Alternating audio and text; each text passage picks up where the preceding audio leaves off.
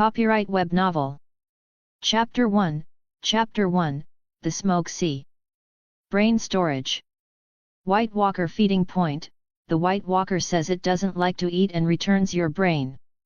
The wooden planks of the broken bed seemed to have been soaked in sweat for years, deep brown grime covering the original wood grain, glistening like a patina, emitting a sour smell of sweat and the stench of the sea. With a creak, Aegon sat up from the broken bed in annoyance. The pungent smell unique to the smoke sea, mixed with the turbid, moldy air in the cabin, assailed his nostrils, making his already weary nerves even more taut. As the fleet delved deeper into the smoke sea, the closer they got to the Valyrian Ruins, the more uncomfortable his body became. Past traumatic experiences turned into nightmares that haunted him, preventing him from sleeping peacefully for several nights in a row. It wasn't just his mind that was tormented, but also his body. The bloodline within him seemed to be rejected by this cursed sea. This feeling was indescribable yet incredibly real, like being stared at by a hungry beast, tangible malice enveloping him tightly. Taking a deep breath, Aegon suppressed his inner irritation and went to the porthole, observing the situation outside through the window. The dark green sea water was churning. Through the murky orange fog, scattered islands could faintly be seen in the distance, indicating that he was getting closer to his destination. Aegon placed his hand on the wooden frame of the porthole, feeling the rough wood, and silently recited, "System." As a panel visible only to Aegon popped up before his eyes, a large amount of information surged forth. Name: Aegon Targaryen. Strength: 20. Evaluation: you are very strong but have not yet reached the peak of human ability, there is still room for improvement. Spirit: 67. Evaluation: your spirit is exceptionally powerful, allowing you to perceive things ordinary people cannot. Is this a blessing or a curse? Agility: 20. Evaluation: twice the agility of an ordinary person allows you to always strike first. Physical fitness: 23. A healthy body ensures you rarely get sick, curses excluded. Current status: trapped by a curse. Hint: the souls devoured by blood and fire still curse the bloodline of the Dragon Kings who set foot on this land. Current lottery draws: 0. Current check-in location: deep within the Valyrian Ruins, in progress. Aegon was not from this world. Many years ago, he transmigrated into this Game of Thrones world, becoming the similarly named Aegon Targaryen. However, it was regrettable that he didn't transmigrate as Aegon the Conqueror, nor any of the Aegon kings in the history of the Targaryen dynasty, but rather as young Aegon. As a seasoned fan of A Song of Ice and Fire in his previous life, he naturally knew who young Aegon was, the son of Rhaegar Targaryen and Elia Martell, who was smashed against a wall by the mountain. If the Usurpers' War hadn't happened, he would have been known as Aegon VI. When Aegon transmigrated, he hadn't been born yet, he wasn't even an infant, but merely a newly formed embryo. It was completely accurate to say he was reincarnated. He fully experienced the entire process of slowly developing into an infant in his mother's womb and then being born, only with the added consciousness of an adult. Therefore, the events described in the books were the painful reality he personally experienced. My family was ruined. As for why he, the transmigrator, didn't try to stop it, a newborn infant could do nothing but babble in his mother's arms. He could only watch helplessly as he was roughly torn from his mother's warm embrace. When an unbearable pain shot through his head, and his vision blurred with blood, Aegon thought his life was ending abruptly. Unexpectedly, at that critical moment, he awakened this check-in lottery system. Relying on the system to cling to life, he endured hardships and fled across the narrow sea. He reached up to touch his head. There, hidden beneath his silver-white hair, was a sunken, hideous scar. Aegon's knuckles, clutching the window frame, were faintly white, his eyes as cold as blades. His recent nightmares constantly reminded him that his hatred was far from over. Taking a deep breath, he released his grip on the window frame and turned to walk towards the cabin door. There was a bucket of water there, and he intended to wash his face to calm down, but his gaze returned to the system panel.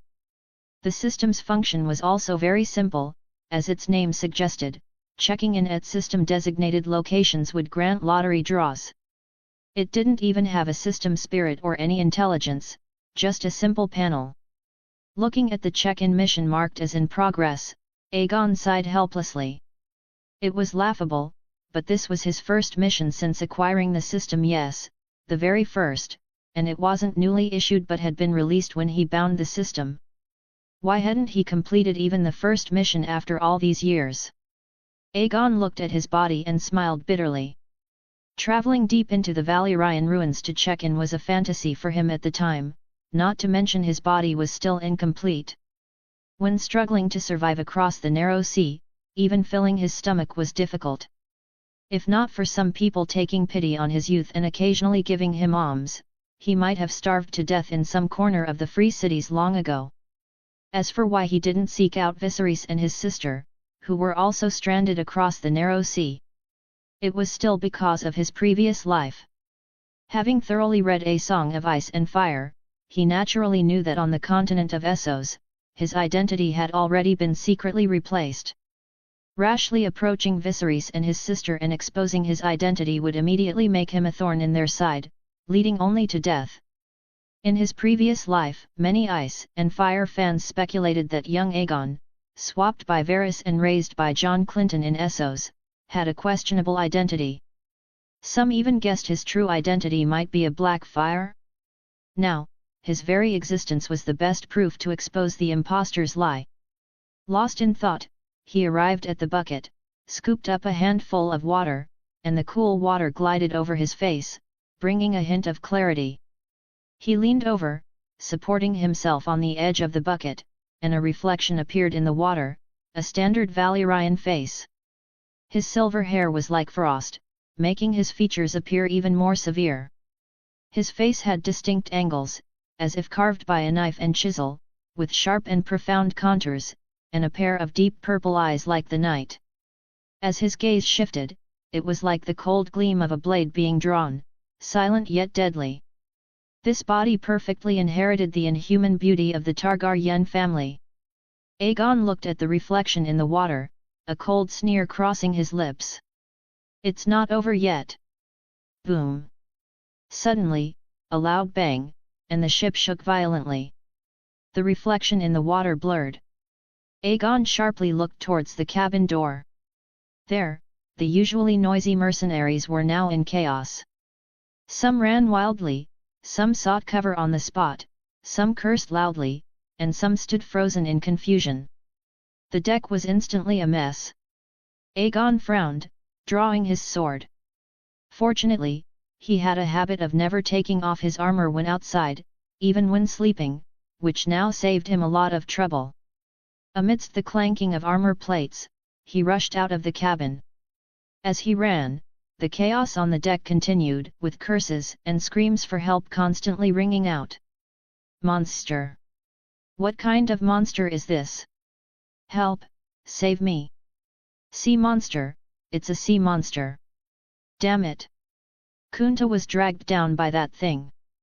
A mercenary watched his companion being forcibly dragged into the sea by an unknown monster, leaving long, bloody claw marks on the deck from his desperate struggles. I knew it! I knew it! We shouldn't have come to this cursed place! A mercenary, unable to bear the fright, screamed in collapse. Furious waves crashed against the deck, sending some mercenaries tumbling. Some frenzied mercenaries wildly swung their long knives, attacking friend and foe alike, as blood and seawater mingled. Aegon quickly reached the deck, and the sight before him made his brows twitch. He even saw an unlucky mercenary accidentally stabbed in the chest by a companion, struggling for a moment before falling silent. Aegon's eyes were cold. He knew this mercenary group was hastily assembled by the employer, and he had joined it the same way. They didn't even know each other, so the quality was certainly poor, but he hadn't expected them to be so pathetic. Suddenly, a massive shadow enveloped the scene in front of him. Aegon sharply turned his head. He saw a gigantic, warty tentacle emerge from the sea, swinging towards him like a small mountain. As the tentacle approached, Aegon could even clearly see the dense suckers beneath its warty surface. Advanced chapter available on Tron LUFFY 1898. Chapter 2, Chapter 2, The Monster.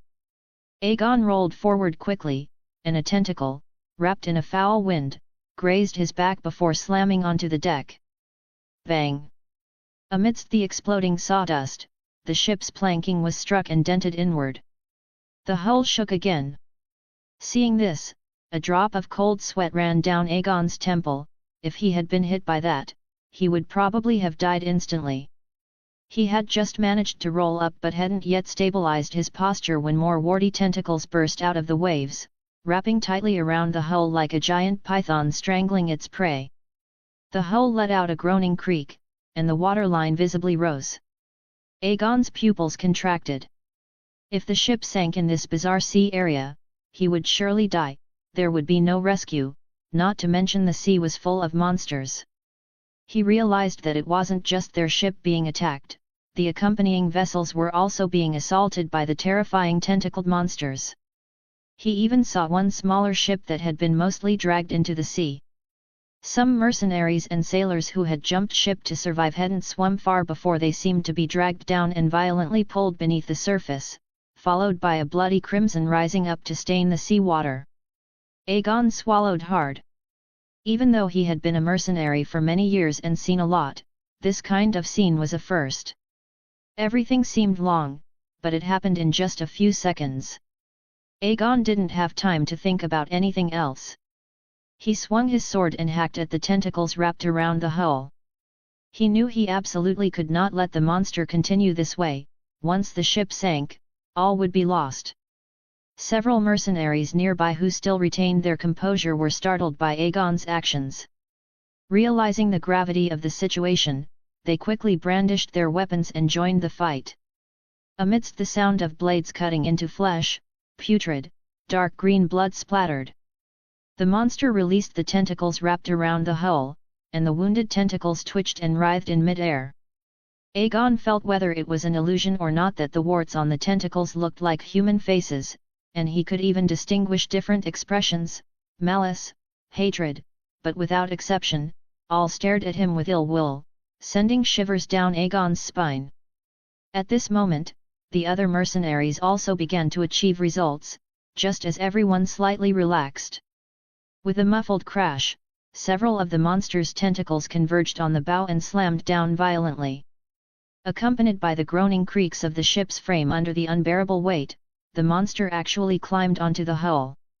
Everyone finally saw the monster's full appearance. Between the warty tentacles, a split head sac extended a hideous, bone-white maw, resembling a bird's beak, filled with serrated teeth like rusted steel knives. As it roared, viscous, fluorescent green saliva stretched into strings. Is it trying to push the ship into the sea? Everyone was horrified, and a mercenary screamed, his voice distorted by fear.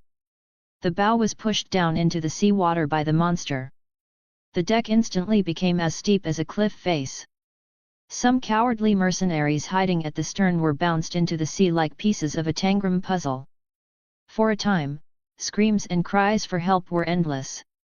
With the hull steep as a cliff, Aegon grabbed the railing to steady himself. A fat mercenary, unable to find purchase, slid past him, frantically trying to grab onto something, but failing even to grasp Aegon for leverage. The fat mercenary screamed as he slid toward the bow where the monster had already opened its massive maw, waiting. Fortunately, Aegon reacted quickly, grabbing the collar of his clothes and dragging him to a nearby railing, motioning for him to hold on. The fat mercenary's eyes were wide and vacant, as if he had lost his soul, but as he neared the railing, he instinctively clung to it tightly. Aegon ignored him. Just now, he seemed to have found the monster's weak spot. When the monster exposed its maw while waiting for food, Aegon saw a black orb on each side of the giant beak, which must be the monster's eyes. Since a creature's eyes are usually not far from its brain, hitting that spot might severely wound the monster. The long sword in his hand definitely wouldn't work, it was far too small compared to the monster's size. Even if he hit it, he would at most blind one eye, failing to damage the brain. He looked around for a suitable weapon. Not far away, Aegon saw a several-meter-long spear near a mercenary with a scar on his face. In the chaos, some mercenary had somehow stuck it into the deck, and it hadn't fallen despite the ship's tilt. Aegon's eyes lit up. He looked toward the Scarface mercenary and was about to speak. The Scarface mercenary happened to catch Aegon's gaze, seemed to understand something, and roared, "Catch!" He threw the spear, which plunged deeply into the deck right by Aegon's feet. As the wooden shaft vibrated, he himself leaped and slid toward the monster. The Scarface mercenary was heard shouting, "Everyone attack! I'll distract it. If we don't finish it off, we'll all die." As the Scarface mercenary neared one of the monster's tentacles, he grabbed the ship's railing.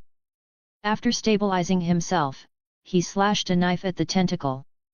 The monster cried out in pain, and several tentacles lashed out at the Scarface mercenary.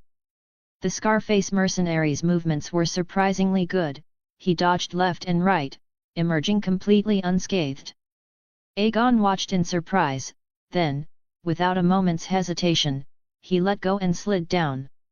As he approached the monster's hideous giant beak bit down fiercely. As if he had anticipated it, Aegon dodged with a nimble flip, exposing the monster's eyeball right in front of him. Using the momentum, Aegon thrust the spear with all his might. The spear pierced the monster's eye, bursting forth a foul-smelling liquid. The pain caused the monster to shake violently and struggle continuously. Aegon's gaze hardened. He gripped the end of the spear and twisted it forcefully. The monster's giant beak let out an ear-splitting shriek. It violently retracted its tentacles, flipped over, and rolled into the sea. Aegon quickly pulled back, leaping back onto the deck. As the monster retreated, the hull recovered its balance. Aegon and the Scarface mercenary exchanged a look of relief, sitting heavily on the deck and gasping for breath. After catching his breath for a moment, Aegon seemed to remember something. He stood up again and looked toward the other ships. The ship he had noticed earlier, which was half dragged into the sea, had completely vanished, likely sunk. Among the limbs floating on the surface, a blonde head suddenly struggled out of the water, screaming for help, but quickly sank again, suggesting a grim outcome. The other ships were still trapped in chaotic combat. Just then, Aegon saw that on the large triple-warp sail ships that had been leading the way, living people wrapped in fishing nets were suddenly pushed overboard from each one. Those people were covered in blood but still squirming, and the moment they hit the water, they strangely floated back up. The keen-eyed Aegon clearly saw that those people were completely soaked in blood, and after falling into the sea, they dyed that entire section of the water crimson. This was completely illogical. How much blood would it take to dye that entire section of the sea red, let alone instantly? Aegon watched, puzzled. What was the purpose of this? Are they feeding people to the monsters, hoping the monsters will retreat once they are full? Just then, a scene that astonished Aegon occurred. As the figures hit the water, the previously chaotic sea instantly fell silent. The monsters harassing the other ships immediately abandoned their current targets, swarming toward the figures in the water like sharks sensing blood. The people tried to struggle but were dragged one by one into the deep sea by the monsters. The surface of the sea subsequently calmed, leaving only the severed limbs of mercenaries and sailors, along with fragments of the hull, to tell the tale of what had just happened. Aegon watched this scene, shocked and confused. What was that? A sacrifice? A trace of doubt arose in Aegon's heart. This journey was shrouded in suspicion, and he had many questions. Why did the employer spend a fortune recruiting mercenaries like them to go to the Valyrian Ruins? The money spent was enough to hire a large mercenary group. Why bother patching together a ragtag bunch like them just to make up numbers? This brought one word to mind: conspiracy. Thinking of the recent sacrifice, Aegon couldn't help but look with solemn eyes toward the massive triple-warp sail ships ahead. Tattered and worn canvas flapped in the wind. The masts were carved with tangled blue runes, and the hulls, coated in deep red tar, resembled silent gravestones drifting on the sea. Aegon vaguely formed a guess. Advanced chapter available on Tron LUFFY 1898. Chapter 3, Lost Souls. Knuckles tapped against the rusty ship railing as Aegon calculated the years in his heart. 15 years had passed since his mother in this life, Elia, bled in King's Landing. Westeros should now be in the autumn of 297 AC. Aegon's hand, tapping the railing, clenched silently, then loosened, leaving deep indentations in his palm. He took a deep breath, then slowly exhaled, blowing away the toxic mist that drifted before him. Aegon happened to know of a Westerosi, or rather, an Ironborn, who was active around the Smoke Sea and Valyrian Ruins during this period, around 297 AC. Euron Greyjoy. Euron Greyjoy, also known as Crow's Eye, was the younger brother of Balon Greyjoy, Lord of the Iron Islands. In the original story, he was banished from the Iron Islands in 28 AC for seducing his brother's salt wife. He subsequently returned to the Iron Islands in 299 AC, claiming to have sailed to the Smoke Sea region and brought back a dragon horn and Valyrian steel armor from the Valyrian Ruins. Considering his 10-year exile, Euron Greyjoy's location and timing roughly matched the present. He would have needed to accumulate wealth and sailing experience to reach the Smoke Sea, and then sufficient time to return to the Iron Islands. Therefore, Euron Greyjoy's treasure hunt in the Smoke Sea should be happening now. As Aegon mused, a somewhat portly figure suddenly appeared before him. Aegon was startled and looked up. He saw the fat mercenary he had saved earlier standing before him, his iron armor painfully gaping under the pressure of his corpulent belly, like a pried-open oyster shell, revealing a sweat-soaked linen shirt. He carried a massive iron hammer on his shoulder and was grinning foolishly at Aegon. "Hey, my name is Henry. Thanks for saving me just now." He extended a chubby hand, intending to pat Aegon's shoulder, but seemed to notice his hands were covered in grime from the previous battle, so he sheepishly withdrew it halfway. The fat mercenary chuckled, then said, "I owe you my life. If you ever have any trouble, just come find me." As he spoke, he remembered that Aegon had just saved him, and now he was offering to help Aegon with his troubles, which seemed a bit overconfident. He couldn't help but let out an awkward laugh. He continued to laugh awkwardly while setting down his hammer. The hammer landed with a dull thud. He bent his thick arm and slapped it several times with his other hand, making the fat jiggle. "I don't have any other special skills, but I've been really strong since I was a kid. If you need any help, just call me. I can't do much else, but I can certainly lend a hand." He then seemed to remember he hadn't asked for Aegon's name and quickly added, "Oh, right, I still don't know your name." Aegon observed the honest, stout man before him, a slight smile playing on his lips. Lottie Hayne. As a transmigrator, he naturally understood the importance of an alias, especially in such an unfamiliar and dreadful place. "Well, Brother Hein, you saved my life, so from now on, you're my best friend. My mother always told me to share the best things with friends." He wiped the grime from his hands on his clothes several times, then grabbed Aegon's arm and started to pull him towards his room. Just then, a group of sailors emerged from the entrance to the lower deck, which had been silent throughout the earlier chaos. Each one was like a zombie, silent, simply bowing their heads and busying themselves with their tasks, beginning to clean the deck. Aegon cast a strange glance and saw the Scarface mercenary, who had helped him in the fight, walk up to a sailor who was cleaning up the monster's remains. He seemed to say something, but the sailor remained indifferent, continuing his work. The Scarface mercenary angrily cursed, kicked the sailor down, snatched the monster's remains the sailor had been cleaning, and walked into the ship's cabin without looking back.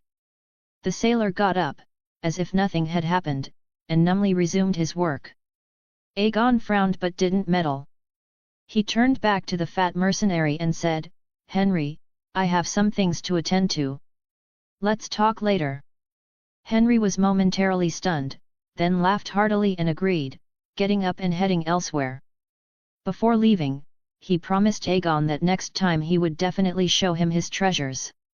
Aegon's lips curled slightly, then he thought of an internet meme from his previous life, and his curled lips twitched, his sphincter tightening. He quickly shook his head to clear away the strange thoughts. He still needed to retrieve his sword. When he had attacked the monster with a spear earlier, he found his long sword cumbersome and had casually stuck it into the deck. Now he had to go get it back, as a good sword wasn't cheap.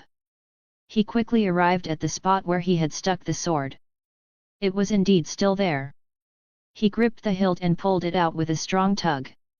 Habitually holding the sword horizontally before him to examine it, Aegon was astonished to find that the blade, which had been gleaming brightly with a cold sheen, now looked like a broken sword corroded for years.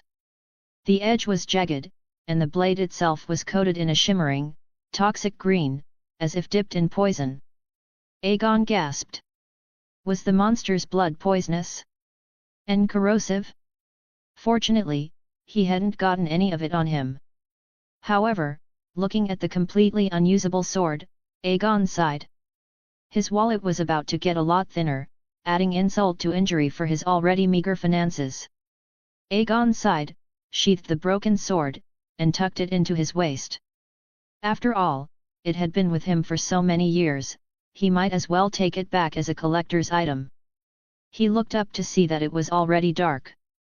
Already mentally exhausted, combined with the intense battle he had just fought, he felt exceptionally weak. He simply walked towards the cabin, intending to return to his room to rest. Arriving at his door, Aegon stopped abruptly as he opened it, his eyes vigilantly scanning the bed. Instead of being empty, there was a person lying on the bed, drenched in sweat, their clothes soaked. Their beard and hair were messy and unkempt. They lay sprawled on his bed, looking utterly exhausted. Seeing the person's sweaty, disheveled appearance, Aegon, even though he hadn't smelled anything with his nose, felt a stench of sweat filling the air. He strongly suspected that the stains on the broken bed originated from this person. Aegon entered the room, just about to speak and wake the person, when the person suddenly sat up, as if startled by something. Aegon gripped his sword hilt and demanded, "Who are you?" But the person completely ignored Aegon, seeming startled and opening their mouth as if saying something. Aegon heard nothing. Aegon frowned. What was this person doing? Arguing with thin air? As Aegon watched, the person made new movements. After saying 2 sentences, the person actually knelt on the ground, hands clasped together as if begging for mercy, then suddenly retreated, beginning to dodge and weave as if avoiding an attack. Aegon held his sword hilt, ensuring it could be drawn at any moment, and stepped towards the person. "Hey, what are you doing?" Aegon asked. The person seemed to have been cornered by something. Aegon raised his hand to pat the person's shoulder, but as he made contact, his hand passed directly through. Aegon was startled and was about to retreat when he realized his perspective was no longer his own. His current perspective seemed to be that of another person, and this person was now sitting on the bed, looking towards the door. Just like that disheveled man sitting on the bed looking at him earlier. No, not looking at him. Because, with a loud bang, the door was violently kicked open, and 2 men in armor engraved with Kraken patterns entered the room, swords in hand. The person whose perspective Aegon was now inhabiting also reacted, standing up and speaking to the 2 men. This time, Aegon could even hear the voice. "What do you want? Didn't we agree that after we delivered this cargo and collected our commission, we would go our separate ways? Don't worry, we'll keep your secret, absolutely nothing will be said." Aegon could even hear the 2 men opposite him speaking. One of them said, "Won't say anything? Only dead men can keep completely silent. And what's a commission? Ironborn only know iron price." The sword wielder scoffed, the Kraken armor seeming to glow with blood-red light under the oil lamp. With that, he swung his blade. Aegon's vision was filled with the cold gleam of the longsword. Advanced chapter available on Tron LUFFY 1898. Chapter 4, Chapter 4 Greyjoy. Crow's Eye. You said you knew the smoke sea better than a whore's bed. Then what in seven hells is this? Aboard the Quiet, a brown-haired man streaked with silver roared. Do you have any idea recruiting those mercenaries nearly bled me dry, and we haven't even sighted the ruins yet? A whole ship of them gone. The brown and silver man clawed at his hair, shrieking like a madman. If the offerings come up short, am I supposed to make do with your soldiers? He paced the cabin, rushed to the long table in its center, and slammed his palm on the wood, bellowing at the man opposite him. The fellow wore a worn black leather patch over one eye, his lips were an unnatural blue-purple. He had his bony legs crossed on the table, a curved dagger dancing across his knuckles. At the outburst he gave a contemptuous chuckle. A son of the salty deep, scared away will tip the barrel. He lowered his legs and sat upright. As for that boatload of sellswords, I'll replace them with a hold full of slaves. The dagger flipped a chunk of black bread. The brown and silver man's fury surged. Crow's Eye, I'm telling you again, I need warriors' blood warriors. Not the filthy blood of slaves. Great forebear Toragor would scorn to drink the blood of cowards, 10,000 slaves are worthless. The dagger slammed into the table, pinning the bread with a thud. Euron Greyjoy rose, gazing down at the quivering hilt. A blue-stained nail scraped the tabletop, he tore off a scrap of bread and, dragging it along the edge, came to stand before the brown and silver man. The man stared at the curved blade, throat bobbing. He'd forgotten whom he dared provoke, a lawless pirate king who answered to no one. If slave blood's too foul, how about a shipload of iron-born? Let your forebear taste the salt of real fighters. Euron stepped close and shoved the bread between the man's teeth. The brown and silver man stood frozen. Euron patted his cheek with a sneer, then strode out, iron-born at his heels. Only when the footsteps faded did the man slowly turn. He did not spit out the iron-tasting bread, he chewed it slowly, savoring the bitterness of shame. Chewing, he drifted to a shelf crammed with odds and ends. Among them a single statue caught the eye. A dragon. He cradled it in his palms, fingers stroking the stone. The black bread in his mouth became the sour, half-spoiled slop of his childhood. Memories he never wished to revisit surged forth. His name was Corleone. He had grown up in a brothel in the town of Villanthras, scrubbing chamber pots for the leavings of whores and their clients. From the moment he could remember, the men visiting his mother's scent-heavy room mocked him as the Dragon King's bastard, as if the words spiced their pleasure. Curious, he asked everyone why. Scraping drunken gossip from soldiers and whores, he pieced together the tale. He was a descendant of the dragon lords of Valyria. Excitement blazed through the small boy. He thought he had found proof of superiority, proudly showing the silver threads among his brown hair, but the world answered with jeers he mistook for applause. Knowing he was a dragon's heir gave him purpose. He hunted every tale of dragon kings, sitting rapt while minstrels and drunken sellswords sneered through stories of lords who rode dragons and burned cities, forgetting even the brothel's slop. He listened to the glory of dragon lords while scrubbing the foulest stains from their pots. As years passed, that childhood pride curdled into the sharpest shame. Each fresh cry of dragon bastard made the low blood in his veins feel like the crust no brush could scour away. He hated the brown hair that tainted his silver, hated the mother who had cursed him with this divided blood. He watched lime dust settle over her corpse, the silver hair that once spilled like moonlight now withered straw. Clutching her few belongings, he breathed the sweet sick stench the lime could not hide. Among them was the thing that would change his fate, an old tome that told where they had come from. It was the chronicle of the dragon lord house of Toragor. Learning he was Toragor's descendant stunned him. When he read that Toragor had stood among the foremost of the 40 dragon families even at the height of the Valyrian freehold, the glory of his forebears left him breathless. The moment he read in that ancient tome that House Targaryen kept a forbidden ground deep inside Valyria where a dragon slumbered, waiting to be roused by blood, he went mad, ravenous to wake it, to master it, and ready to pay any price, any.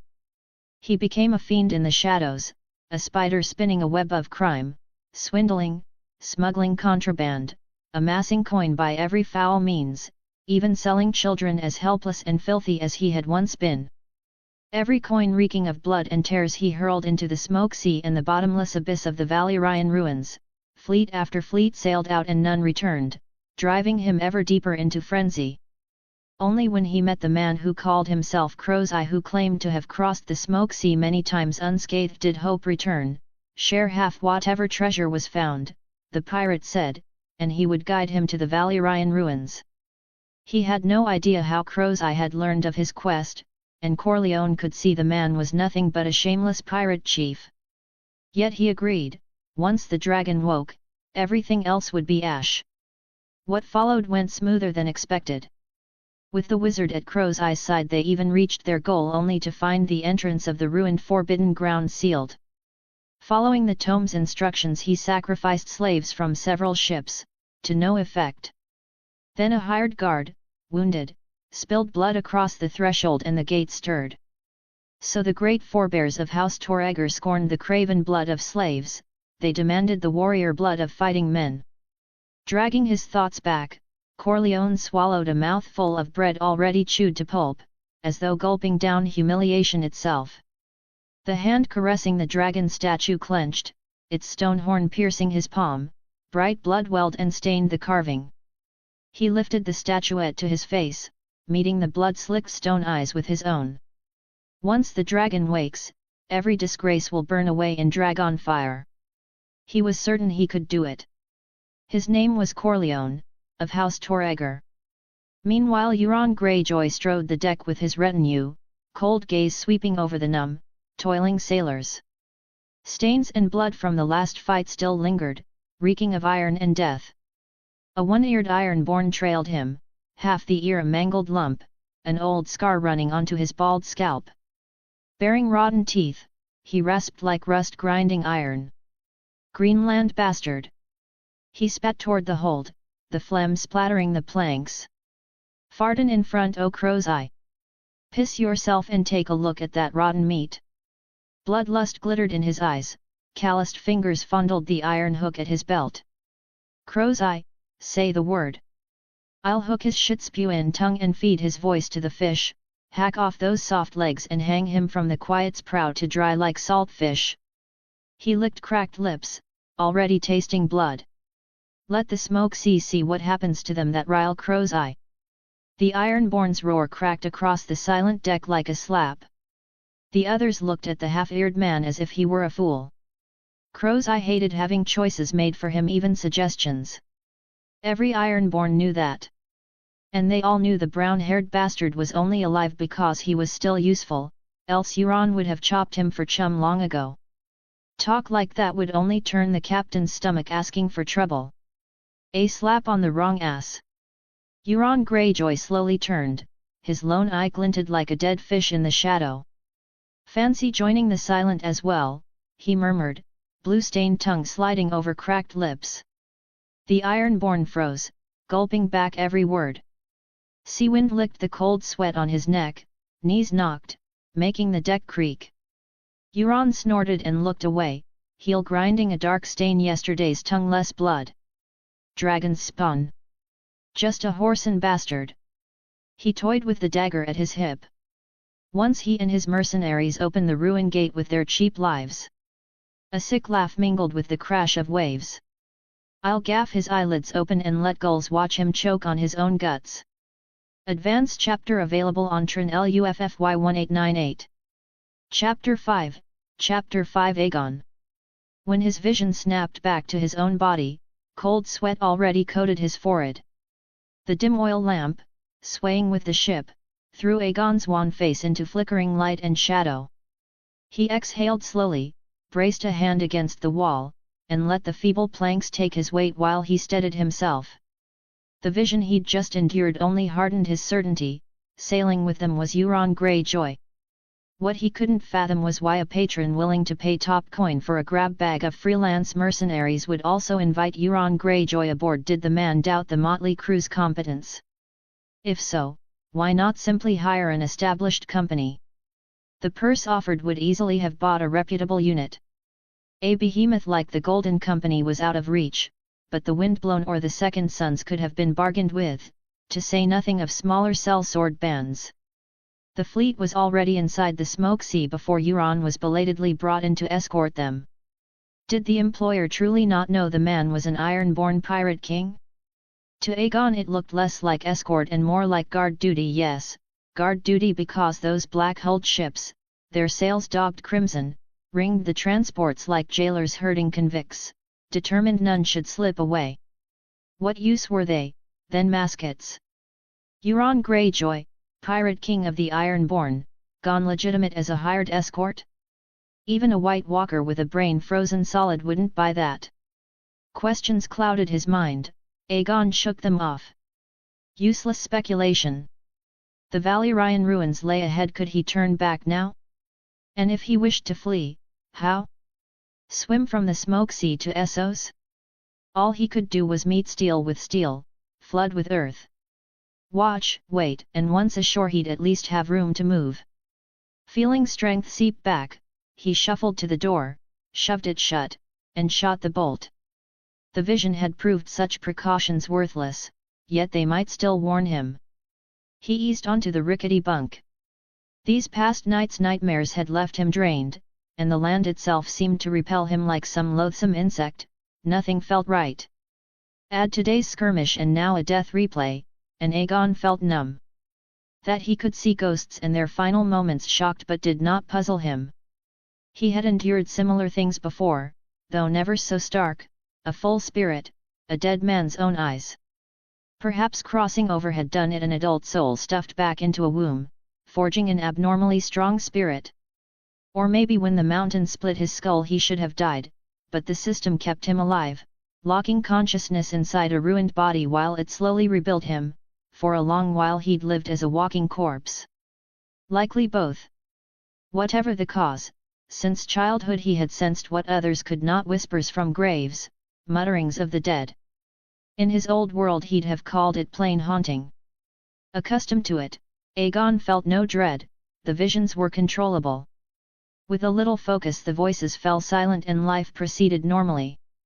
Tonight, exhausted, he had slackened that focus, and for the first time beheld a ghost whole and solid, convincing enough to startle him. Otherwise he would barely have blinked. He pushed the thoughts away and lay staring at the mold-specked ceiling where the lamp still swung from a bent iron hook. Uneasiness lingered.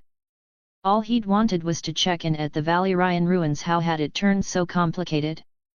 15 years and still the task was unfinished.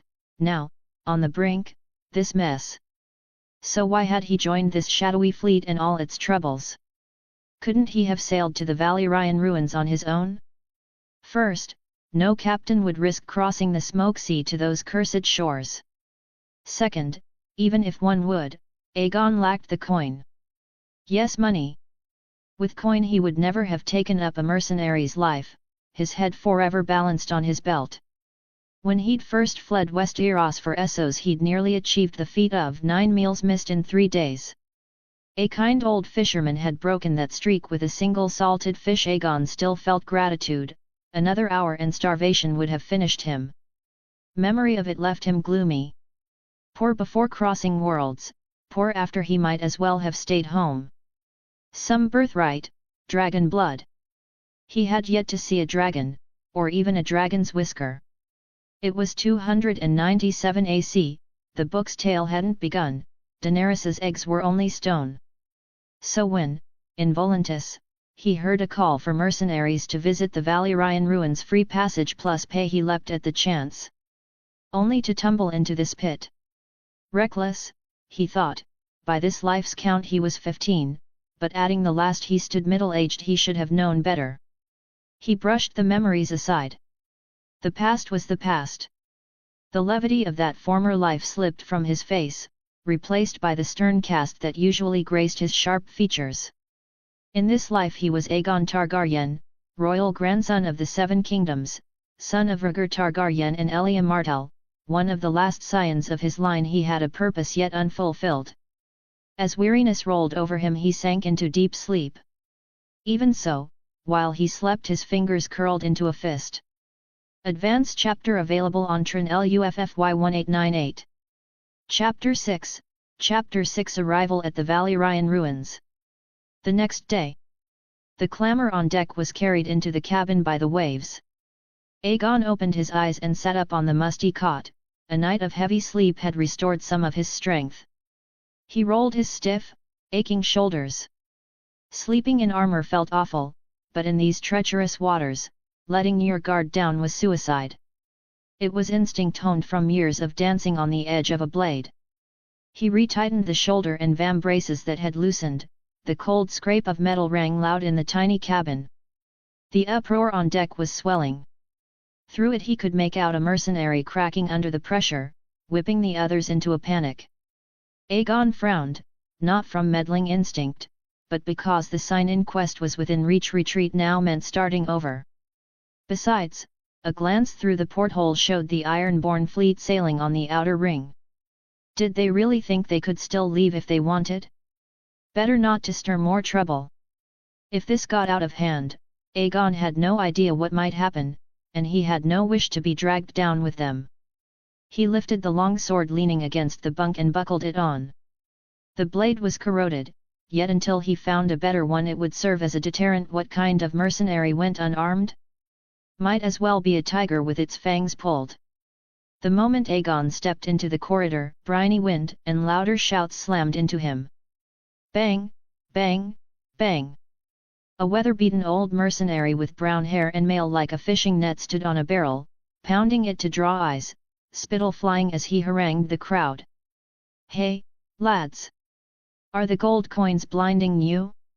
Open your damned eyes, look at this cesspit. The sea's green as bile and bubbling, the air stinks of sulfur and corpses. Hell can't be worse. Remember Quintha? Dragged under by that tumor-covered beast, never even a bubble. The pay's good, but it's blood money. Are our lives worth a few clinking coins? He leaned over the barrel, voice hoarse and rabble-rousing. Listen to me. We turn back. Let the silk-clad bastard crawl into the Valyrian Ruins himself. If we stand together, what can one mere merchant do? Hold a blade to our throats and force us to die for him? The mob stirred. Whispers swelled into an uneasy buzz. Younger mercenaries' eyes flickered, faces painted with dread. He'd struck their fears dead center. Aegon was about to speak when a familiar figure caught his eye. Scarface again, that thick baritone slicing through. Fool, we've only the deposit. Walk away now and forget the balance? My brothers need that coin to live. He stepped forward, some dark object in hand, voice cold. The crowd, remembering yesterday's fight, parted for him. Besides, he cast a meaningful glance toward the three masters on the periphery. Think they'll let us simply leave? He stopped before the old mercenary, gaze boring into his. Aegon's frown deepened. This man was different, sharper than the rest. From the chatter he'd learned the name, Mogul, a mercenary out of Myr. Yet something about him felt off, like a coiled viper that might strike without warning. So far he'd done nothing overt, but the feeling lingered. Aegon wondered if his own heightened senses were making him jumpy. So what? The old mercenary muttered, voice faltering, eyes dodging. Lads, picture your wives and warm beds back home. What's more precious than life? Seeing his momentum slipping, he pressed harder. Old Buck's right, gold's useless to a corpse, someone shouted, clearly a friend. Hardened, Old Buck met Mogul's stare again. If we just thunk steel bit wood, and Old Buck's spiel died. Terror flooded his face, his gaze dropped to the hand braced on the barrel. A long knife had split the staves a finger's breadth from his knuckles. Another hair and his hand would be sailing across the deck. Sweat trickled from his graying temples, flying splinters landed in his open mouth unnoticed. Open that sewer again and I'll stuff your words back down your throat. Mogul twisted the blade free, its cold edge brushing Old Buck's frozen nose. Old Buck wanted to erupt yet dared not, to retreat meant losing face. Silence gripped the circle, even those who'd agreed moments ago now studied their boots. Aegon studied Mogul a moment longer, then strode into the ring. His boots thudded on the grimy deck, loud in the hush. Heads turned, a silver-haired youth with violet eyes approached, face hard as iron. They recognized yesterday's slayer of monsters and quickly made way, awe plain on their faces. "Listen up." Aegon halted beside the two men, first sweeping his gaze over Mogul, then addressing the crowd in a voice like winter. "Mogul's right, this is the only way to keep your heads on your shoulders. Deposit. Balance. You're still counting coins." Aegon's lips curled in a mirthless smile. "Look at those big ships boxing us in protection. No, they're our jailers. Turn back." He gave a cold laugh. "Try your luck against the black rams under their prow figures, see if they punch holes in our hull, or if the scorpions on deck are aimed our way." His words doused the last embers of hope in the mercenaries. "Enough whimpering!" Aegon snapped. "Want to live? Then grip your steel and set foot on that ruin. Stay aboard and we're fish on a chopping block. Only on land do we stand a chance." His stare flicked to Mogul, then raked the crowd. "As for pay, as for home, we'll talk after we're alive on solid ground. Now." His voice rose like a drawn blade. Weapons in hand, eyes sharp. "Want yesterday's bloodbath again? Don't cower like frightened girls, stop being the joke of the sea." Without another word Aegon gazed past them, violet eyes seeming to pierce the murky horizon. He stopped beside the slumped Old Buck, voice flat and merciless. "Shut your trouble-making mouth if you want to live, Old Buck. Save your experience for the monsters, not for rousing men to die." Just then, a deep, drawn-out horn blast rolled from the lead crimson-painted flagship. All eyes turned instinctively. Beyond the flagship, a broken continent lay like the rotted carcass of some primordial beast along the green sea. Red as blood, steaming with unnatural heat, a land accursed. The Valyrian Ruins had arrived. Advanced chapter available on Tron LUFFY 1898. Chapter 7, Landing. In the boiling, dark green sea water, architectural remains half submerged in the water looked like the withered bones of giant beasts. Beneath the murky surface, the faint dark red glow of magma could be seen. The small boat threaded through the wreckage in the shallow waters. Occasionally, strange, eerie fish could be seen flashing by, disappearing into the broken buildings. The large ship was blocked by the reefs and shallow waters, so it could only rely on several small boats to transport people to that cursed land in batches. When Aegon's feet stepped onto land again, he was already in the fifth batch of people to set foot on this cursed land. Along the coast, the rotting remains of ships were stranded. Dark green waves slapped against them, and unknown bone fragments rose and fell with the tide. When the last person jumped off, the small boat sailed back to pick up the next batch. They needed to wait here until everyone had gathered before heading into the depths of the ruins together. Seeing the small boat depart, Aegon and the others did not linger and began walking toward the shore. Not far from the messy shoreline, several batches of mercenaries who had arrived earlier than him were gathered. They had already set up a fairly large camp. Aegon looked around and couldn't help but be a little surprised. This speed was too fast, wasn't it? If they had just lit a few bonfires and sat around them, calling it a temporary camp would be more reasonable. But they had even put up fences and walls, cordoning off a large open space. Inside, more than a dozen tents of various sizes had been pitched. They were camping here? Did they plan to stay long-term? Aegon was puzzled. He thought that although he had come with the fifth batch of boats, he hadn't arrived that much later than them, had he? And they had already whipped up a camp? He even saw several large pots set up in the center of the camp. Firewood crackled beneath them, and steaming hot soup bubbled inside the pots. Wait, they were already planning to eat? It wasn't that Aegon was just being a curious child, but in this eerie place, one couldn't afford a single moment of negligence. Not to mention that this journey was full of strange things.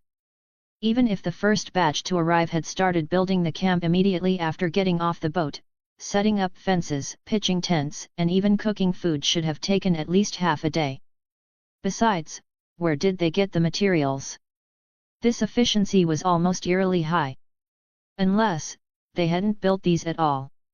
Just as doubts were rising in his mind and he was warily scanning the camp, a familiar figure ran over excitedly from a bonfire. "Brother Hein, the Seven protect us, you've finally made it to this hellhole." Henry's chubby round face was covered in sweat, but his smile was very sincere. The belly under his iron armor jiggled as he ran. Aegon felt something was off when he heard those words. Moreover, with that faith of the Seven, was this fat guy a Westerosi? He really couldn't tell before. This guy had always spoken the language of the Free Cities before, even with a bit of a Volantis accent. "Hey, this hellhole is nothing but stones and bones. It's really uncomfortable. See that camp? It saved us a lot of effort." Hearing this, Aegon observed the surroundings and asked calmly, "You guys moved really fast. You're even about to eat?" Upon hearing this, Henry wore an expression as if Aegon had just gotten a great deal. He lowered his voice and spoke with a bit of mysterious excitement. "Fast? Not at all. We were in the third batch to arrive, and guess what? This camp was already standing here. The fences, the fire pits, even the holes for the tent stakes were already there. We just tidied it up, added some firewood, and set up the pots." "Heh, convenient, right?" "Exactly," Aegon thought, confirming a suspicion in his mind. This was by no means a temporary setup, but a base that had been used repeatedly. And whose base was it? Who built it? Aegon already had the answer in his heart. "Come sit over here. Just in time, the soup is ready." Henry enthusiastically pulled Aegon's arm and led him to a large rock a bit away from the bonfire, where it was relatively quiet. He himself acted like an eager waiter, running to the large pot, picking up 2 clay bowls with chipped edges, and laboriously scooping out 2 large ladlefuls from the boiling thick soup. Inside were several pieces of white fish that were unrecognizable and some unknown roots. He handed them to Aegon. Holding the bowl and sniffing it, a salty, fishy smell entered his nose, along with a faint scent of sulfur. Aegon's mouth twitched. The cook who made this soup was definitely a talent. He really dared to throw anything into the pot, without worrying whether the fish in the smoke sea were contaminated or poisonous. The key was that he dared to make it, and someone actually dared to eat it. Aegon looked toward the figure busy by the iron pot. The person seemed to sense something and turned back, meeting his gaze exactly. Perhaps misunderstanding something and thinking Aegon found his cooking delicious, he actually raised his chin proudly and tapped the iron pot with an iron ladle, seemingly waiting for a compliment. Aegon's mouth twitched again. He withdrew his gaze and ignored him. Henry, who was beside him, had stood up and gone off to do something while Aegon was staring at that talent, leaving only the 2 bowls of salty, fishy fish soup on the large rock. Aegon didn't touch the fish soup. Instead, he summoned the system panel to check the check-in mission. Although the system clearly stated the mission was to check in deep within the Valyrian Ruins, they had only just landed on the edge of the ruins. It was still early. But Aegon still opened the system panel to take a look. Check in deep within? Where was the deep part? How far into the Valyrian Ruins did he have to go? He still had to manually open the system to check if he had reached a location where he could check in. Aegon was also quite speechless about this system. It couldn't even issue a mission clearly. If it hadn't saved his life before, he would have started cursing it long ago, even though it didn't even have an intelligence. Ding! Accompanied by a notification sound, a panel that only Aegon could see appeared before his eyes. Name, Aegon Targaryen. Strength, 20, Evaluation, you are very strong but have not yet reached the human peak, there is still room for improvement. Spirit, 67, Evaluation, your spirit is abnormally strong. When you perceive them, perhaps they have noticed you too. Agility, 20, Evaluation, agility twice that of an average person allows you to seize the initiative everywhere. Physical constitution, 23, a healthy body makes you rarely fall ill, except for curses. Current status, cursed, hint, the souls consumed by blood and fire are still cursing the Dragon Lord bloodline that steps onto this land. Current gacha chances, 0. Current check-in location, depths of the Valyrian Ruins, in progress. Ding! Detected that the host is approaching the check-in location. The map guidance function has been activated. Enable? Yes/no. Aegon looked at the system panel in surprise. The face slapping came so fast, a new function was already enabled. And Aegon also noticed that his attribute evaluations had changed, but for now, the new function was more important. Looking at the newly added map guidance function, Aegon clicked yes without hesitation. As the system panel automatically closed, he couldn't help but look around in confusion. But nothing had changed. Suddenly, an intuition guided him to look up at the ruins behind him. If the smoke sea and the coastline it consumed were a damp, sweltering, dark green abyss, then the depths of the Valyrian Ruins were a terrifying lava hell. Dark red magma flowed deep within the cracks of the earth. Swelling volcanoes spewed heat waves and toxic smoke that scorched everything, dyeing everything inside an ominous crimson. And deep within that crimson, there was a faint golden glow, guiding him in the right direction. Advanced chapter available on TRN-LUFFY1898. Chapter 8, Chapter 8, Crow's Eye. When the last black longship ran aground on the shallows filled with sharp shell fragments and bone shards, Aegon's suspicion was finally confirmed. A dozen men clad in Kraken-patterned armor leapt nimbly from the longship, walking through the knee-deep, dark green sea water as if on level ground. In a few bounds, they reached the shore and joined their comrades who had been standing guard, quickly seizing the key passages to form a cold perimeter. The bow happened to run aground beside a black reef, forming a natural set of steps. A figure stepped calmly onto the reef, as if the cursed land beneath his feet were not an ill-omened place, but his own deck. Aegon took a long look. The man's cracked lips were stained an ominous blue-purple, and his remaining eye was as turbid as stagnant water.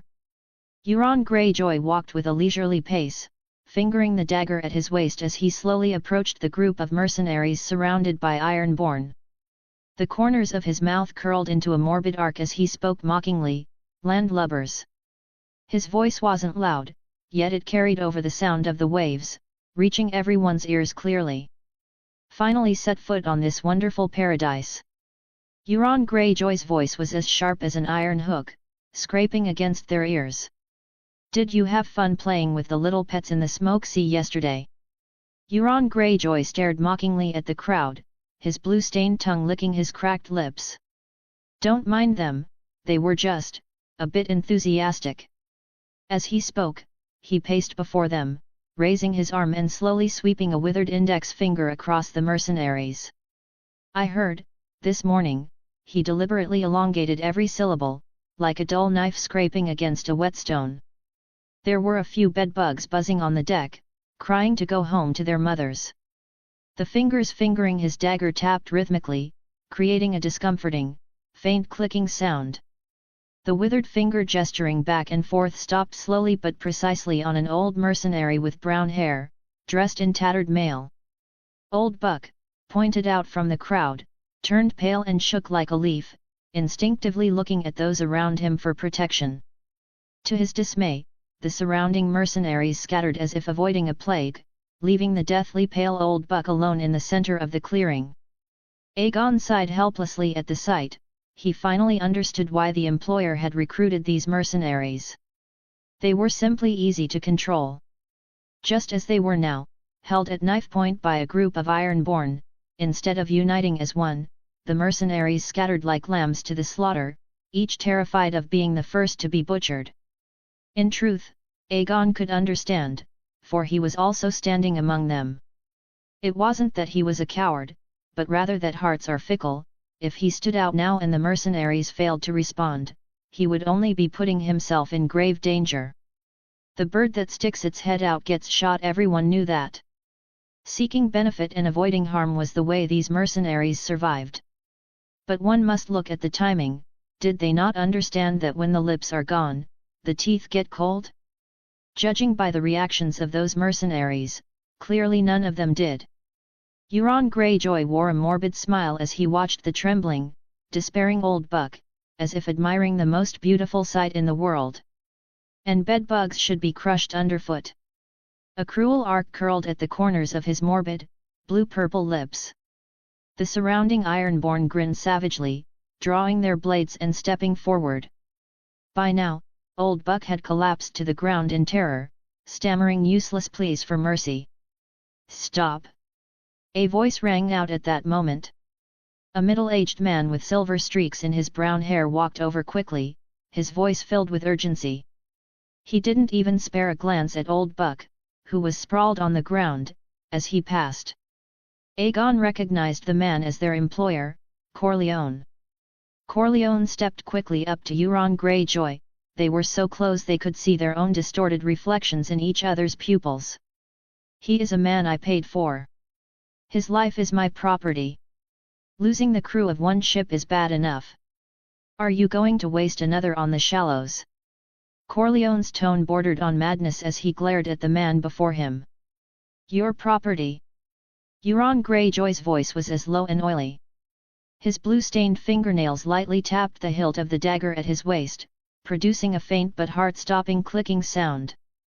"Bastard, have you forgotten whose ship brought you and your property to this god's-forsaken place, whose men have been looking after these wastes, keeping them from feeding the fish? I'm helping you clear out a piece of disobedient trash. You should be thanking me." As he spoke, a flash of ferocity appeared in Euron Greyjoy's turbid, lone eye. "Or is it that your plan can't work without one piece of waste?"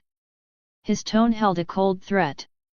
Corleone clenched his fists tight, his nails digging into his palms until blood dripped down. Suppressing his humiliation, he spoke, "My property has its own value. Losing one means one less possibility of success." He averted his eyes from Euron Greyjoy's turbid gaze, seemingly making a concession. The blood dripping from his palms spoke of his resentment. "Do you want to see the transaction fail? To return empty-handed? Would Crow's Eye be satisfied with nothing?" Euron Greyjoy's lone eye bored into Corleone, as if weighing the gravity of his words and assessing how much more possibility this madman could provide. Time seemed to freeze, save for the distant roar of magma. The Ironborn tightened their grips on their weapons, awaiting their master's command. Finally, an inscrutable grunt, like the sound of grinding gravel, escaped Euron's throat. The violent killing intent on his face receded like a tide, returning to that stagnant coldness and amusement. He slowly straightened up, his blue-stained nails leaving the dagger's hilt. "Hat!" He let out a short, cold sneer. His volume returned to normal as he spoke to all the mercenaries with utter contempt. "It seems your property can keep breathing for now. Watch your trash, bastard! Don't let them be a nuisance again." He left them with those pointed words and turned to the Ironborn. "Let's go." The silent killing machines sheathed their blades instantly and followed their master toward the depths of the ruins, silent as a receding tide. Corleone stood dazed for a moment, then turned without even looking at old Buck, who was slumped on the ground nearly unconscious, as if he truly were just a piece of useless trash. He looked at the shaken mercenaries with an expressionless face, his eyes cold as if viewing a pile of lifeless cargo, and commanded in an unquestionable tone. "Get up, all of you! You wastes! Drop that terrified look! The target is just ahead." He pointed toward the depths of the ruins. "Follow the Ironborn. Move out now. Anyone who falls behind will face the consequences." Advanced chapter available on Trin LUFFY 1898.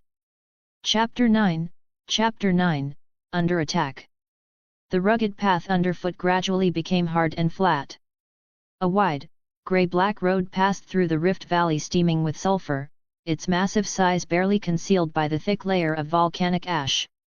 It was wide enough for 3 carriages to travel side by side, its edges piled with collapsed rubble and withered wood that appeared to have been burned. Perhaps this was the legendary Dragon Road built by the Dragon Lords of Valyria. The procession snaked like a long serpent, moving through the Rift Valley. "Stay! We can't leave yet," Aegon thought silently as he stepped over the cold ashes slightly ahead of the group. In the original work, Crow's Eye claimed to have brought back the dragon horn and Valyrian steel armor from the Valyrian Ruins, using them to contend for the sea stone chair. Perhaps this was the source of that exploration? Aegon's gaze swept past the end of the Rift Valley, looking toward the depths of the Valyrian Ruins. A faint golden glow there guided his direction. Coincidentally, that was also the destination the employer had hired them to go to. He glanced at the uneasy mercenaries around him. And perhaps they had recruited these mercenaries specifically to act as cannon fodder, scouting out a safe route for them?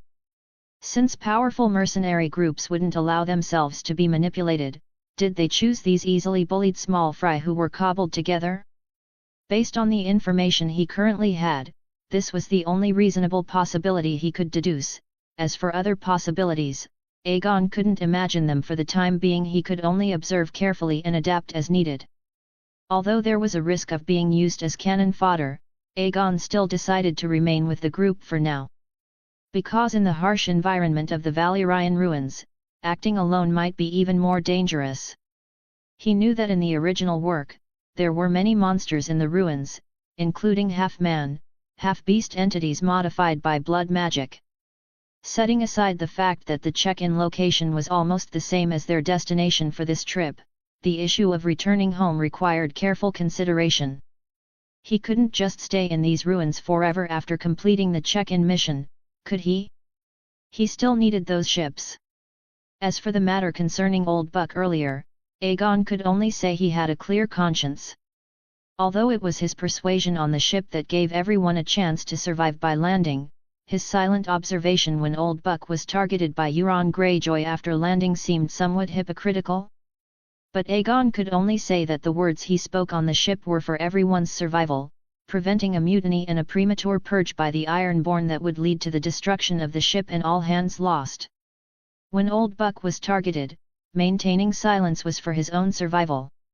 Euron Greyjoy was looking for an excuse to establish his authority, and if Aegon had stepped forward, he would instantly have become the perfect kill the chicken to scare the monkey target. It was not worth it for an individual who only incited trouble and caused problems. Survival is never based on needless pity, but on precise, razor-sharp choices. Perhaps it was cold, but this was the principle Aegon had grasped over the years. "Hey, that blue-lipped guy is a real bastard." A plump figure interrupted Aegon's thoughts.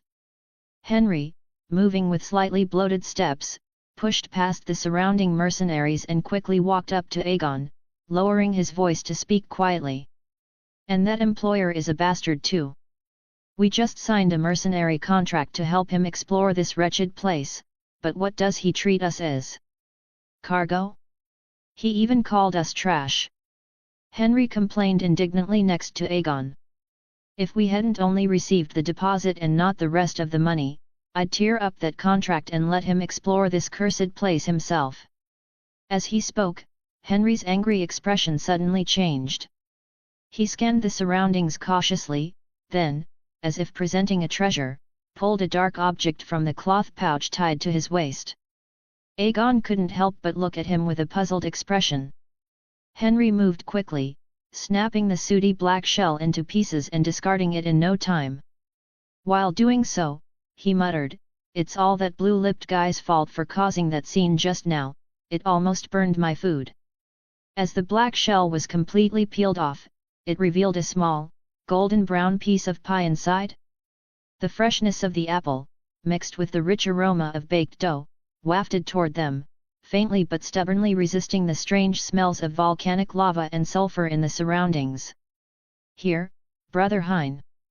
Henry's eyes sparkled, and his Adam's apple involuntarily bobbed, but he still handed the fragrant pie to Aegon.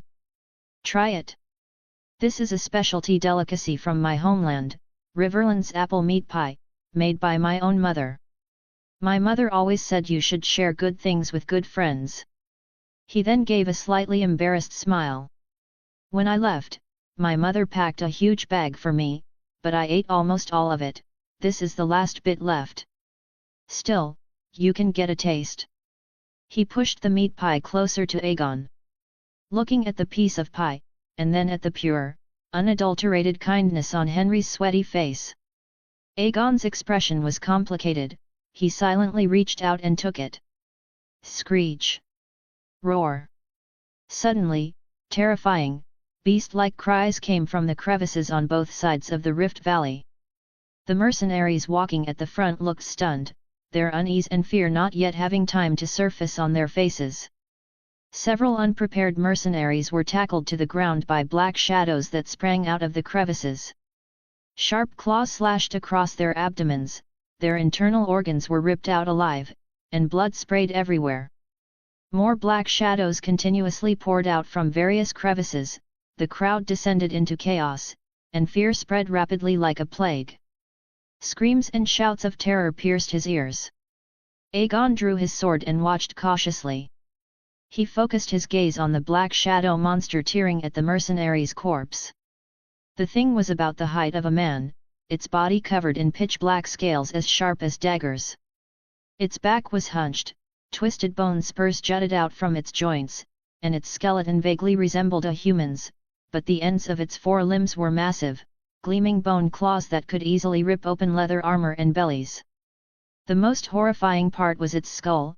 It had no eyes, only two deep sockets streaming black liquid, and its enormous mouth, split back to the ears, was filled with crisscrossing fangs like rusty iron spikes. It repeatedly plunged its hideous head into the abdominal cavity of the dead mercenary, pulling out tender internal organs and chewing furiously. Saliva mixed with blood dripped down, sizzling and corroding the ground. They could even see a long, bright red strip sliding from the corner of the monster's mouth, perhaps the dead mercenary's intestine. The terrifying scene before him made Aegon's brow twitch, and cold sweat slid down his cheeks. If the sea monster from before dragged people into an unknown abyss, leaving only cold dread, then the creature before them was a living, breathing meat grinder, dissecting death nakedly in front of everyone. Just then, a foul wind attacked from behind. Aegon instinctively swung his sword behind him to block. A cold, sharp sound rang out, like the call of Maruk. It was the sound of his long sword being snapped by a claw. Aegon's pupils contracted, the cold grip of death enveloped him. He was violently slammed to the ground by the black-scaled monster, its massive, tearing mouth, dense with hideous fangs, growing larger and larger before Aegon's eyes. Aegon could even see fresh blood and flesh embedded between its fangs. The chilling feeling of falling into an ice cellar death was calling. At this critical moment, a massive iron hammer smashed horizontally toward them. Advanced chapter available on Tron LUFFY 1898. Chapter 10, Chapter 10 Blood Battle. Bang! The war hammer smashed into the monster's skull. Bone cracked with a sickening crunch, rancid green blood and shards flew. The creature shrieked, its body flung sideways, the fangs meant for Aegon knocked aside, venomous drool hissed on his pauldron. Aegon moved like lightning. He surged up, drove the broken sword now half a blade deep into the soft flesh under the thing's neck. Thud! Filth blood spurted. Aegon rolled clear of the spray, sprang, and kicked the spine that still looked almost human. Before it could writhe again he gripped the hilt with both hands and heaved. Die! The word cracked through clenched teeth. With a wet rip the rusted shard sawed clean through the neck, only a strip of black-scaled hide held the lolling head to the twisted carcass. Henry froze mid-swing, stunned by the savagery in Aegon's cold violet eyes. He swallowed hard. Stop gawking, move! Aegon snarled, striding to a fallen mercenary and snatching up a blood-slick longsword. Calm lethal purpose glittered behind the fury. The road was chaos. Mercenary milled like headless chickens, some were dragged screaming into crevices, others cowered awaiting death, only a few flailing blades at random. Ironborn stood back to rock, shields locked, spears stabbing through gaps holding a tight ring, losses few. Fresh horrors clambering from the fissures veered toward the disordered mercenary mob. Sulphurous smoke reeked of screams and blood. Aegon's gaze locked on one figure in the turmoil, the mere sellsword, Mogul. A black-scaled beast lunged, talons poised to tear. In a blink Mogul yanked a petrified mercenary in front of him as a shield. Thud claws punched through the wretch's chest. In the same instant Mogul's blade whipped down, hacking the exposed neck, the monster collapsed, its blood mingling with that of the human shield whose dead eyes stared. Aegon's own stare hardened ruthless and cunning, that one. He snapped his attention back, 3 scaled predators were already slinking toward them. Henry here, he barked. He slashed a silver arc, driving off one flanking horror. Back to back. He hauled the dazed Henry behind him. Henry swung wildly, his hammer connected, shattering scales, but the momentum left him wide open. A second beast leapt from the side, bone scythes aimed to gut him. Down! Aegon's shout rang with steel, his salvaged blade flashed, parrying the claw in a spray of sparks. He kicked Henry forward, out of reach, and in the same breath sliced the attacker's wrist joint. Pain made the creature recoil, Aegon's return thrust lanced through its gaping maw. Henry gasped, back pressed to Aegon's, hammer clenched, sweat cold on his spine. Around them the road had become a butcher's yard, entrails strewn, men still alive held down while scaled heads burrowed into their bellies to feed. Screams, agony, despair, a vision of hell on earth. Advanced chapter available on Tron LUFFY 1898. Chapter 11, Chapter 11, Blood Drawing. The smell of sulfur was pungent, but the scent of blood was even stronger. Euron Greyjoy held a figure wearing a warlock's robe and a black hood by the throat with one hand. He pressed the figure against the scalding rock wall, his thin, blue-stained fingers drawing the dagger from his waist. On previous voyages, the winds and waves were sensible enough to avoid the quiet, and the shadows of the ruins were as docile as lambs. The sharp tip of the dagger grazed the trembling Adam's apple of the black-robed figure, coming to rest in the hollow of the shoulder beneath the voluminous robes. Now, it seems the pets in the smoke sea have forgotten their fear. Even filthy shadows dare to emerge and soil the hem of my robe. He slowly applied pressure to the dagger against the shoulder. The blade sank in bit by bit, and beads of crimson blood dripped from the bright tip of the knife. Have you forgotten the wonderful taste of your companion's flesh? A morbid smile curled the blue-stained corners of Euron Greyjoy's mouth. Despite the stinging pain in his shoulder, the black-robed figure did not dare to move. Swallowing hard, his voice rasped with a tremor, "My lord. Doesn't the fact that the previous trips were safe prove that my method is effective? We even had time to set up camp." From beneath the black hood, his pupils trembled as he looked at the wicked, morbid man before him, seeing a murderous light flare in his cloudy, solitary eye at the rebuttal. Fear urged him to explain quickly, and he stammered incoherently, it's just. His tongue was tied by panic. He still remembered the taste of his companion's flesh being stuffed into his mouth. In his terror and panic, he wished he could bite off his knotted tongue just to get the explanation out faster. It's just, this time, it seems something among us, something attracted the things here, so the previous method failed. He finally managed to force the words out, his robes already soaked with cold sweat. Euron Greyjoy looked mockingly at the black-robed warlock, who was incoherent with fear. He licked his cracked lips with his blue-stained tongue and spoke softly. "Then you had better quickly think of a way to make these filthy wretches leave. Otherwise, I will let your remaining companions taste you as well." The blue-stained lips leaned close to the hood, and a salty, viscous voice reached his ear. The black-robed warlock shuddered. Beneath the hood, extreme terror surfaced on his pale, mushroom-like face that resembled a skull. Cold sweat poured down as he frantically searched his mind for the relevant knowledge. There is a way. Extreme fear unlocked his potential. His past knowledge flashed through his mind like lightning, and even his speech became fluent. I once practiced an incantation that can dispel some strange things, but... He looked around as he spoke. He quickly looked away when he saw the Ironborn forming a shield wall. It's just that it requires a large amount of blood to be drawn. Euron Greyjoy looked mockingly at the terrified warlock and waved a hand at the surrounding Ironborn.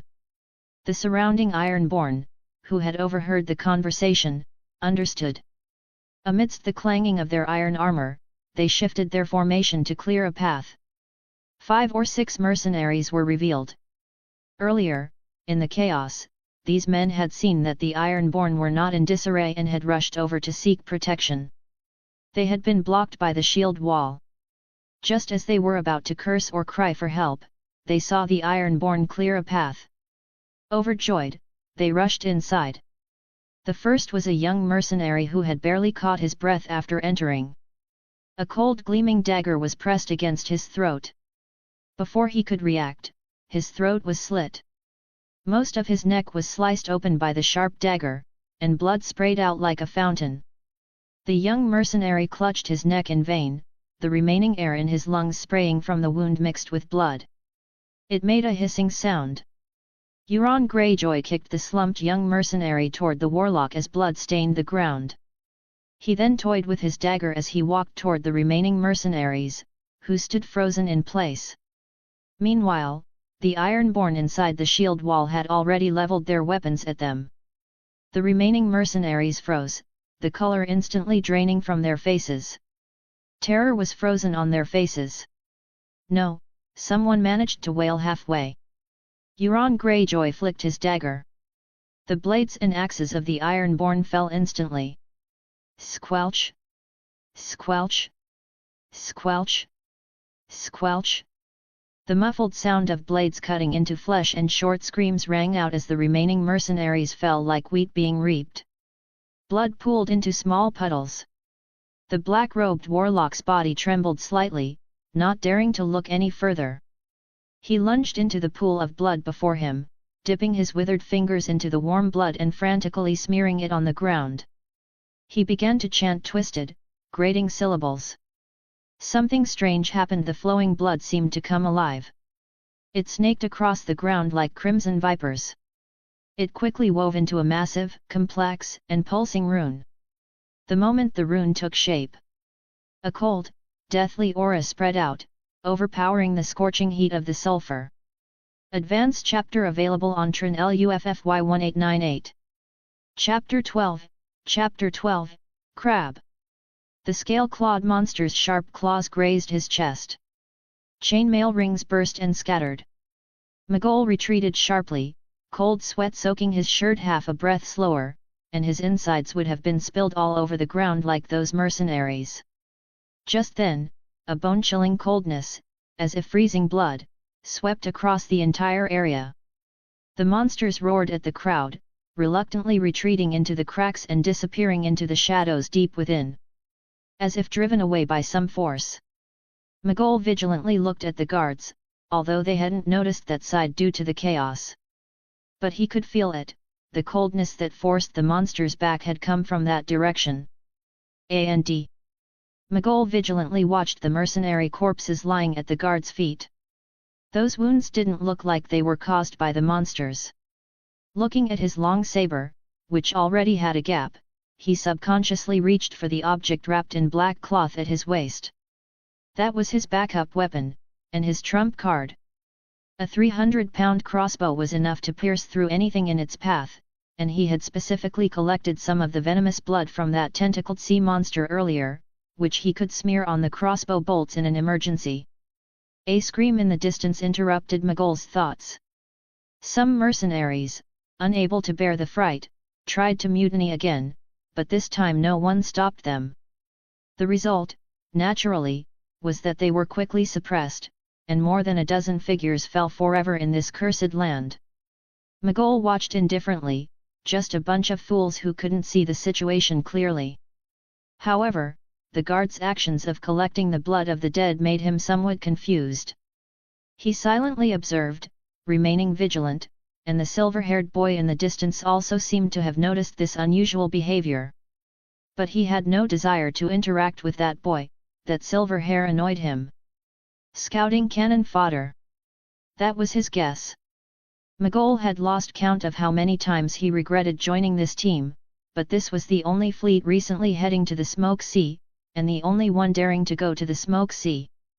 The exorbitant reward offered by the wealthy merchant still echoed in his ears. As long as he found the blue heart grass in the Valyrian Ruins and handed it over to the wealthy merchant, he would receive a large sum of start-up capital. Then he could recruit people and go to the Stepstones. There, he knew a secret place where a large cache of weapons and armor was hidden. About 200 years ago, his hometown of Myr, along with 2 other free cities, established a regime called the Triarchy and waged war against a dynasty from another continent in the Stepstones. The Targaryen dynasty. A dynasty founded by a surviving dragon lord family, and their generational enemy. Although it had already perished. Engaging in battle with a power-possessing dragons, terrifying weapons of war, naturally led to a gradual decline.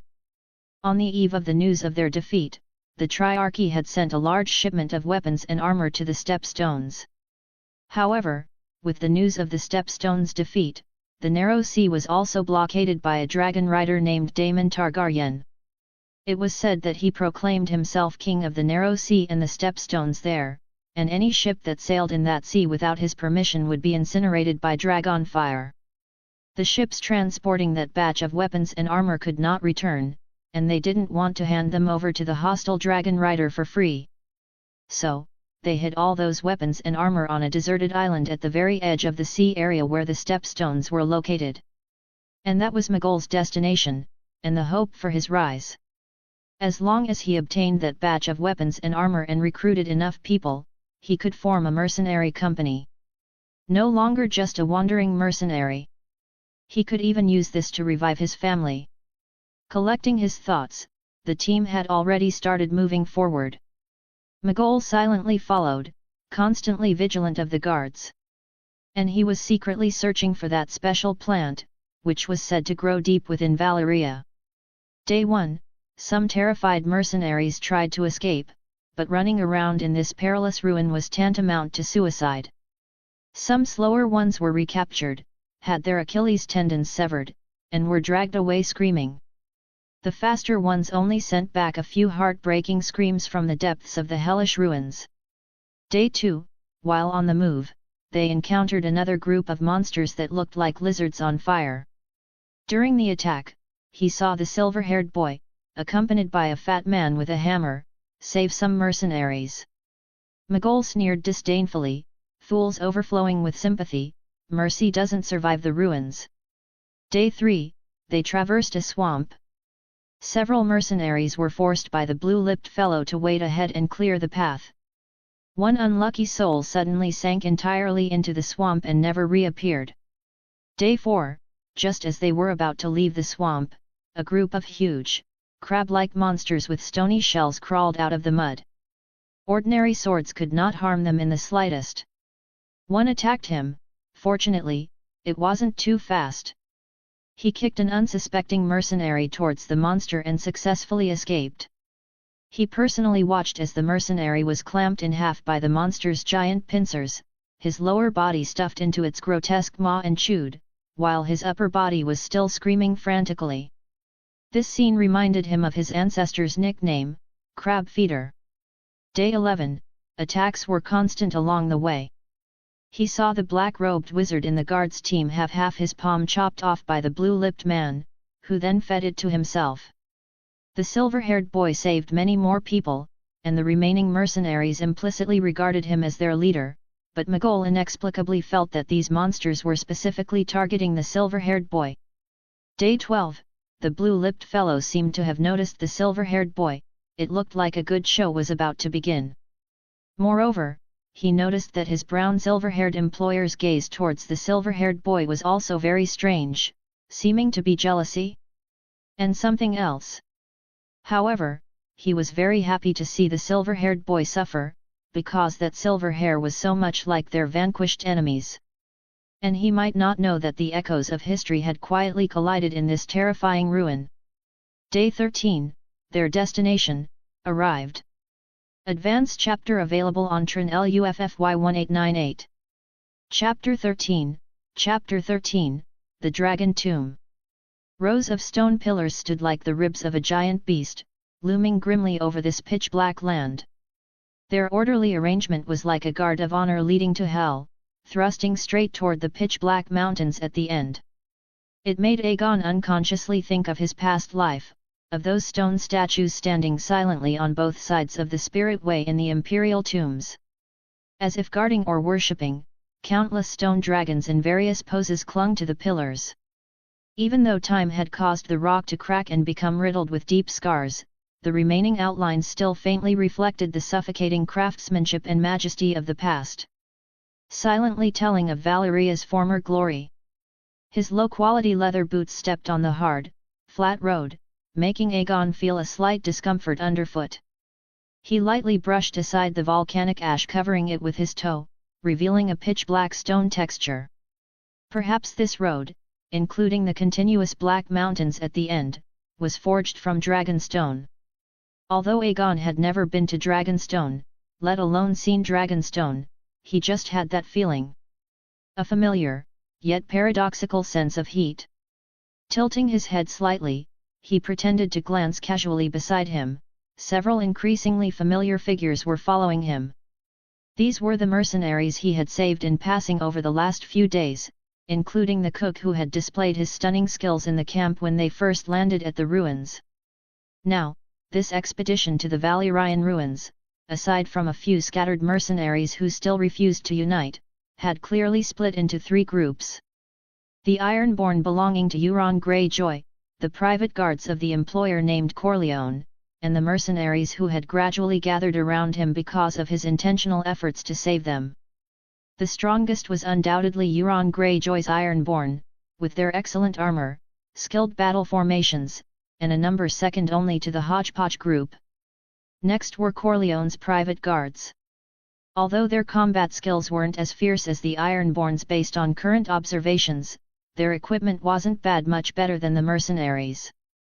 He still remembered the old mercenary named Old Buck on the ship.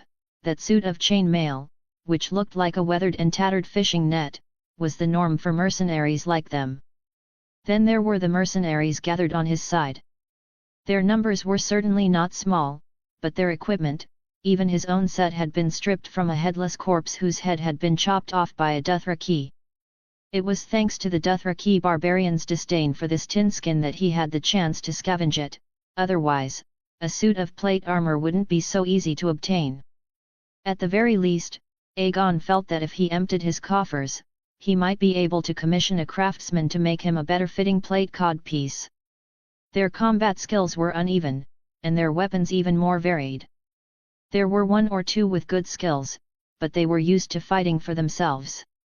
At first, Aegon only saved one or two in passing, and the survivors naturally followed him. As time passed, some mercenaries also realized the situation was grim.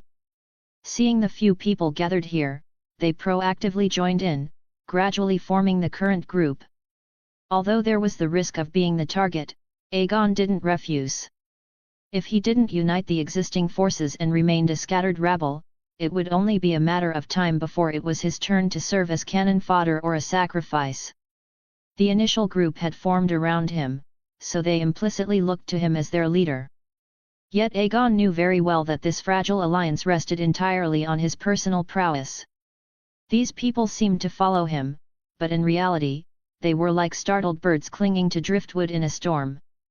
Once the terrifying wave that was Euron struck, they would immediately scatter like birds and beasts. At that point, as the leader, he would only die faster. However, he had no choice. In these demon den-like ruins, scattered stragglers were destined to become cannon fodder. Since it was a dangerous situation either way, it was better to turn these people, who had been forced together, into a real force. What Aegon wanted wasn't temporary dependence, but an iron order that could keep everyone alive. Only by twisting the scattered threads into a thick rope, listening to one voice and pulling in one direction, could they perhaps not defeat Euron Greyjoy's Ironborn head-on, but at least make him less reckless. Retracting his gaze, he knew he needed a feasible way to bind everyone together. A few empty words wouldn't sway these slippery mercenaries. While he was thinking, the group had nearly reached the pitch-black mountains at the end. Scattered bones gradually appeared on the road. Some were old, while others were still white and fresh, as if from recent days. Aegon secretly tightened his grip on his hilt as a slight commotion broke out at the front of the line. "This is Hogg's armor. How can it be here? I saw him being dragged away by a monster with my own eyes the day before yesterday," a mercenary said, his voice filled with fear. Squeezing through the crowd, he saw a blood-stained suit of armor standing out amidst a field of bones ahead. Aegon remembered that this armor had previously been worn by a burly man named Hogg. A full suit of plate armor stood out among their impoverished group, making it memorable. He hadn't seen him for a few days. It turned out he had been dragged away by monsters during one of the previous attacks. Looking at that shattered, blood-stained armor that looked like a peeled shrimp shell, one didn't need to imagine the tragedy the person inside had endured. From the rear came the faint, crude cursing of the Ironborn in their characteristic salty Iron Islands accent, forcing the group to move forward again. The further they went, the more bones there were. Some of the armor on the remains looked familiar to Aegon. Through the damaged and rusted exterior, they felt similar to the Employer's private guards. In an almost stagnant atmosphere, the group arrived at the foot of the continuous pitch-black mountains. A massive crack, as if split open by a god's giant axe, formed a grim sky-sliver entrance. A foul wind, carrying a thick scent of sulfur and rot, blew out of the rift, making a sound like wailing. On the ground at the entrance, even more bones, a mix of old and new, were scattered about. Even more heart-wrenching was that among the bones were some huge, translucent, pale membranes that looked like shed snake skins, gleaming with an oily luster under the dim firelight. These shed skins were unimaginably large, they crumbled into powder at a light touch, yet one could still see what a massive creature their owner must have been. What kind of hellish thing shed this skin?" a mercenary asked, his voice trembling as he used the tip of his sword to pick up a piece of the broken skin. No one could answer. Fear spread through the crowd like a plague. The group ground to a halt. The mercenaries looked at each other, none daring to step into the rift that looked like a giant beast's esophagus. A low sound of footsteps approached. Crow's Eye, flanked by a group of Ironborn, walked over with a languid and dangerous stride. His single eye swept over the crowd, finally locking onto Aegon's silver hair. "Aha, look what I've found! Another fellow with silver hair." Crow's Eye slowly walked up to Aegon, his voice greasy and loud enough for everyone present to hear clearly. "This silver hair is much more beautiful and pure than that half-breed's. It might even really have some dragon lord blood or something. Oh, sorry, I forgot the whores of Lys look like this too. By the way. Along the way, your performance has been quite wonderful." Crow's Eye stopped in front of Aegon, standing loosely, his dagger gesturing casually as if ready to strike Aegon at any moment. Aegon's hand tightened on his hilt, ready to unsheath at any moment. Seeing this, the mercenaries who had been standing behind Aegon hesitated or felt ashamed, but ultimately fear overrode everything. They retreated one after another, leaving only a few like Henry by his side. Crow's Eye caught this in his peripheral vision, and the vigilance in his single eye, which had been as solid as substance, dimmed slightly, though his killing intent did not diminish in the least. His tone was cold and greasy, with the characteristic saltiness of the Iron Islands. "You've saved quite a few pathetic worms, gathering them under your silver-haired banner like a true dragon lord leading his flock." Crow's Eye suddenly turned, spreading his arms toward the crowd with exaggeration, his blue-stained lips curling into a smile. Heavens! A natural-born leader. Everyone here, your lives were given by him, right? Shouldn't you do something for him? Like scouting the way for our natural-born leader. As soon as Crow's Eye finished speaking, the Ironborn following him drew their blades in unison and pressed toward the crowd. Advanced chapter available on Trin LUFFY 1898. Chapter 14, Chapter 14, Tightrope. The Crow's Eye's words were like a boulder thrown into stagnant water, the fear they stirred spreading through the crowd like ripples. A clamor rose, then turned into a deathly silence a moment later, as gaze after gaze fixed upon Aegon. The original looks had changed flavor, gratitude turned into resentment, and reliance into alienation. Having achieved his goal, the Crow's Eye's lips curled into a sickly arc. He turned and slowly swept his arm forward, his dagger advancing as if to leave a mark on Aegon's face. "Ha, our little Dragon King, what choice will you make?" The dagger drew closer, inch by inch. The veins on Aegon's hand gripping his blade bulged. He weighed whether to strike suddenly, taking advantage of the Crow's Eye's lack of preparation to unsheath his long sword and cut down this one-eyed dragon. "You're full of shit." Just then, Henry, who had been following behind Aegon, suddenly stepped forward, raising his hammer to block Aegon. Though his voice trembled slightly, he still stood firmly in front of Aegon. "Tch!" Just as the Crow's Eye sneer escaped his throat. "Lord Greyjoy!" In a flash, Aegon stepped out, interrupting his next move. He reached out and pressed down on Henry's arm, holding the hammer with steady force. Every drop of blood in his body screamed for rebellion, yet it was suppressed by cold reason. "Live. Keep walking to stay alive." The system's check-in location was deep within this place. As long as he reached the check-in point, there was a chance to turn everything around. There was no point in a bloody fight right now. He didn't believe that the items obtained from a check-in mission that had troubled him for so long and been so difficult would be useless. "Henry, put the hammer down." His voice was as cold as iron. He then took a step forward, meeting the Crow's Eye's gaze. "I'm hard to kill, the ghostly things here won't be taking my life. But yours, might not be so certain." He pulled Henry back behind him. He couldn't let this honest, stout man, the only one brave enough to stand up, be wasted here for nothing. Aegon's face showed no trace of anger, instead, it was calm to the point of ruthlessness. Only those violet eyes locked onto the Crow's Eye's murky single eye, refusing to yield an inch. The atmosphere dropped to freezing point. Euron Greyjoy's single eye narrowed, filled with killing intent. Just as the Crow's Eye was about to act, Aegon suddenly spoke, changing the subject.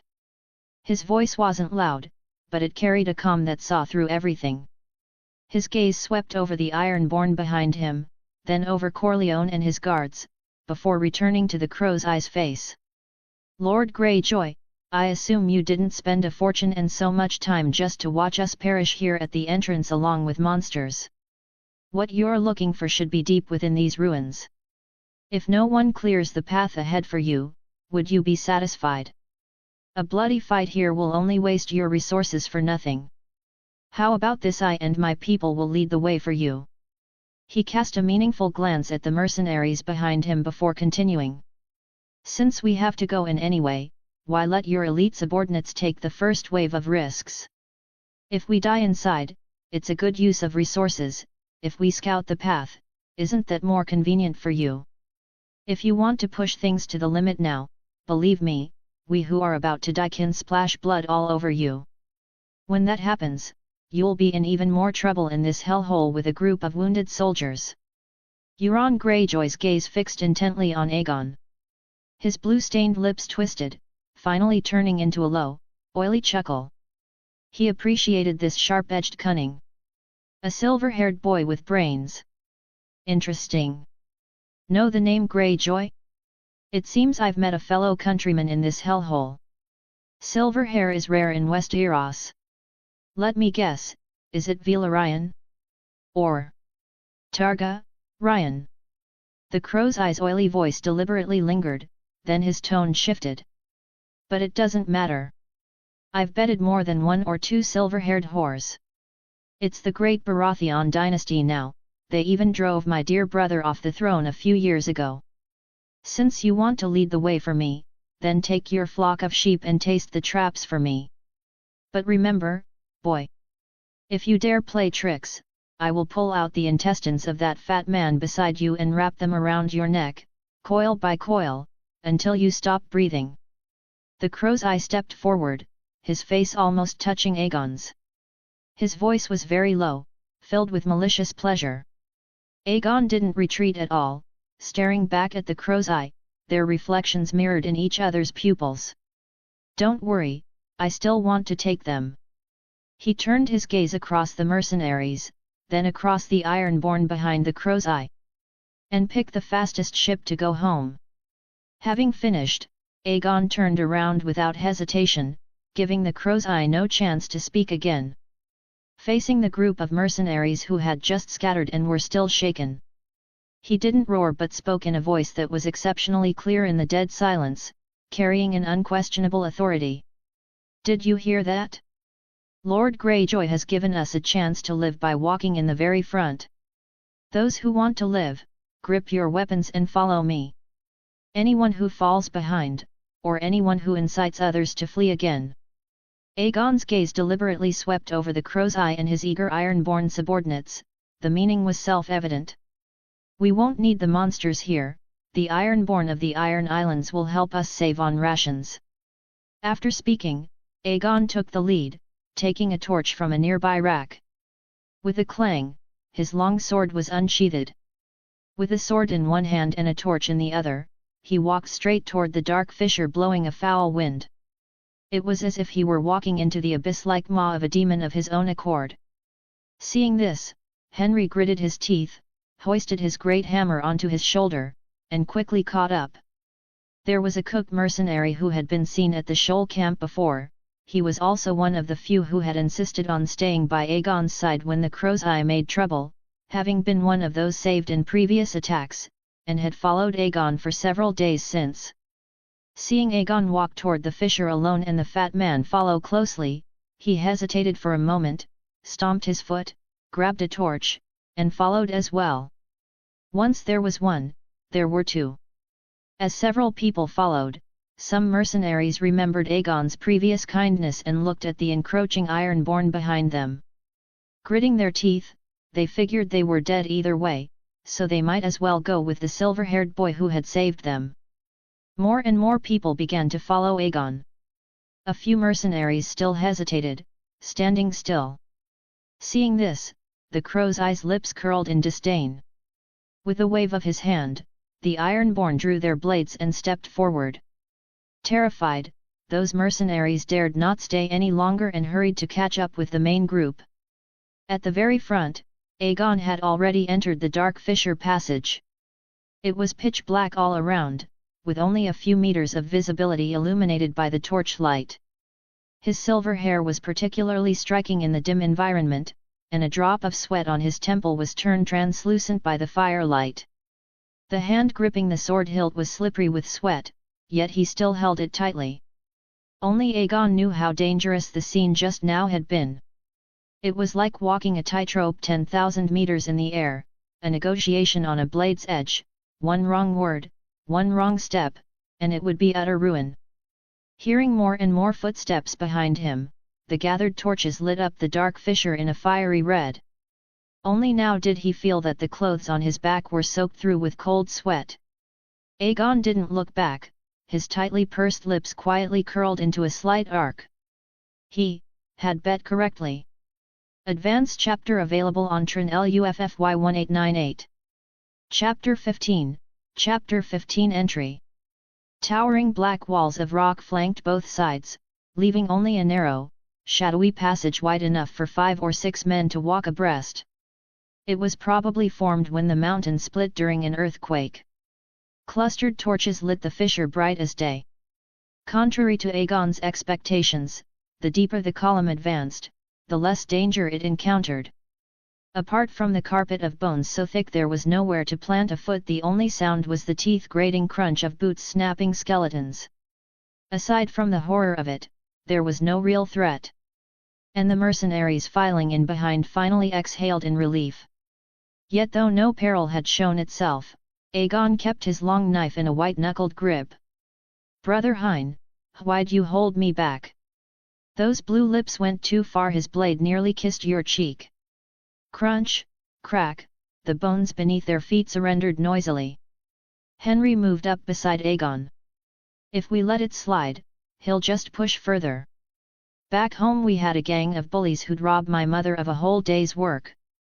Henry clenched his fist. "But when I grew tall as them, I beat their leader senseless. No matter how they kicked me, I kept pounding that one man. After that, they never bothered us again." He lifted his fist as if to say, "Works every time, you should try it." Aegon shot the chattering fat man a sidelong glance, the corner of his mouth twitching. Did he think this was some alley brawl where you scare off thugs by thrashing one? Had Aegon drawn steel, he might or might not have killed Crow's Eye, but the Ironborn would have chopped him into mincemeat all the same. Aegon sighed, flicking a curled skeleton aside with his blade. "Henry, if Blue Lips and his boys had the brains of your backcountry hooligans, I'd do exactly what you say." He turned, violet eyes serious. "But we're not facing street corner cowards, we're facing blood-drunk pirates." They walked on, his voice dropped. "Their toys aren't wooden sticks, they're war axes that cleave man and male in half. If I'd started a fight, the best I could hope for was taking him with me. And then you, me, everyone behind us knew bones for this road. That one-eyed blue-lipped bastard's a wolf, not a drowning cur. Wolves demand patience and the right moment, or the pack tears you apart." A voice sounded behind them. "The boss is right, fat boy." The mercenary who forever fussed over his cooking pot caught up. Sun-creased though still young, he looked ancient, eyes darting as he pulled a shriveled green fruit from his pocket and bit. Its sourness twisted his face, yellowed teeth showed. "Damn!" He caught himself, glanced at Aegon, swallowed the curse, and went on. "I've soldiered in the disputed lands and the stepstones over 10 years. Lads as reckless as you have grass taller than men on their graves." He patted the cutlass at his hip. "Want to play hero? First learn when to duck, that's how you stay breathing." Henry flushed but, seeing the cook's old scars, swallowed his retort. I was just worried." The cook wolfed the fruit, flicked the stone into a crack, and eyed Henry. "Still, you've the devil's own luck tethered yourself to a man who knows his business.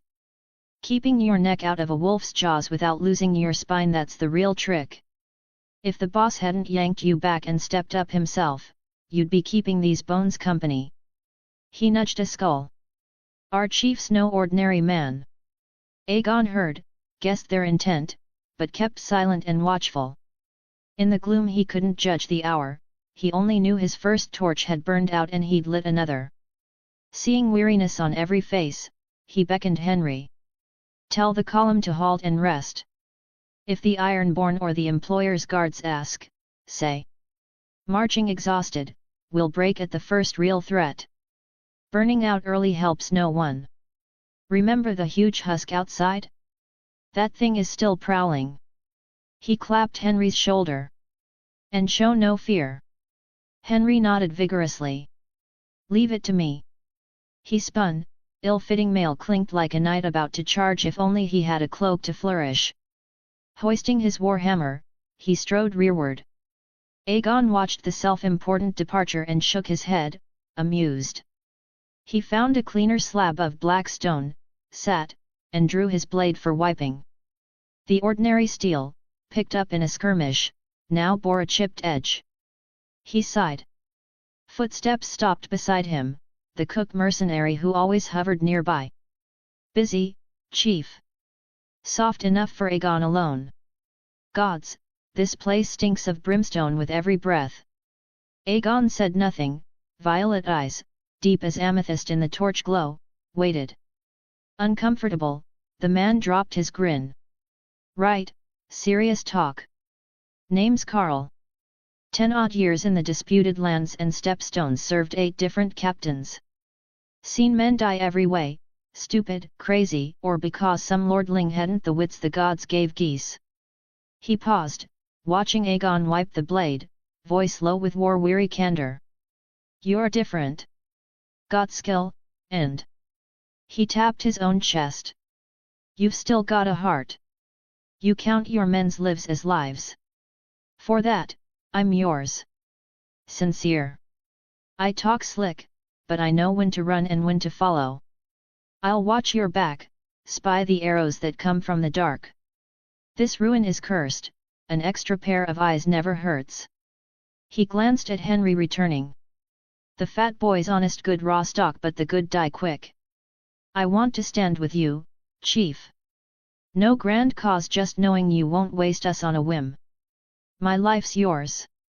Dump me the moment I'm dead. Wait. Aegon, leaning against the stone, listened in silence, thinking. At last, when Carl began to fidget, he rose slowly. Advanced chapter available on Tron LUFFY 1898. Chapter 16, Chapter 16, The Beginning of Allegiance.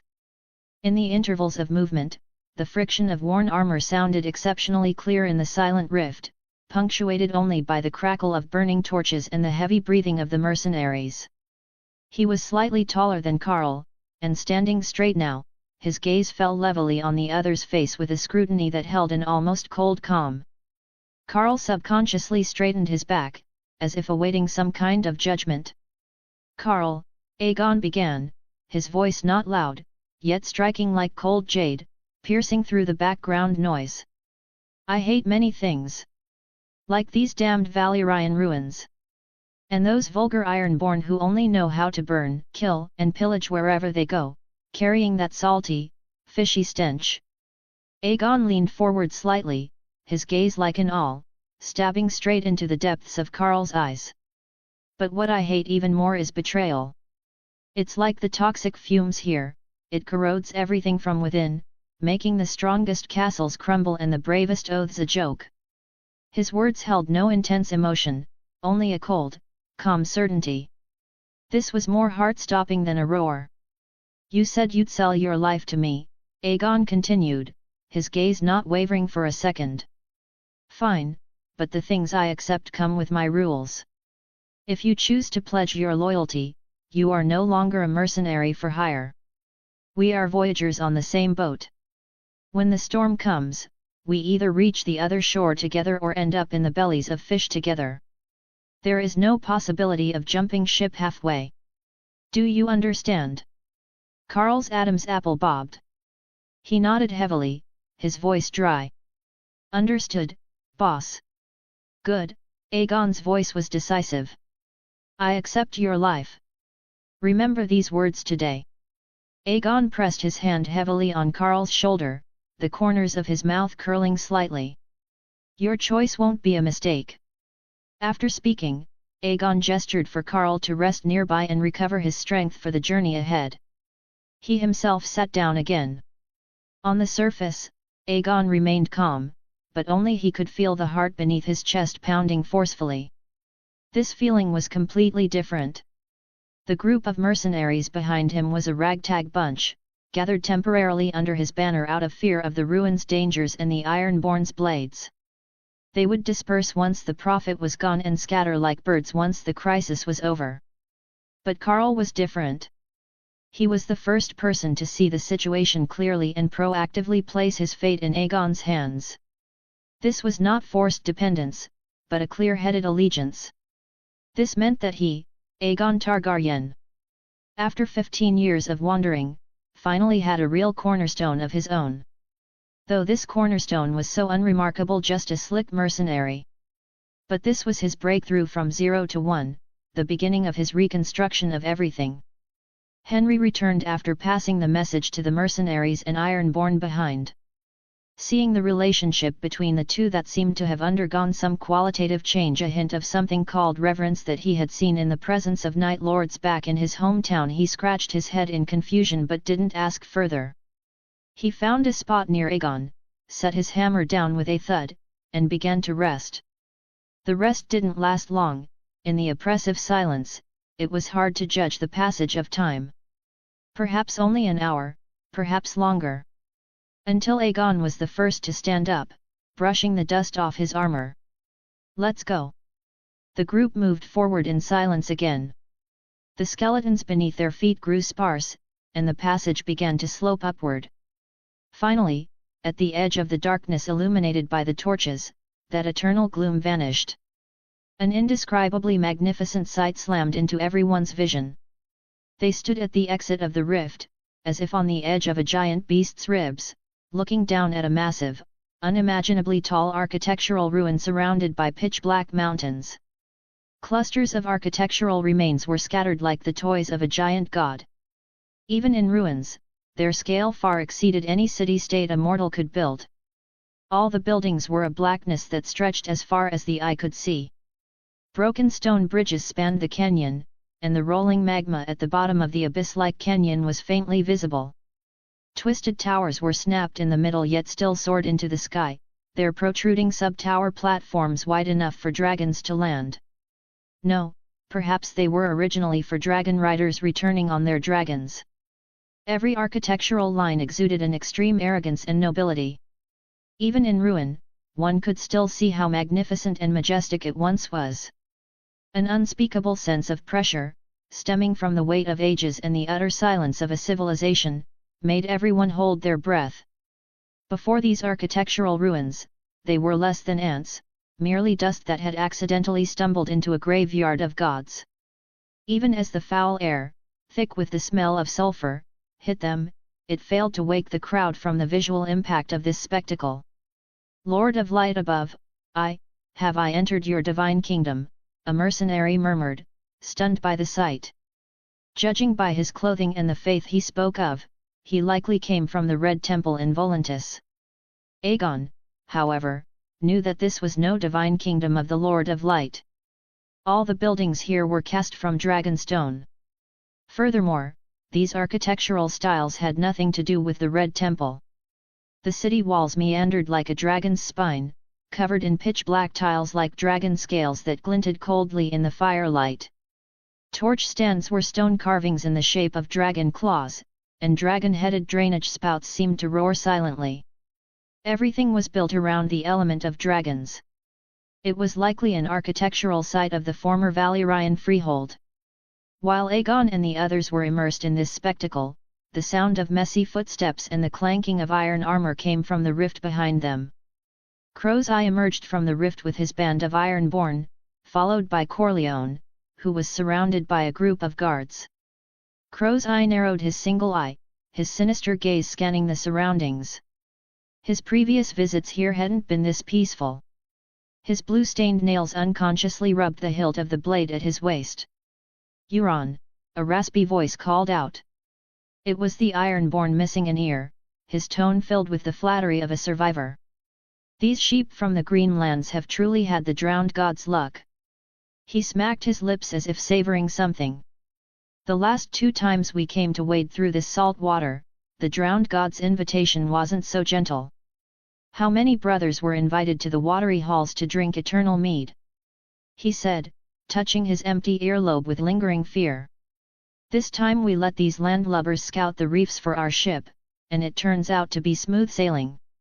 If you ask me, the drowned god must have calmed his anger and taken a liking to us again. Euron, you were a bit disrespectful to the drowned god before, but we are his own sons raised on salt water after all. Could he really hold a grudge against us for a lifetime?" Crow's Eye stopped, slowly turning around. His single eye glinted with a dull light like a dead fish in the dimness. His blue-purple lips parted, emitting a low, slimy voice, "It seems I was wrong." The earless Ironborn showed joy, thinking he had spoken to Euron's heart. "I told you, we Ironborn. I was wrong." Crow's Eye's voice was terrifyingly soft, cutting him off, "in not cutting out your tongue while we were still on the ship." "What?" The earless Ironborn's smile froze. Crow's Eye didn't even need to wave a hand, with just a glance, two of his trusted Ironborn stepped forward and seized the earless Ironborn from both sides. "No, you can't." The earless Ironborn finally reacted, struggling in terror. "I followed you from the Iron Islands. I abandoned my salt wives and salt concubines for you. You can't do this to me." A slight commotion rippled through the Ironborn crowd. Someone hiding in the back deliberately lowered their voice and shouted, "Yeah, Crow's Eye, he's one of our own. Don't let the brothers lose heart." These words were like a spark falling into a barrel of wine. Crow's Eye's gaze, which had been merely cold, instantly ignited with a morbid, excited flame. "Wait," he waved to stop his men. The earless Ironborn breathed a sigh of relief.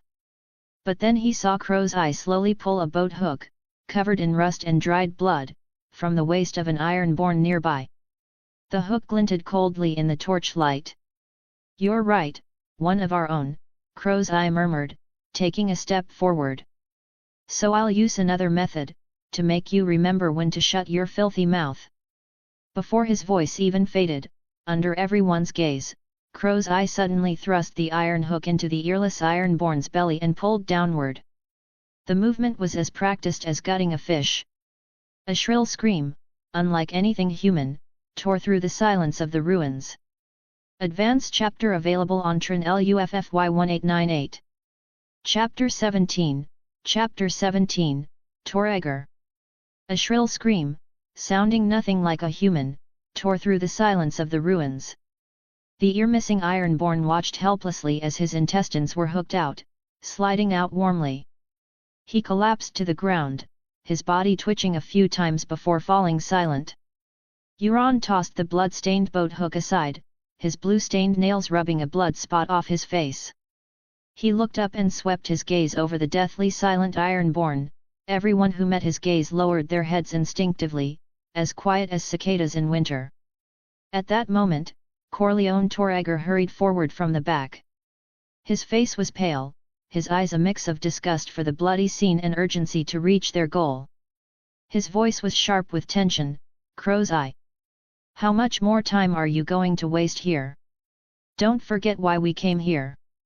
Euron Greyjoy slowly turned his head, his single eye locking onto Corleone like a venomous snake, the madness within not yet fully faded. He licked his lips, as if tasting the fear of his next victim. "Of course I haven't forgotten, mongrel," he said softly, the oily quality of his voice sending shivers down one's spine. "Once I find what I want." He. Having said that, he acted as if nothing had happened, stepping over the corpse at his feet and continuing forward. "What are you still standing there for? Move!" The resentment in the depths of Corleone's eyes flashed and vanished, and he followed with a low, teeth-gritting growl. Under the pressure of extreme fear, the group continued their progress in deathly silence. Aegon's brow was furrowed as he listened to the suppressed, heavy breathing and the sound of chattering teeth from the mercenaries behind him. The coldness in his heart was even deeper than these eerie, silent ruins. The group continued forward through the silent ruins constructed of massive black stones. The mercenaries were still driven at the very front by the Ironborn with swords, like lambs, every step treading upon unknown terror. It wasn't that no one resisted, but the corpses lying in the middle of the path, quickly forgotten, silently announced the outcome of resistance. It would only make death come faster. Aegon walked at the very front of the group, his brow slightly furrowed as the murky air, thick with sulfur and decay, filled his lungs. His gaze swept across the twisted rocks and deep fissures ahead, his mind racing with calculations. He had to find a way to kill this Crow's Eye. He wasn't some masochist who enjoyed having people constantly shitting on his head. Through these days of observation, he gathered that Crow's Eye and Corleone shared a dangerous symbiotic relationship. Crow's Eye enjoyed the pleasure of dominance brought by absolute force, like a venomous snake toying with its prey. Corleone seemed to hold the secret to something Crow's Eye wanted, collaborating while suppressing his rage, as restless as a trapped beast. These two were temporarily bound by interest, yet hated each other by nature. Under this current fragile balance, cracks were beginning to grow. Provoke a fight? Let Euron and Corleone kill each other while he waited for his chance? This seemed like the most feasible path, but it required the perfect timing, a moment to strike with certainty. And when would this opportunity come, or rather, how should he create it? Just as Aegon was pondering how to kill Crow's Eye, a commotion broke out among the mercenaries walking at the front. What is this now? The path ahead was mostly blocked by a massive stone tablet that looked as if it had fallen from the heavens. The tablet had the texture of obsidian and was covered in exquisite reliefs and dense inscriptions. The group came to a halt. Aegon pushed through the crowd and stepped forward to examine it. He wasn't just putting on an act, he was truly drawn to it. These words, they resonated strongly with the knowledge in his mind, which originated from his bloodline and memories. Tor, Re. Gar. A name, carrying an ancient scent of blood, echoed word by word in the depths of his heart. Aegon followed that feeling, tracing every stroke on the ruined tablet. What was this? A name? A person, or a family?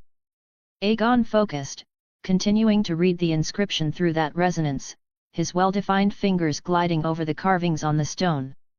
High Valyrian? As he read deeper, more fragments of information flooded into his mind. The 40 families?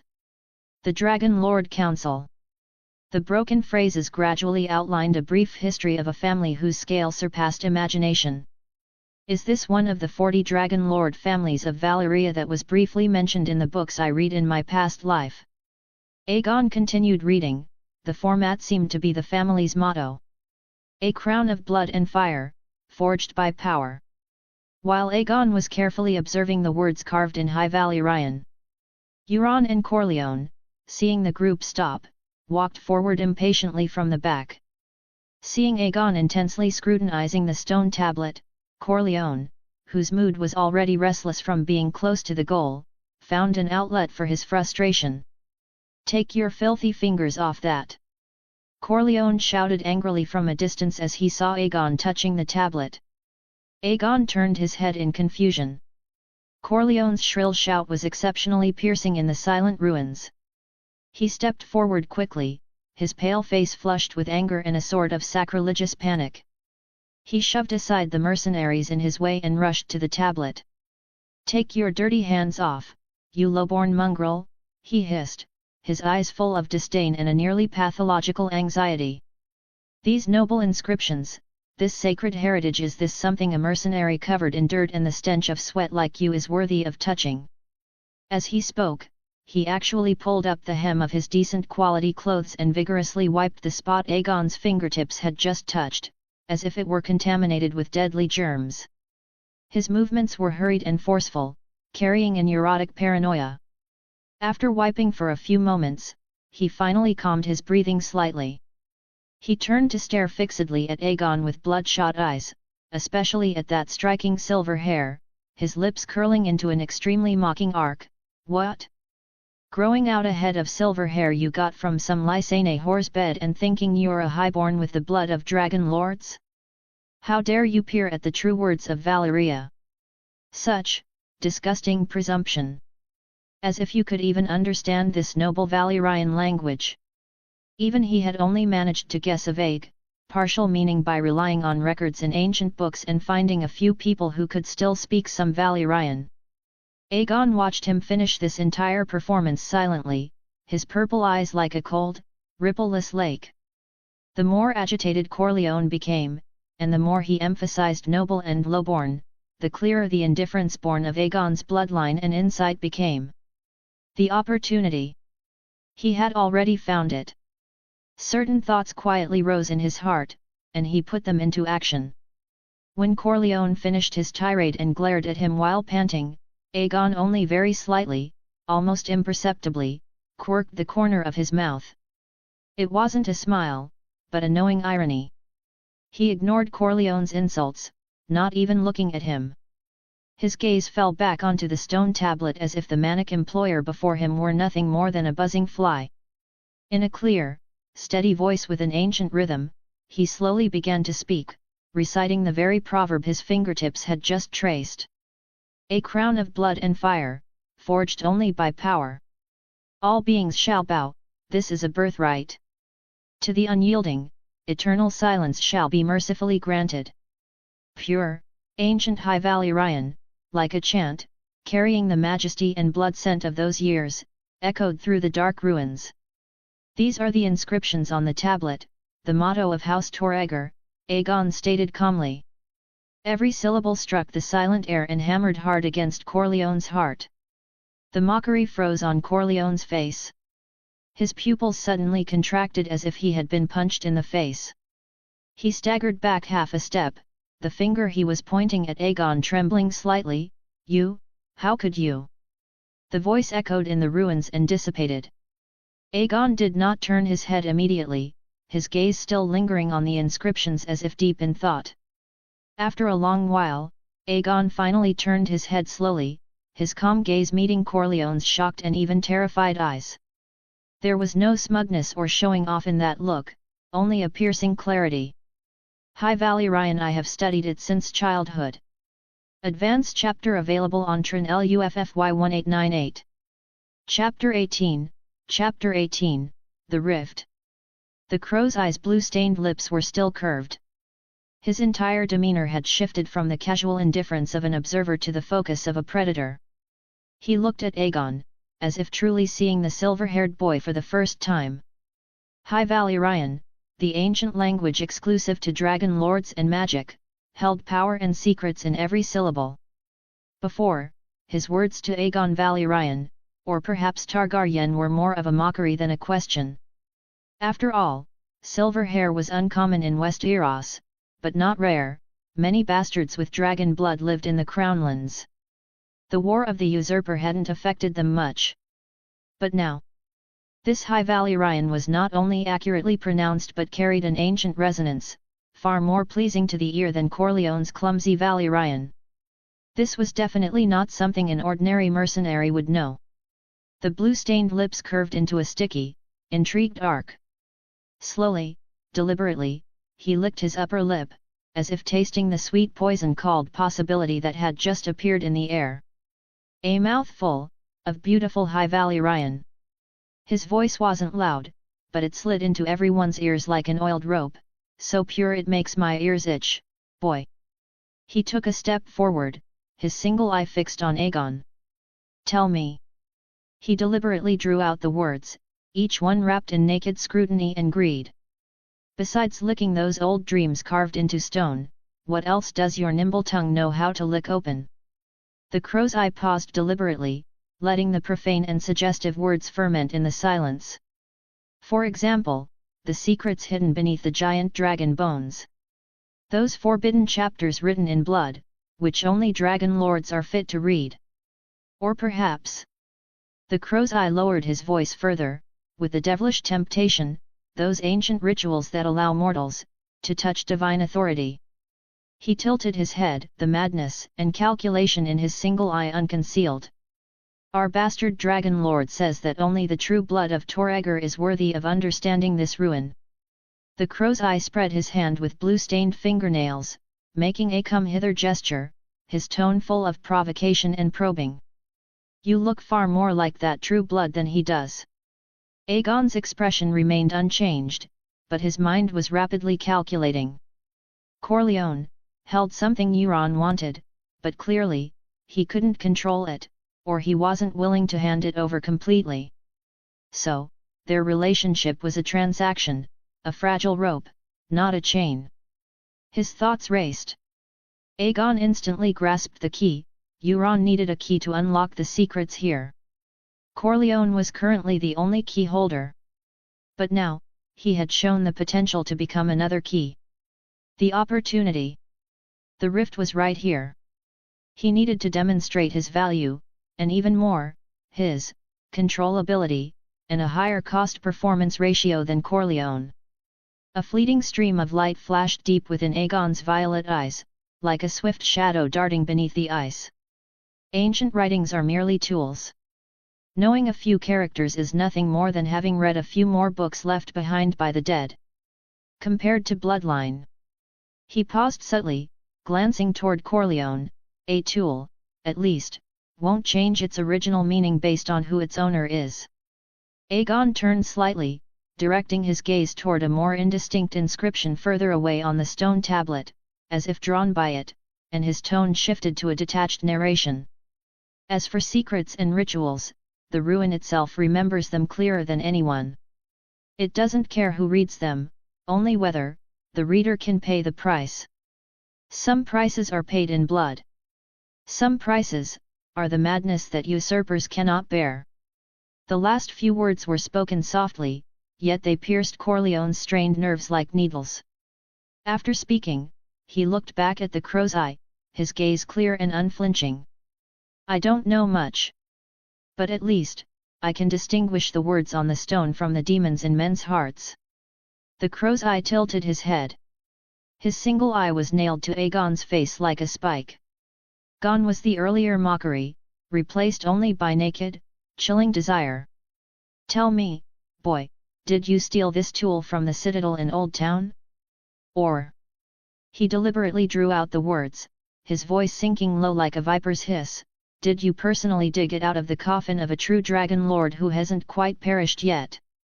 He stretched out his hand, his blue-stained fingertip almost touching Aegon's silver-white hair, yet stopping just short, as if admiring a precious collectible he was about to acquire. I like useful things, and I especially like things that belong entirely to me. Now, give me a name, a place, or a story that proves this tool is meant only for my use. Otherwise.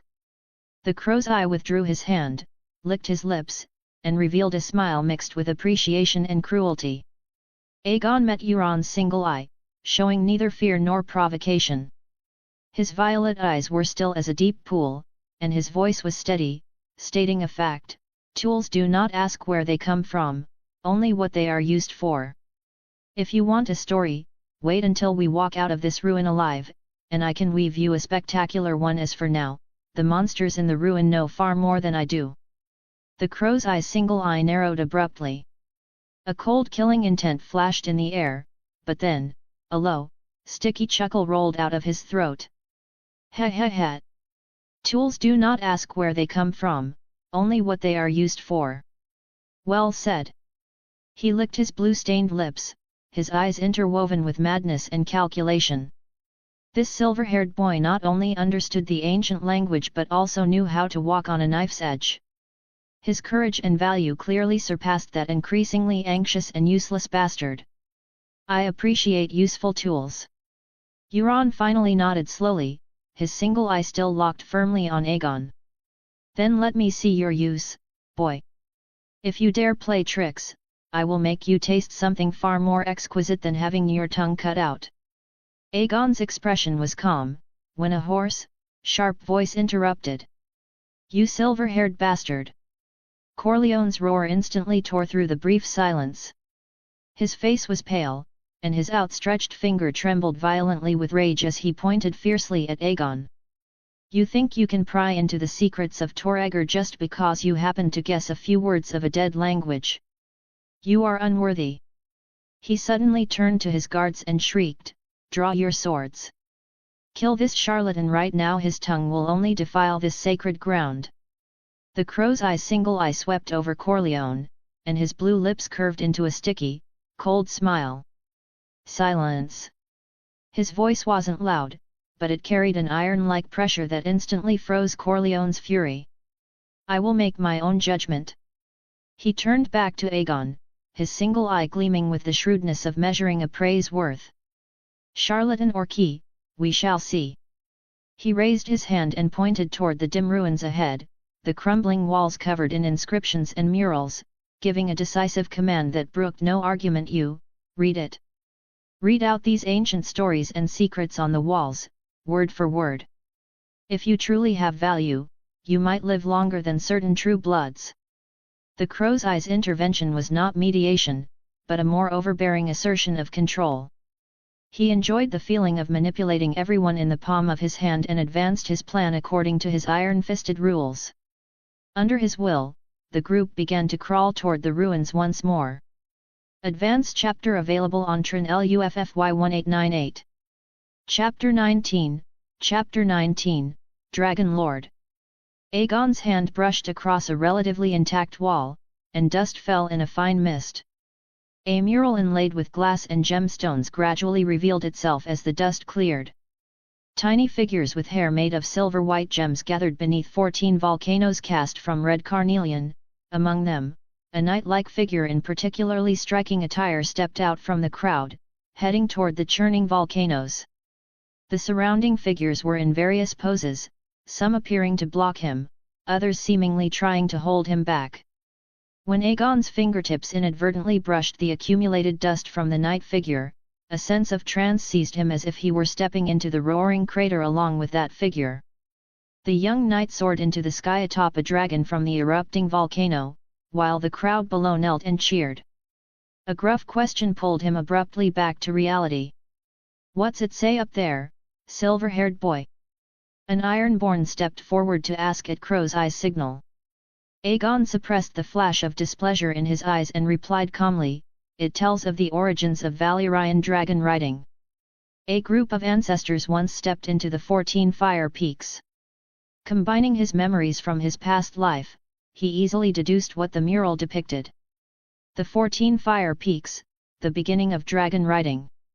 Crow's Eye's blue-purple lips curved like a crescent moon in the shadows. Dragons. The syllable rolled off his tongue as if he were savoring honey wine. The Ironborn, however, stared at the shimmering silver-white gems on the wall, their eyes filled with greed. "Captain," a bald Ironborn licked his lips, "those shiny stones." Crow's Eye's single eye squinted over with a hint of mockery. "My sailors," his voice slid like a snake over silk, "your eyes are still stuck on the grit, while I have already pointed you toward the golden halls ahead." His blue-stained nails brushed carelessly over the silver light on the wall. "Pry them off, they are a reward for the bravest man today." He turned, looking deep into the mural at those 14 volcanoes, his voice cold as scraping ice. "The true gems are still burning within the volcanoes." The Ironborn shouted "Long live Euron" as they lunged at the mural with knives and axes. Aegon watched as the gems were crudely gouged out, leaving only a mess of pits and hollows. He frowned slightly and turned away in silence. Corleone, walking within the group, happened to catch this scene. He bit his lip until it bled, his nails digging deep into his palms. This all belonged to Torrhaegar. "Awaken the dragons. Once the dragons are awakened, I will burn this place to ashes." Crow's Eye, that silver-haired bastard, everyone who desecrated this place will pay the price. He swallowed the metallic taste in his throat and lowered his head, walking silently among the group. Aegon continued forward, stopping before a half-collapsed wall. The mural on the wall was severely damaged, with only one corner remaining intact. He reached out and brushed away the dust. In the painting, a dragon rider was diving fiercely on a dragon, only to be pierced through both man and beast by a massive spear made entirely of condensed water, thrusting out from a churning river surface. The dragon's wings twisted, and the knight fell backward, plunging into the dark green waves. Beneath the remaining pigment, several lines of text carved in High Valyrian were faintly discernible, etched deep into the stone. "The fall of Vylong Cirth. Arkin's shame. Must be cleansed with fire." The final stroke of the word fire almost scraped through the stone wall. He remained silent for a moment, then turned toward another intact giant wall. A completely different scene rushed at him. Thousands of ships from various states were entangled and capsizing on a burning sea. And the sky it was filled with dragons. Hundreds of dragons spread their wings, casting shadows like the coming of doomsday. Dragon flame poured down like waterfalls, boiling the ocean and the fleets together. Above the dragons, a particularly massive one opened its great maw. Its pitch-black body was inlaid with tiny fragments of obsidian and black jade, shimmering with a dark luster that seemed to devour everything under the dim light. Wherever it passed, the flames did not merely burn but consumed enemy ships, waves, and even light were all turned into pale, void-like steam. Aegon's gaze shifted downward, finding a line of sharp, etched inscription at the bottom of the mural. His fingertips traced the ancient characters as he recited softly. With the blood of the Rhoynar, cleanse this deep shame. His voice was very soft, yet it was like an icy stone dropped into the dead silent pool of history. The Rhoynish Wars. With just 2 surviving murals and the inscriptions, Aegon had roughly pieced together this past story. Not only because he had read about it in his previous life, but also because, as a descendant of Valyria in this life, he had long ago collected and memorized all of this. In the books he had read in his previous life, the Rhoynish Wars originated from intense trade competition between the Valyrian colonial city-state of Volantis and the Rhoynish city-state of Sarhoy. Volantis, joined by 3 dragon lords, burned Sarhoy to the ground and sowed the earth with salt to signify its permanent destruction. This act enraged the Rhoynar. Prince Garin of the Rhoynar gathered the various city-states and launched a counterattack with an army of 250,000. In the early stages of the war, the Rhoynish army won victory after victory, even dealing a major defeat to the Valyrian allied forces at Vylong Cirth and repelling the dragons. However, this victory brought about total catastrophe. The Valyrian freehold assembled 300 dragons for retaliation. The Rhoynish army was completely annihilated under the dragon flame. Prince Garin was captured and forced to witness the destruction of his own city-state. The war ultimately ended with the destruction of the Rhoynish civilization. Its survivors, led by Nymeria, crossed the narrow sea and brought the sparks of their culture to Dorne. He hadn't expected that the world background he had schemed through in books in his previous life would manifest here, and that he would witness it firsthand. Silver-haired boy, Crow's Eye's voice, slimy as a snake, slid past his ear from behind. What does this bloody story say now? Aegon turned, his gaze calmly passing over him and sweeping across the stiff-bodied Corleone not far away. A story about arrogance and destruction. He pointed to the mural of the crushing defeat. A dragon rider of old Valyria was here, severely wounded by Rhoynish water magic. Dragon and rider fell together. This is called shame. His fingertip moved toward the mural of the burning sea. And this is called cleansing. The House of Toragor committed over 300 dragons to burn the Rhoynish civilization and its fleets, into ashes upon the Rhoyne. Crow's Eye's single eye stared intently at the sky-covering shadows of dragons, his blue-purple lips opening and closing soundlessly, as if repeatedly chewing on the number 300 dragons. His Adam's apple bobbed, and he licked his lips. There was no fear in those eyes, only a nearly obsessive, pure greed for the power of absolute destruction. The group continued forward, going deeper. The murals and reliefs on both sides recorded the bloody and glorious history of this family's conquests. Aegon looked on as they went, his feelings complex. From the scorched earth of the Giscari conquest to the fleets advancing on the Basilisk Isles, and then to the boiling rivers suppressing the Rhoynar, this family had participated in almost every major war during Valyria's rise. The family members in the paintings were always atop dragons, their expressions a uniform blend of arrogance and indifference. They treated other peoples like livestock, and even when facing other dragon lord families, their posture was not one of equality but more like a monarch looking down on vassals. However, what made Aegon stop for a long time was a massive mural titled The Seafarer. In the center of the image, an unprecedentedly large dragon was fighting a godlike deep-sea kraken that brandished countless tentacles. Dragon flame pierced through the sea monster and plunged straight into the ocean. The mural vividly depicted the terrifying scene of seawater boiling and evaporating, revealing the abyss of the seabed. The inscription claimed that the family's ancestral dragon had once evaporated a section of the sea for this, earning the title of the Seafarer. Aegon stared at the evaporated seabed, inlaid with gold leaf and deep blue gems, but he felt little awe. Evaporate a sea. He thought to himself, this seemed more like a mythical self-boast. But the fact that such an exaggerated achievement was solemnly inscribed here only confirmed this family's bone-deep, nearly insane arrogance. Advanced chapter available on Tron LUFFY 1898. Chapter 20, Malice. Aegon's fingertips brushed against the rough rock wall. The torchlight flickered within the passage, illuminating scenes on the murals that had remained unchanged for millennia, making them appear as if they had happened only yesterday. He was like a ghost walking through a corridor of time, silently observing the history of the rise and fall of the family known as Targaryen. What he had seen before was nothing but the family's peerless glory, dragons soaring into the sky from the 14 fire peaks, and dragon riders leading overwhelming fleets to conquer one land after another. The sigil of House Targaryen, a ferocious dragon clutching a sea monster in its maw, was spread across every corner of the Essos coastline. The Valyrians on the murals stood tall and proud, their eyes filled with contempt for other races as they wrote an epic of conquest with fire and blood. However, when Aegon turned a corner and stopped before the next mural, the tone of the imagery took a sharp downturn. This section of the mural was severely damaged. Large areas of peeling and cracks seemed to suggest that history itself was too painful to look back upon. Aegon could only piece together the outline of a tragedy from the remaining images. House Targaryen had just achieved an overwhelming victory over the Rhoynar, with dragons burning rivers and cities. The joy of victory had not yet dissipated when the scene shifted to a sky covered in dense, dark clouds.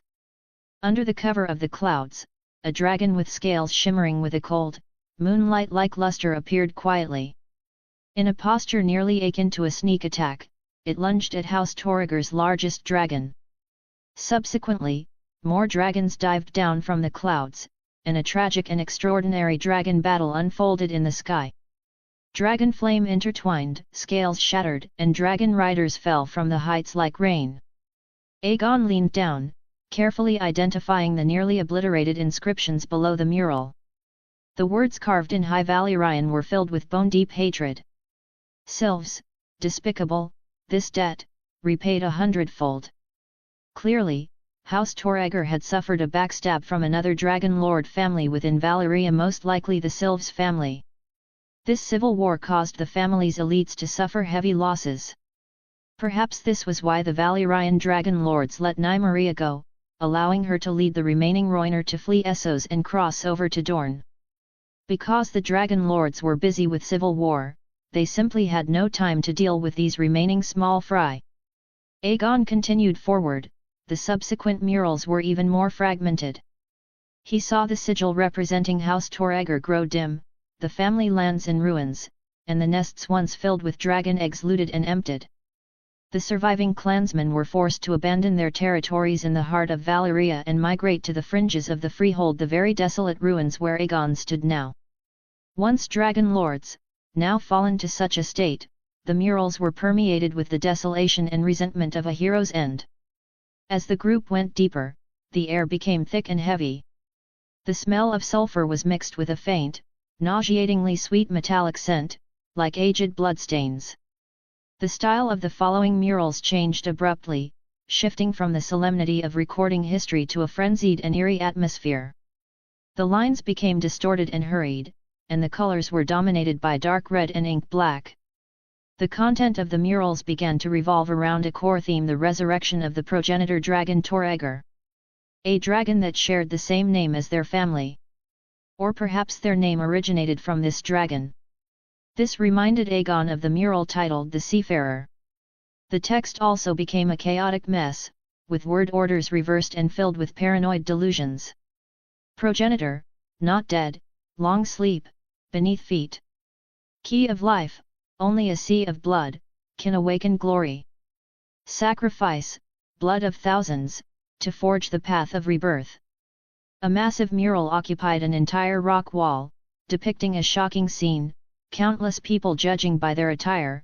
There were soldiers and commoners, but notably no slaves were bound to execution racks.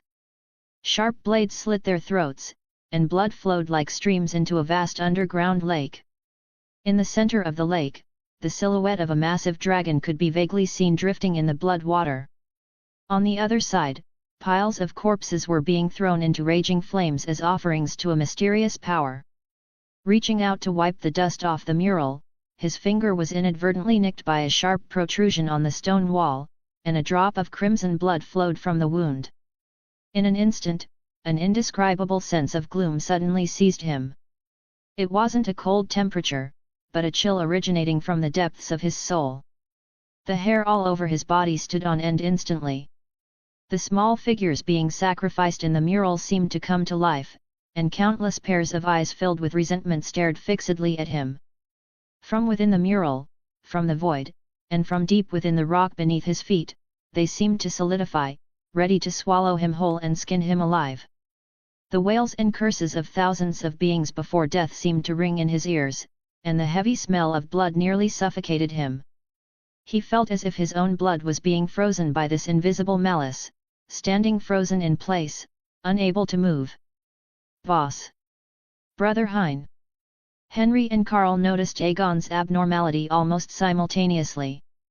This silver-haired youth, usually frighteningly calm, was now pale-faced with constricted pupils, his body trembling imperceptibly. The two wanted to rush forward regardless of everything. Stand back! An Ironborn blocked them with a blade, his face bearing the usual ferocity. Let them pass! Euron Greyjoy's voice rang out, not loud, yet carrying an unquestionable tone. His single eye sized up the frozen Aegon with great interest, then swept over those crazed murals, his blue-purple lips curling into a playful arc. He waved his hand. Though the Ironborn looked puzzled, they stepped back as ordered. Henry and Carl immediately rushed to Aegon's side. Henry clumsily supported Aegon's arm, feeling the tension in his muscles, and whispered urgently, "What's wrong? What did you see?" Carl was more alert, he placed one hand on Aegon's shoulder, trying to transmit some strength, while his other hand was already on the cleaver at his waist, his sharp gaze scanning the surroundings, especially the murals and Euron's every move. Under the touch and calls of his two companions, the tidal wave of malicious hallucinations gradually receded. Aegon took a sharp breath, like a drowning man finally breaking the surface, his back already drenched in cold sweat. "What is this? What's going on?" He breathed in the air that carried the scent of decay. He shook his head, indicating he was fine, but his gaze could no longer leave the murals depicting the blood sacrifice. Euron slowly paced forward, stopping beside Aegon, and together they stared at the mural of the surging blood lake. "It seems, our true blood dragon lord left us more than just an empty tomb." Crow's Eye's voice was greasy, like a venomous snake sliding past one's ear. "Tell me, silver-haired boy, what else do these paintings tell you? For instance, how to complete this interesting ritual?" Aegon took a deep breath, forcing himself to withdraw from that hair-raising resonance. He met Euron's probing gaze, his eyes returning to a state of calm, though a hidden, imperceptible sharpness lurked in their depths. Aegon's mind was like an undercurrent beneath an ice sheet, calm on the surface, but rapidly calculating the gains and losses of every step deep within. What this mural describes is an extremely ancient and dangerous Valyrian blood sacrifice ritual. Aegon's voice was steady, showing no ripples of emotion. He pointed his hand at the blood forming a lake on the mural and the dragon silhouette in the center.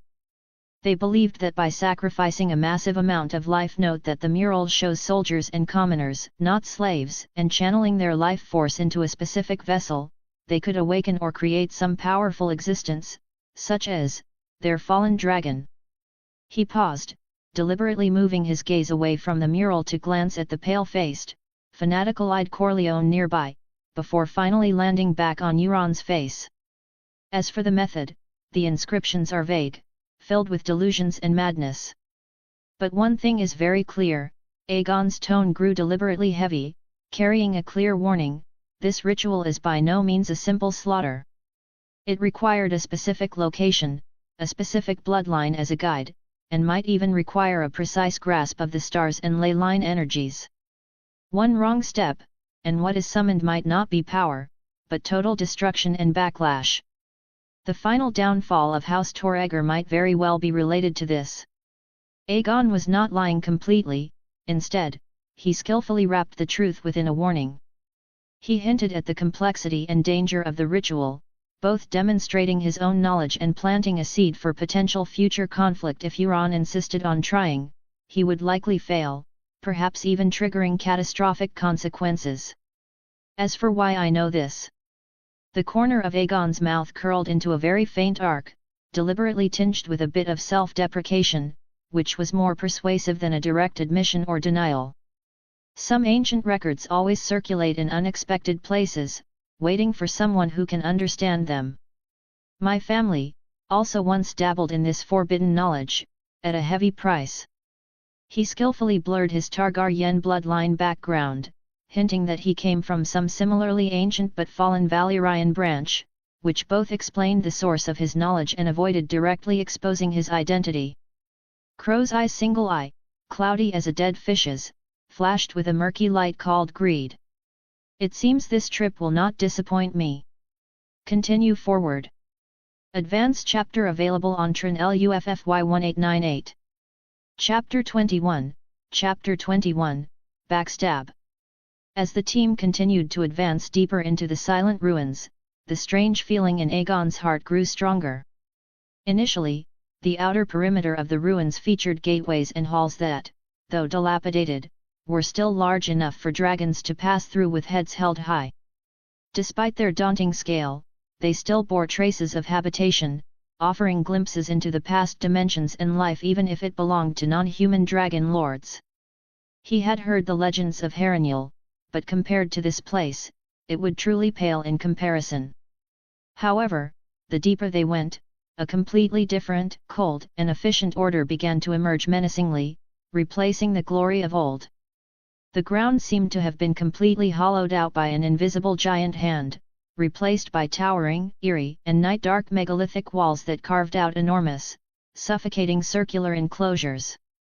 They were neatly arranged yet spaced apart, as if the earth had been sculpted into a cold and complex stone labyrinth, whose sole purpose seemed to be to divide and imprison vast spaces, transforming them into corrals. Looking down from their current vantage point, the bottom of the enclosures was submerged in dense shadows that firelight struggled to dispel, making it difficult to ascertain their exact depth, only giving a sense of profoundness and dread as if they led straight to the earth's core. On the ground within the enclosures, deep grooves were etched bloodletting channels, winding like the last struggles of dying veins, ultimately converging and connecting to dark-colored pipes on the walls, as if dried for countless ages, leading to silent, perpetually open stone dragon heads higher up, seemingly still awaiting the next outpouring. Amidst this unsettling grandeur, a few scattered human skeletons lay at the edges of the enclosures, where light barely reached, like forgotten debris. One posture was particularly striking, its finger bones deeply dug into the cracks of the stone wall, the entire skeleton still maintaining an upward stretching, grasping pose, frozen in the last moment of life. It was as if, even after the flesh had melted away, that unwilling soul still wished to break free from this smooth, steep, seemingly endless precipice.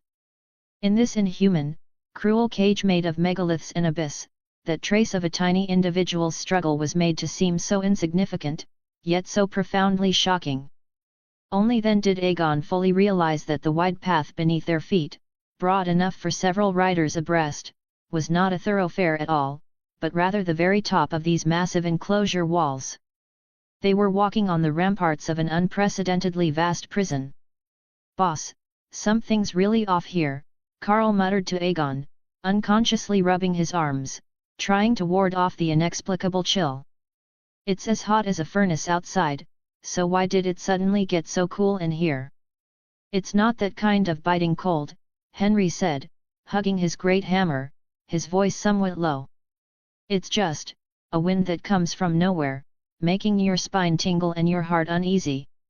"Oh, come on, you with all that blubber that could rival a hibernating mountain bear, and you're cold," Carl habitually retorted, but the usual slickness on his face had receded considerably, his eyes filled with vigilance. Henry's plump face flushed at the retort, but he didn't bicker as usual, merely gripping his hammer handle tighter. Aegon's expression was calm, his gaze slowly sweeping over the deep prison cells on both sides. Scenes from the murals flashed through his mind. Tens of thousands of sacrifices were once confined here. And now, it was empty and silent, leaving only this grand, despair-inducing stone structure, and the few skeletons that occasionally caught his eye beneath their feet. Where those lives that once filled this place went, the answer was already written on the blood channels and pipes pointing towards the dragon heads. Eerie? It was more than just eerie. It was the lingering echo of the fear and resentment condensed from hundreds of thousands of desperate lives in their final moments, not fully dispersed even after millennia. Stay alert, speak less, and watch your step, Aegon said, reaching out to pull Henry, who seemed drawn by the sight below the railings and was trying to lean over the edge, back to the center of the path. This place has been abandoned for who knows how many years, the stone is probably brittle by now. If you don't want to fall and be smashed into a pulp, keep your eyes and legs in check. He paused, his expression growing even more solemn, and quickly glanced back at the team's formation. Most of the men had already stepped onto this suspended city wall path. The mercenaries walked at the front, with Euron Greyjoy and his Ironborn maintaining an oppressive distance behind them. As for Corleone, he had fallen far behind the team at some point, almost stopping at the very beginning of the passage, in the safe area seamlessly connected to the solid mountain rock wall, not taking another step forward. Why was he staying so far back alone? The invisible alarm bell in Aegon's heart suddenly rang. This did not seem like falling behind due to fear or exhaustion, that distance was calculated, a deliberately maintained, detached, absolutely safe observation distance. Aegon's boot soles echoed clearly on the rough, uneven stone path in the vast chasm. His gaze was sharp, like the most cautious pathfinder, carefully scrutinizing the unusually wide city wall passage beneath his feet, and the bottomless enclosures on both sides that seemed to swallow even firelight, faintly emitting the scent of old blood and decay. The entire team of nearly 1,000 people stretched into a long line, like a slowly crawling giant snake. Under the inhuman architectural scale, even the light of the burning torches in their hands seemed faint and flickering, only illuminating a few steps ahead. A sense of instability originating from the architecture itself, a premonition of structural fragility. Like cold vines wrapping around his heart, this was not a path meant for walking, but rather the top of a giant gate spanning an abyss, its balance precise and perilous. The team continued its difficult advance on this extremely unsettling city wall. The torchlight struggled valiantly but could never truly dispel the darkness below, thick as ink. The wind, howling and swirling upwards from the invisible abyss below, brought more than just the chill of low temperature. There was also something else. Low, distorted, inhuman, and beast-like roars, carried, cut, and amplified by the airflow, mixing with the sound of the wind, appearing and disappearing intermittently. The sound seemed to come from the painful groans of some ancient entity in the deepest part of the earth's crust, or like the ceaseless collective wails of countless tormented souls, trapped here at the end of time, climbing up the cold stone walls, drilling into everyone's ears, gnawing at their taut nerves. In the deepest part of the earth's crust, or like the endless collective wails of countless tormented souls trapped here at the end of time, climbing up the cold stone walls, drilling into everyone's ears, gnawing at their taut nerves. Below. There's definitely something below. A mercenary walking on the edge of the team, unable to resist peering down, his voice suddenly changed pitch, filled with uncontrollable trembling. He stared intently at the light-devouring darkness below, his pupils dilated, as if the darkness itself was writhing, and in the next second, countless pale, swollen arms would reach out and drag everything at the edge down. This startled cry was like cold water dropped into boiling oil, the tension and fear instantly exploded, spreading like a plague through the crowd.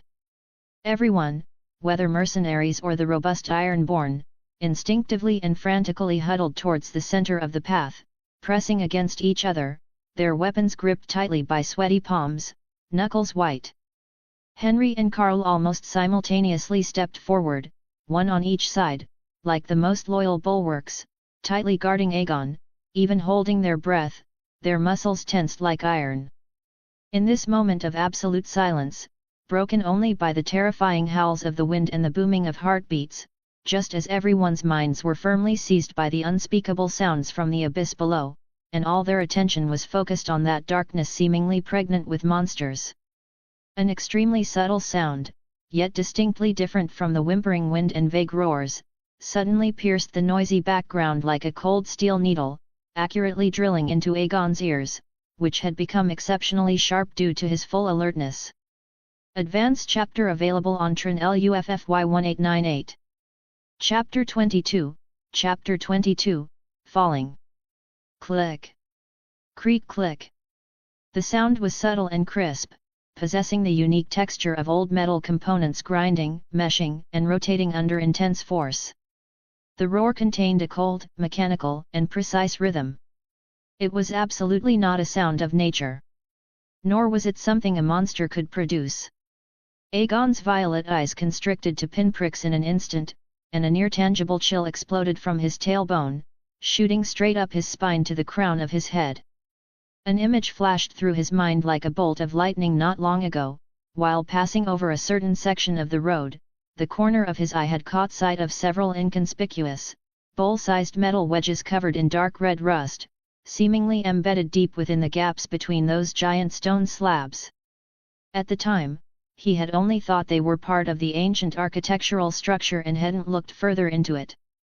At this moment, the direction from which this rhythmic and eerie sound of mechanical gears came, matched perfectly with the distribution of those specific metal wedges in his memory.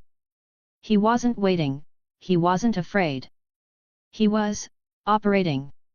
He was activating, or rather, releasing the locks on those wedges one by one. Like the most skilled craftsman using specialized tools, he was calmly knocking away the final safety joints supporting a 1,000-ton gate. Retreat. Scatter. Grab onto anything fixed. Aegon's roar, like the bellow of a dying beast, used all his strength to tear through the pervading fear and silence. The instant that roar left his mouth, he completely understood Corleone's intention and the truth of this place. This wasn't some ancient passage that was accidentally fragile due to years of neglect, it was a giant trapdoor trap, meticulously designed and hidden for who knows how many centuries. What Corleone was doing now was not destruction, but executing a series of calm, precise, and long premeditated trap mechanisms.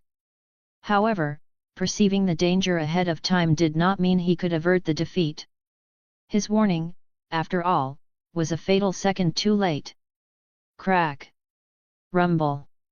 Almost at the same instant that the echoes of Aegon's roar were swallowed by the abyss, from beneath their feet from the inside of the entire section of the city wall there suddenly erupted a series of earth-shattering, terrifying loud noises, like the bones of a giant beast being crushed and broken all at once. It was no longer the occasional loosening and falling of stones, but the core, most critical load-bearing structure of this passage letting out a mournful cry of total collapse after several pivot points were unlocked simultaneously. It was the apocalyptic sound of rock groaning, snapping, and disintegrating under a pressure it could no longer withstand. Aegon felt the ground vanish beneath him, followed by the world-spinning sensation of weightlessness. The hundreds of meters-long giant stone city wall they stood upon did not collapse locally, instead, with the central axis as the boundary, it acted like an incredibly massive seesaw that had been triggered, the entire structure suddenly flipping downward. The solid stone road instantly turned into an inclined, impossible to stand on slide, then quickly became a vertical, all-consuming cliff. Exclamations, death rattles, the dull thuds of heavy armor and bodies hitting stone walls, and the roar of rocks crumbling and falling, all these sounds exploded and mixed in an instant, forming a deafening symphony of death. The crowd was like ants swept away by an invisible giant hand, or beans pouring out of a torn sack, sliding, tumbling, and falling straight down from that now vertical board that had lost everything, plunging into the pitch-black cage below that was already known yet still bottomless. The massive stone slabs collided, squeezed, and broke against each other as they fell, emitting one last series of short, desperate wails. The kicked-up dust and stone powder spread instantly like a thick fog, blurring everything. In the final moment of completely losing balance, swept toward the darkness by a chaotic mass of bodies and stones. Aegon relied on his incredible willpower to jerk his head around amidst the spinning world. His gaze, like a tempered sword, desperately pierced through the thick dust and countless falling, twisted figures to lock onto the start of the passage. There, in a safe area that seemed worlds apart from the source of the disaster, stood a silent, blurry silhouette. Corleone stood there, motionless. Flickering firelight reflected from behind or beside him, barely outlining his thin and upright figure. He was as cold as a statue of a deity long accustomed to life and death. On his face, there was no wild joy from a successful scheme, no excitement after a massacre, not even the slightest ripple of emotion. There was only a kind of, near solemn, bone-deep calm that follows the final completion of a ritual. That calm was more chilling than any hideous smile. In his eyes, this perhaps wasn't a despicable betrayal and massacre, but merely, finally activating some long-sealed ancient device of House Targaryen that had been waiting for him to complete the final step. That was all, cold. A viscous, cold sensation with a heavy smell of earth and decay was the first thing Aegon perceived when his consciousness returned. Following that was a sharp pain as if every bone in his body had been taken apart and haphazardly reassembled, especially in his left shoulder and back, which burned with agony. Coughing, he struggled to lift his head from a shoal that was half cold stagnant water and half slippery mud. Sewage flowed down his silver-white hair, blurring his vision. Cough. Tui. Spitting out the muddy water, Aegon panted, barely managing to prop up his upper body with his arms. It was dim before his eyes, with only a thin line of faint light from far above, outlining the hideous, broken edge of the city wall they had fallen from, like a scar across the dark horizon. He was now at the bottom of this giant cage. His eyes adjusted slightly to the darkness of the lower level. It wasn't completely lightless here, some rock walls seemed to be covered in an extremely faint, sickly green moss-like substance, providing a meager amount of illumination. Aegon observed his surroundings.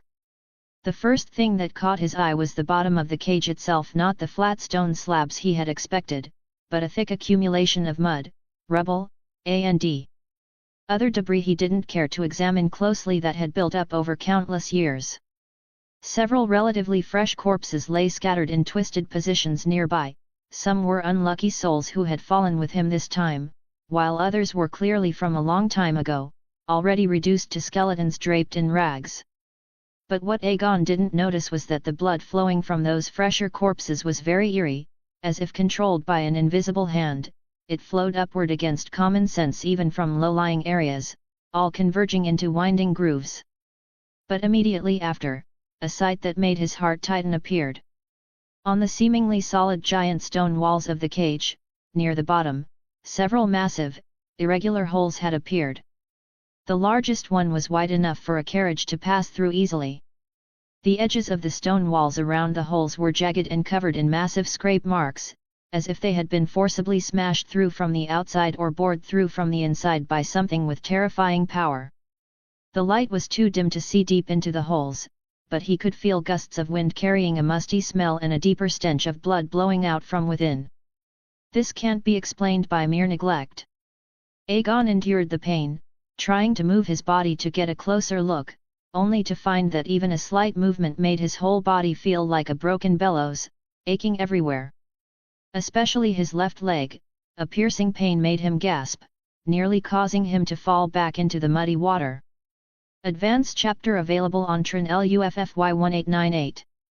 Chapter 23, Chapter 23, The System. Hiss. Aegon gritted his teeth, cold sweat seeping from his forehead. In this state, never mind exploring those eerie holes, even self-preservation was a problem. Enduring the pain, he performed a quick self-examination. His ribs stung but weren't broken, but his left leg gave off a sharp, bone-cracking pain with the slightest movement. Worst of all was the dull ache in his chest. There was no external bleeding, but internal injuries were likely unavoidable. Damn it! He cursed under his breath, not knowing if he was cursing this hellish place, Corleone for putting him in this situation, or this damn fate. Leaning back against a piece of rock protruding from the mud that felt relatively solid, Aegon panted heavily. Cold, wet clothes clung to his skin, draining what little body heat he had left, causing him to start shivering uncontrollably. He needed to know exactly how severe his injuries were. Right, don't I still have a system? When this thought popped up, Aegon himself was stunned for a moment. To be honest, in the dozen or so years since he transmigrated, especially during these recent days of struggling on the line between life and death, this broken system had been utterly useless, aside from making its presence known at the very beginning and issuing a vague check-in task. The golden arrow pointing the way was nothing but an eyesore that annoyed him whenever he tried to sneak around or focus. Once he had memorized the direction and approximate location of the check-in point, he had disabled its visual display. As a result, at most life and death moments, he didn't even remember he had such a cheat. A cheat? Had, as long as it's not a built-in virus or a trial skin. Aegon curled his lips in self-mockery, which tugged at the abrasions on his cheek, causing another burst of sharp pain. But at this moment, the bone-shattering pain and the increasingly obvious cold made him desperately need a diagnosis. At least the status bar could tell him how many bones were broken and if there was internal bleeding, right? It was better than blind guessing. He concentrated, trying to call out that crude system interface in his mind, an operation he hadn't done more than a few times in over a decade, making it quite unfamiliar. Name, Aegon Targaryen. Strength, 20, strength remains despite severe injury, but the sharp pain in the left leg limits power output. Spirit, 67, perception is exceptionally keen, allowing one to clearly feel the pain and malice permeating this place. Agility, 20, reflexes are swift, but movement is severely hindered by the fractured leg. Physical constitution, 23, the Dragon Lord bloodline provides vitality beyond ordinary men, but a curse is resonating with the ruins. Current status: moderate fall injury, multiple contusions, fractured left lower leg. Mild hypothermia, cold, wet clothing is draining body heat. Ensnared by curse, the souls consumed by blood and fire still curse the Dragon Lord bloodline that treads upon this land. Warning! You are very close to them. Do not get injured. Do not bleed. Do not let them find you. Available gotcha pulls, 0. Current check-in location, deep within the Valyrian Ruins, in progress. Aegon panted in the cold mud for a long time until his dizziness subsided slightly.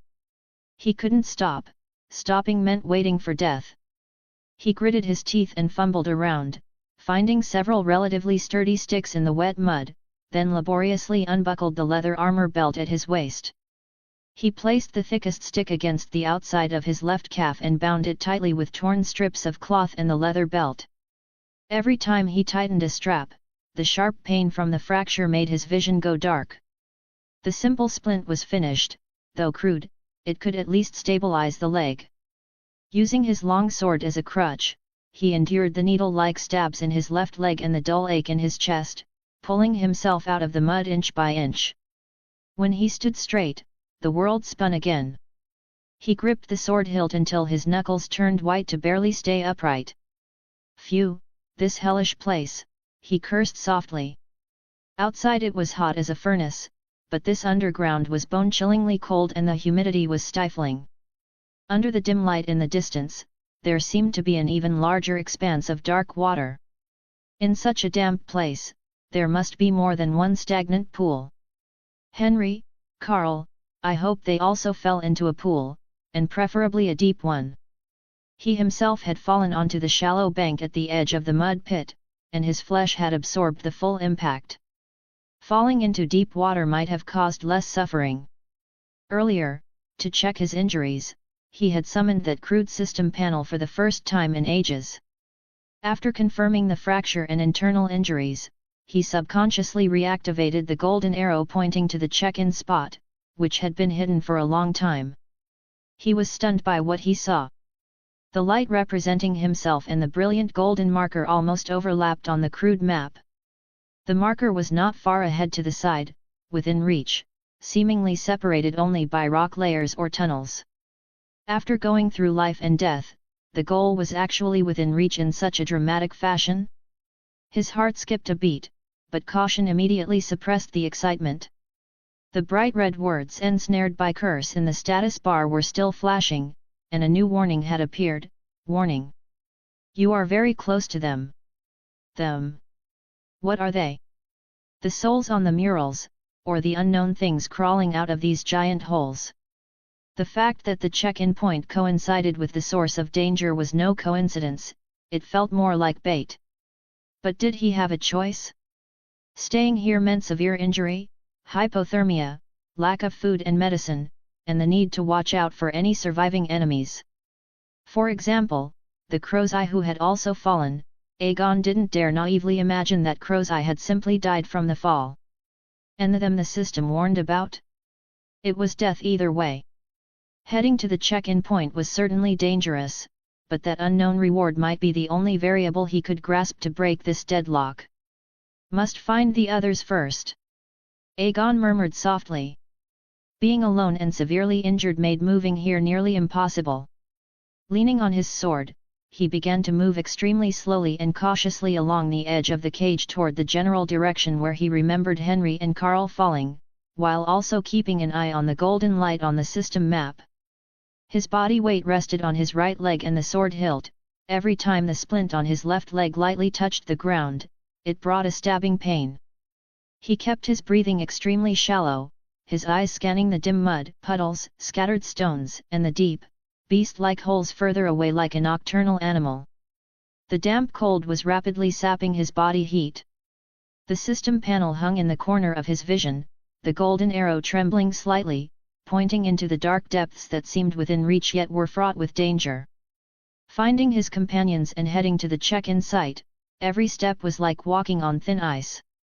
Advanced chapter available on Tron LUFFY 1898. Chapter 24, Chapter 24, Human Face. Aegon, leaning on his long sword-turned cane, began what was perhaps the slowest and most painful trek of his life, navigating a gloom where he could barely see his own hand. The space at the bottom of the cage was far vaster and more intricate than it had appeared when viewed from above. Massive stone walls stretched into the darkness as if they had no end. The ground was uneven, with shattered rocks, rotten wood, and other hard objects he dared not and did not wish to dwell upon, hidden beneath thick layers of accumulated sludge. Every step required testing the ground first. His injured left leg provided almost no support on the slippery mud. He relied entirely on the strength of his right leg and arms, along with the long sword plunged deep into the mire, serving as his third point of support. The icy dampness was pervasive. His already soaked clothes clung tightly to his skin, relentlessly stealing what little body heat he had left. Aegon shivered uncontrollably, and every breath he exhaled produced a faint white mist that immediately dissolved into the colder air. Light sources were extremely limited. Only the occasional patch of sickly green, faintly glowing moss adhered to the walls. The light was hazy and dim, barely outlining the vague shapes of nearby objects, which only added a sense of sinister strangeness to the darkness further away.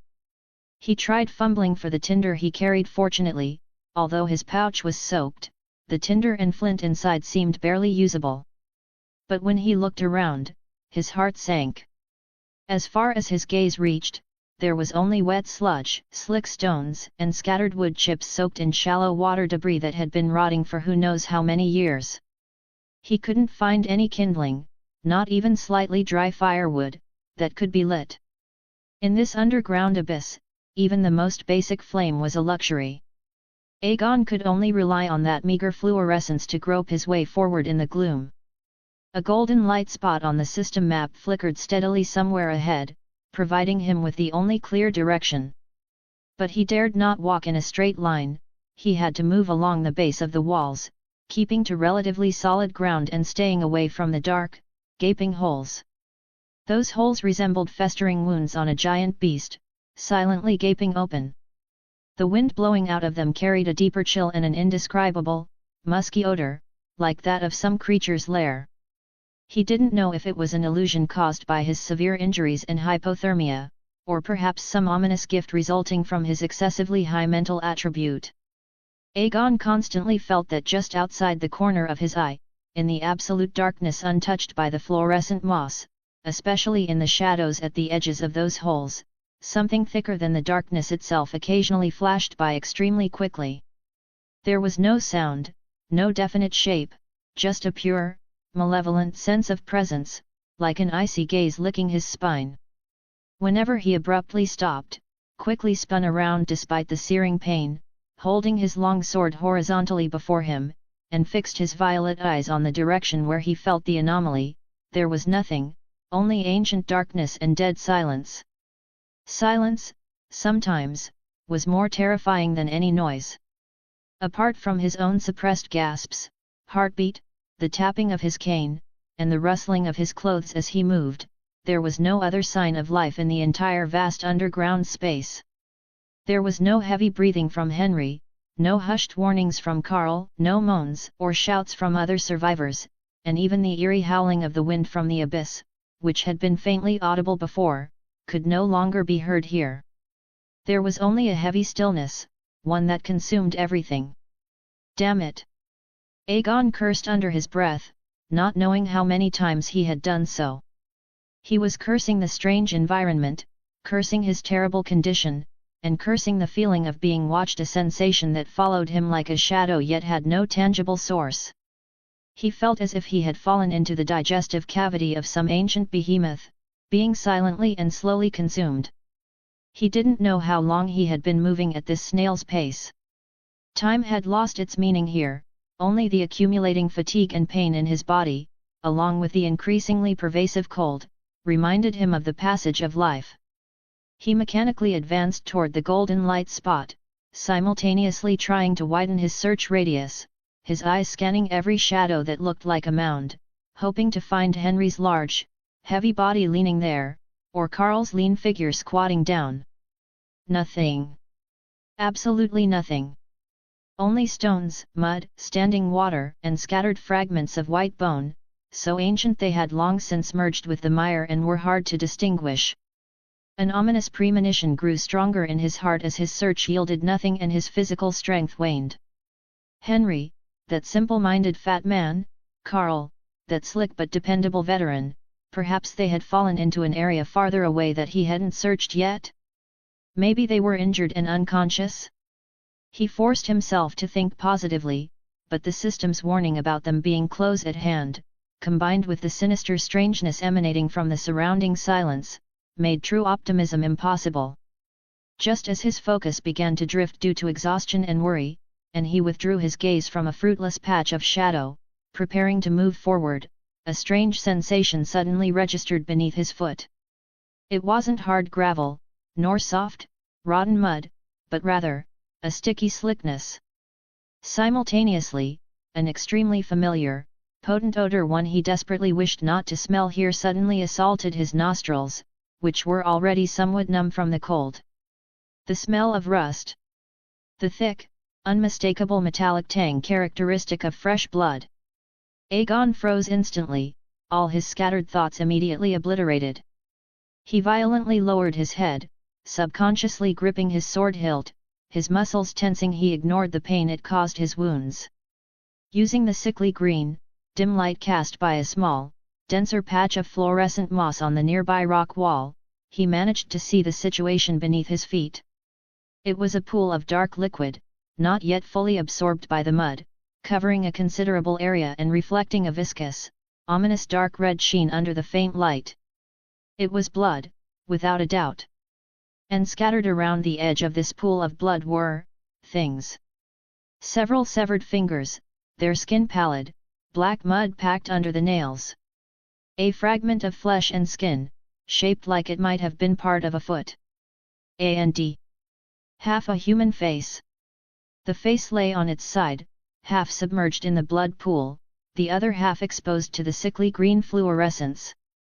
The eyes were wide with terror, the pupils dilated, having lost all vitality, yet frozen in the unparalleled fear of the final moment of life. The cheek muscles were contorted, the mouth stretched open at an impossible angle, seemingly trying to scream, but forever fixed in a silent instant. Aegon recognized this face. Although it was distorted by extreme terror at this moment, he remembered it. It was Old Buck, the slick old mercenary who had incited trouble on the ship and whom Crow's Eye had used to establish authority when they landed at the ruins. Advanced chapter available on Tron LUFFY 1898. Chapter 25, Chapter 25, Determination. Aegon's breath hitched. A chill shot straight up his spine to the top of his head. From the blood that had not yet dried, it was clear that old Buck had died here not long ago, yet as he struggled forward, why had there been no sound? No screams, no struggle? Aegon suppressed his horror, calming himself as he looked around. Only then did he realize the terrain had changed. The dense holes on both sides converged and squeezed together here, finally merging ahead into a single, massive, upward-sloping pitch-black cave mouth. The edges of the opening were jagged and covered in massive gouges, as if repeatedly gnawed by giant teeth. The fluorescent moss grew dim here, the light barely illuminated the edges, and beyond that lay a darkness that swallowed everything. This opening did not look like a passage, but more like the slightly agape throat of a sleeping behemoth. And he was standing right before that throat. At his feet were old Buck's still warm blood and remains. On the system map, that golden light point pointed unflinchingly deep into the cave, silent. To enter, or not to enter. Inside the cave were the system's warnings and old Buck's bloody omen. In his current state, was there really a way to survive if he went in? But if he didn't go in? Staying here meant no food or medicine, severe injuries and hypothermia, and the faint presence of watchers in the dark. Staying was just a slow death. Henry and Carl were still missing. And that check-in point, that possible glimmer of hope, was inside the cave. The ghastly green fluorescence reflected off his pale face. He looked at old Buck's face, frozen in terror, then toward the bottomless cave mouth. The coldness of the long blade traveled from his palm. Aegon closed his eyes briefly for a second or two, taking a deep breath of the cold, blood-scented air. When he opened them again, the fear remained, but it was joined by a cold resolve. It was a choice born of desperation, a gamble on a slim hope, or perhaps an instinctive impulse brought about by the paranoid and mad side of the Targaryen bloodline. There was no way back. He gripped the hilt tightly and stepped over the pool of blood. Dragging his injured leg, he stepped into that darkness. The darkness was like thick ink, swallowing Aegon's figure. Only the faint green light of the moss at the cave entrance flashed once on his silver hair before he disappeared entirely. All his senses were taut, and the only things left in his ears were his own heavy breathing and the drum-like beating of his heart. A very subtle, persistent rustling sound. It didn't come from any fixed direction, it was more like it filled the air, flowing along the stone walls, fine and rhythmic, somewhat like the wail of wind blowing through a narrow crevice, yet thicker, with a cold, damp texture. Aegon stopped in his tracks, listening intently, every muscle in his body tensing. The sound was pervasive, plucking at his frayed nerves. He forced himself to analyze it calmly. It's the sound of the wind. He told himself in his heart that it must be the echoes of airflow passing through these complex holes and cracks. This place is just a giant resonance box. The knowledge and logic of his past life were trying to dispel his instinctive fear. He remembered that in certain caves or canyons, specific wind speeds and angles could create eerie sounds similar to wailing or even human voices. The environment here was only more complex, it was perfectly normal for sounds to be distorted and amplified. His taut nerves relaxed slightly. Though that omnipresent rustling still made his spine tingle, at least there was a rational explanation. He no longer tried to find the source of the sound, instead treating it as background noise. He refocused his attention on the dark path beneath his feet and the faint system light point ahead, continuing to limp deeper inside. At the same moment, in another corner of this vast underground labyrinth, the same faint, elusive rustling sound reached Euron Greyjoy's ears. His situation was even worse than Aegon's. When falling from the heights, he had reacted extremely quickly. Relying on his inhuman sense of balance and cruel survival instinct, he had managed to kick off several unfortunate Ironborn in midair to slow his descent, finally crashing into a relatively soft pile of mud and narrowly surviving. But one arm was clearly dislocated, hanging limp, and several deep abrasions had been added to his face. The Ironborn gathered around him numbered fewer than 100, every one of them injured and looking terrified. A few even had broken legs and could only be supported by their companions, letting out suppressed groans in the darkness. They had just escaped from a fork in the road, leaving behind several corpses torn beyond recognition, as well as a pungent, fishy stench and another indescribable sweet, sickly odor that had not yet dissipated from the air. That thing, or those things, moved frighteningly fast, making almost no sound of footsteps, only erupting into teeth-grinding friction and tearing sounds at the moment of attack. Crow's Eye hadn't even seen their full form, only catching glimpses of several swift, whip-like shadows and shell-like silhouettes reflecting a faint light. It was that slippery old mercenary, Buck something, who happened to be in the direction the monster pounced from, and Euron had pushed him out without hesitation. Old Buck's short scream and the subsequent scalp-numbing sounds of chewing had bought them precious time to flee. Now, they were huddled in a relatively sheltered rocky hollow, listening to that seemingly omnipresent rustling, as if enveloped in an invisible spider web. Are those things coming again?" A young Ironborn's voice trembled, his knuckles white as he gripped a chipped long axe tightly. "It's the wind, you fool!" Euron's voice rang out. It wasn't loud, but it carried a strange, cold penetration that drowned out the low, fearful murmurs. His one good eye slowly scanned the crowd in the gloom, his blue-purple lips twitching in the shadows. "Just the wind blowing through stone cracks, and you've lost your nerve? Forgotten you're the chosen of the drowned god? Forgotten how the men of the Iron Islands pillage in the storms?"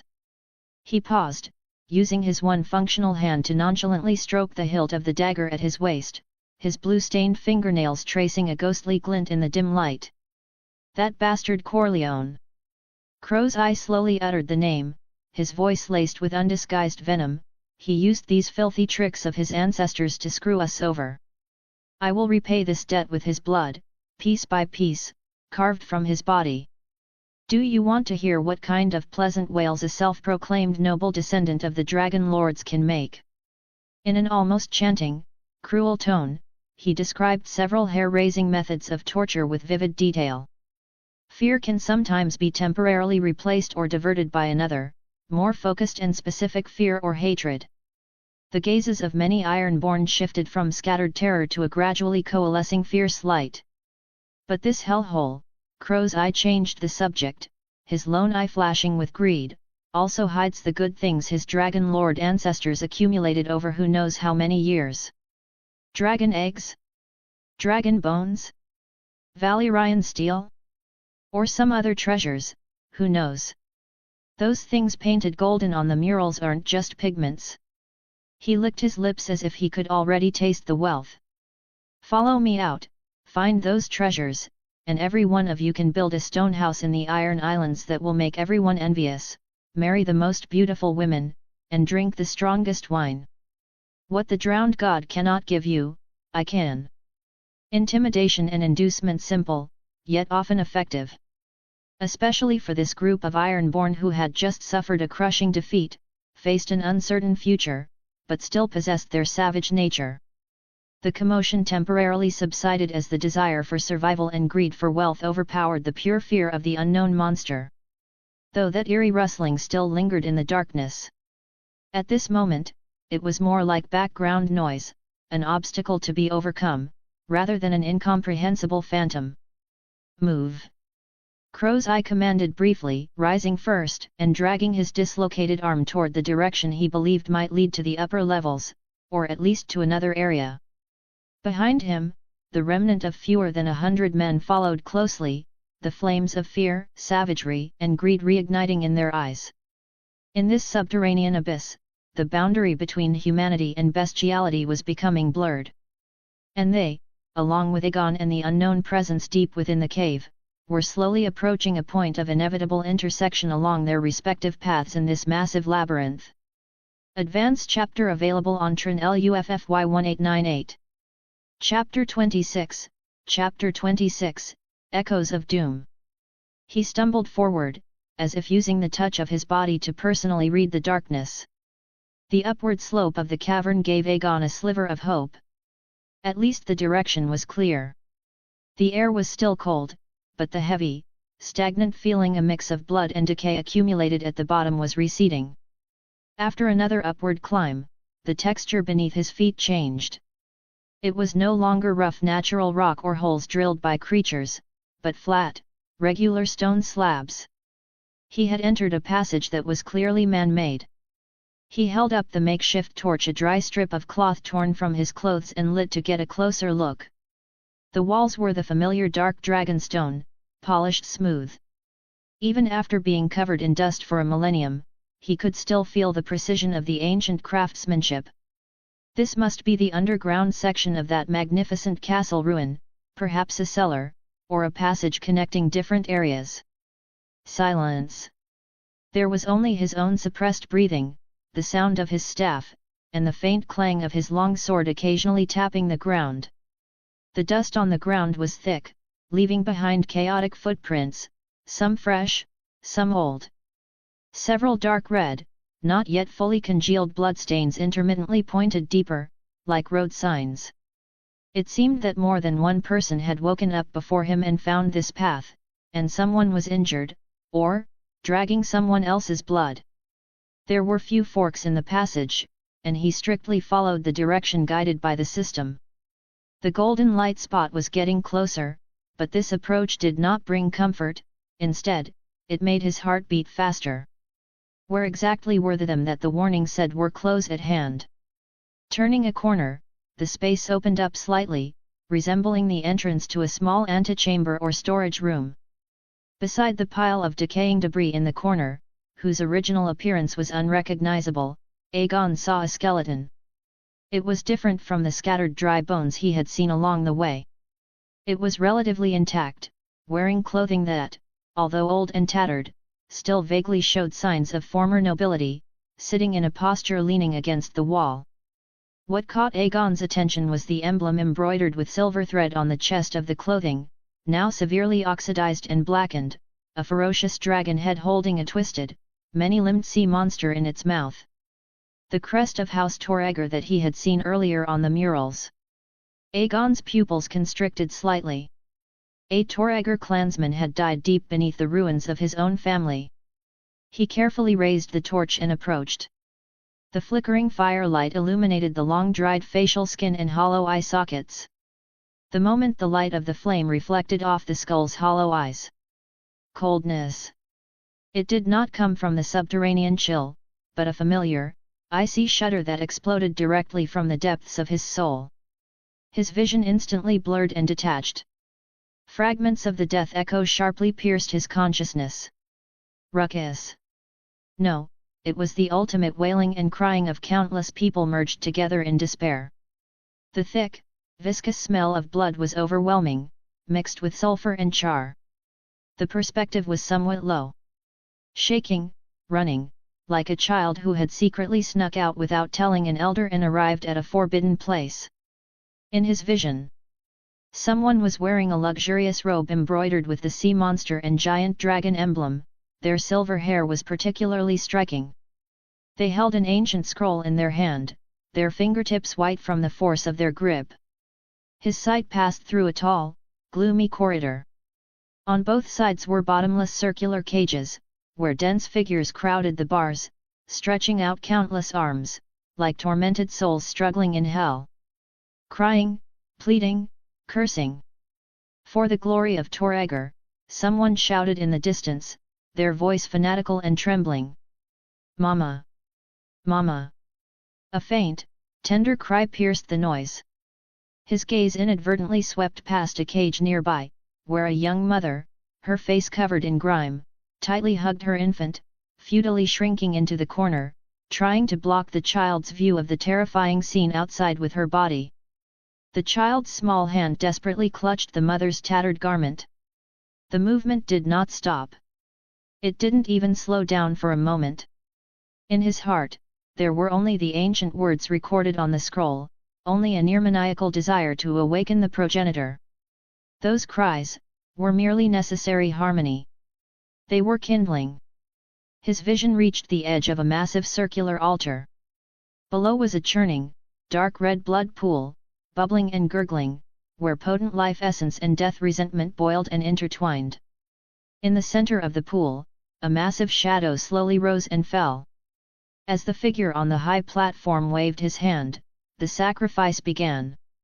There were armored soldiers, and commoners driven in from the other side, lining up, being pushed onto the platform, their throats slit, and their blood drained. Warm life transformed into streams, flowing into the pool. The mother and infant were also roughly dragged over. The mother screamed hoarsely, pressing the child tightly against her chest. The executioner frowned, seemingly annoyed by her interference, snatched the child and threw it aside, then swiftly slit the woman's throat. Blood splattered. The child fell onto the ground, watching blankly as his mother convulsed and collapsed, watching the red spread over and wet his small hand. He was stunned, forgetting even how to cry. The executioner reached out to grab the child, just then. The ground beneath their feet began to shake violently, without warning. 10, perhaps 100 times more intense than any previous volcanic unrest.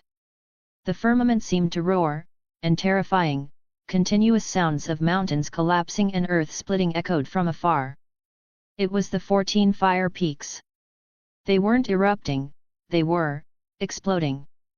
Perhaps the gods were enraged by this crime and were delivering divine punishment. The doom. It's the doom. The fanaticism transformed into boundless terror. The crowd went completely mad, trampling one another.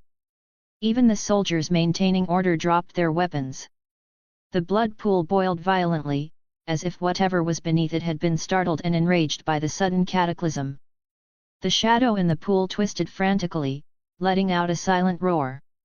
Immense waves of malevolent and hungry intent, mixed with the residual souls of countless newly sacrificed victims, swept out like an uncontrolled storm. No. The ritual is not complete. The silver-haired man on the high platform roared unwillingly, trying to approach the blood pool to finish the final step. But it was too late. The departed souls, forcibly gathered but losing guidance due to the ritual's interruption, were enveloped by the residual tyrannical will of the progenitor dragon, forming a terrifying entity. The first ones they lunged at were the people by the altar wearing the Targaryen crest, the chief sacrificers. Why, we are your... Before the figure on the high platform could finish his words, the icy, invisible sea of spirits swallowed him. His vision shook and spun, as if being dragged away from this hell. The last thing his perspective saw were countless twisted faces full of bitter hatred, and the infant lying in the pool of blood with empty eyes, a child of similar age but with a vastly different fate. Advanced chapter available on Trin LUFFY 1898. Chapter 27, Chapter 27, The Curse. Memories skipped, and time flowed by. He hid in a corner on the other side of the narrow sea, listening to fragmented rumors coming from Westeros. Targaryen, another family that survived by luck, had actually crowned themselves kings in that savage land? What right do they have? Based on a few dragons they were fortunate enough to take with them?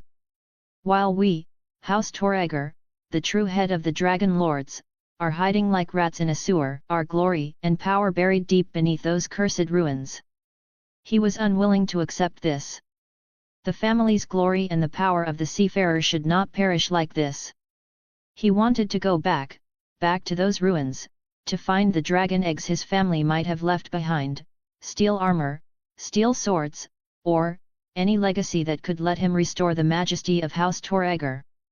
He thought of a horn, one that only powerful dragon lord families were worthy of possessing, a dragon horn capable of commanding dragons on a massive scale. It was right here, in the underground secret chamber deep within the family castle. After enduring countless hardships, evading monsters and disarming traps, he finally found this family vault that might contain secret treasures. Look, the family crest embedded in the wall was still there. He stroked it excitedly, fantasizing about finding dragon eggs, hatching them, riding them, and making the world tremble under the wings of Targaryen once more. Suddenly, a sharp pain came from his fingertip, a wound accidentally cut by a stone shard during his earlier exploration. As he touched the family crest, a drop of blood seeped out and fell upon it. The deathly silent secret chamber suddenly came alive. It wasn't the sound of gears turning. It was countless whispers filled with extreme pain, resentment, and madness, exploding directly from the depths of his soul. On the walls, the floor, and in the air, countless twisted, translucent figures burning with blood-colored dark fire emerged. They were the souls of those who had been slaughtered and sacrificed on this land. They had been imprisoned here all along, sleeping, or rather, waiting. Waiting for a key. Waiting for a wisp of familiar aura. His insignificant drop of blood, his Dragon Lord blood originating from House Targaryen, the very blood that participated in and ultimately enjoyed that grand blood sacrifice, was like a lit torch in the dark, like blood dripping into a pack of sharks. The vengeful spirits looked at him. In eye sockets without pupils, the fires of a curse spanning hundreds of years burned. The roars of thousands of souls merged into a shriek that directly tore through the soul. He turned to run, but an invisible force seized him. He couldn't feel his flesh being bitten, but he could clearly feel his consciousness, memories, and soul being frantically torn and devoured by countless cold, slimy, and hateful existences. It was as if the pain he had witnessed the sacrificial victims suffer was being magnified 10,000 times and inflicted upon his own soul. His final consciousness was an indescribable agony and eternal icy darkness, along with an incredibly clear realization branded deep into his soul with blood. Your blood is the horn that awakens us. Your soul is the sacrifice that appeases our wrath. All of the Dragon Lord blood, who step foot here, must pay. Ugh! Aegon jerked his hand back as if burned by a branding iron, staggering backward until his back slammed heavily against a cold stone pillar before stopping. The torch slipped from his hand, rolling a few times on the dusty floor, stubbornly refusing to go out. He gasped for air, cold sweat drenching his forehead, his purple eyes filled with unprecedented terror. His heart pounded so hard it almost shattered his ribs. It wasn't just because of those bloody and cruel memory fragments, the madness of the sacrifice, the horror of the doom, the wretchedness of the flight. It was even more because of the information and rules that were transmitted to him with absolute clarity at that final moment. Leaning against the stone pillar, he slowly slid down to sit on the ground. The cold floor sent a chill through his soaked clothes, but it was nothing compared to the coldness in his heart. He understood everything now. Why the system repeatedly warned to avoid bleeding and do not let them discover you. Why his bloodline felt repulsion and malice here. Why a single drop of blood before the mural had drawn such a terrifying gaze. Why this descendant of Targaryen died so strangely, his corpse intact, but his soul completely devoured. At this moment, Aegon finally understood what the system meant by that sentence. The souls devoured by blood and fire still curse the Dragon Lord bloodlines that step into this land. The truth of the curse was this pursuit of blood debt across time. The unprecedented, God-defiling blood sacrifice House Targaryen performed here years ago had not only failed to awaken the primordial dragon but had instead polluted this land with the lives and towering resentment of hundreds of thousands who died miserably. These souls were bound here. Their hatred did not dissipate with time but turned into a vicious curse targeting specific goals. The target of the curse was extremely precise: Dragon Lord blood. More accurately, it was House Targaryen, who performed the blood sacrifice, and the Valyrian Dragon Lord descendants who shared similar sinful blood.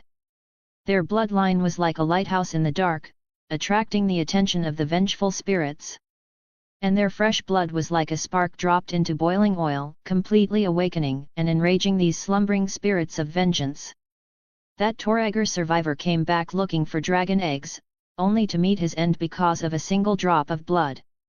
His soul was torn apart and eaten by the spirits, becoming the freshest snack at their feast of revenge. And he, Aegon Targaryen, had the same Valyrian dragon lord blood flowing through his veins. Though their families were different, in the perception of these souls who had been tormented by madness and resentment for centuries, there was likely no great difference. They were all descendants of executioners, all objects of revenge to be devoured. So that's it.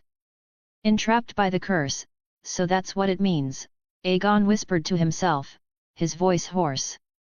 This curse wasn't some ethereal bad luck, but an extremely vicious and precise hunting mechanism.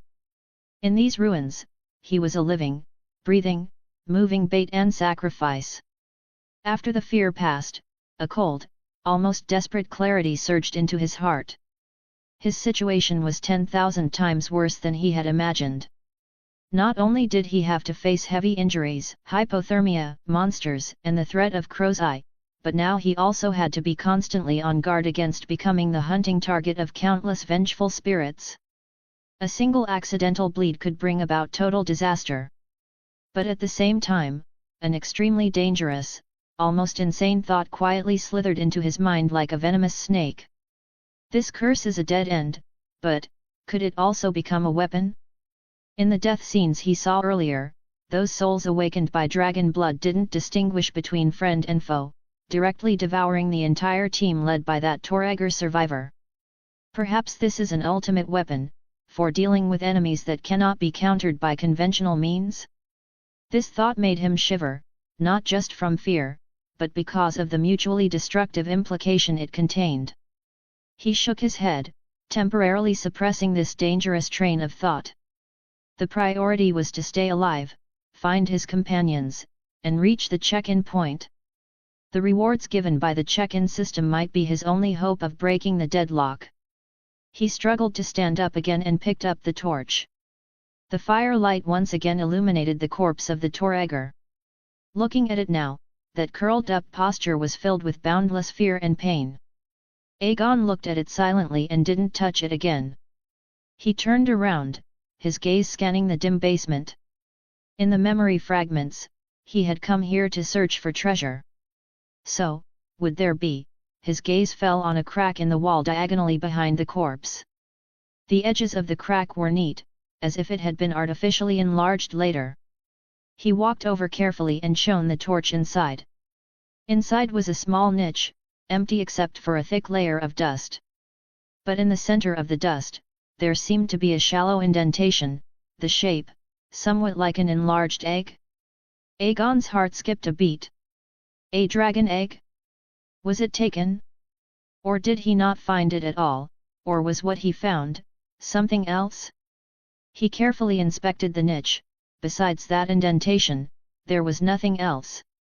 Aegon felt a bit disappointed but didn't dwell on it too much.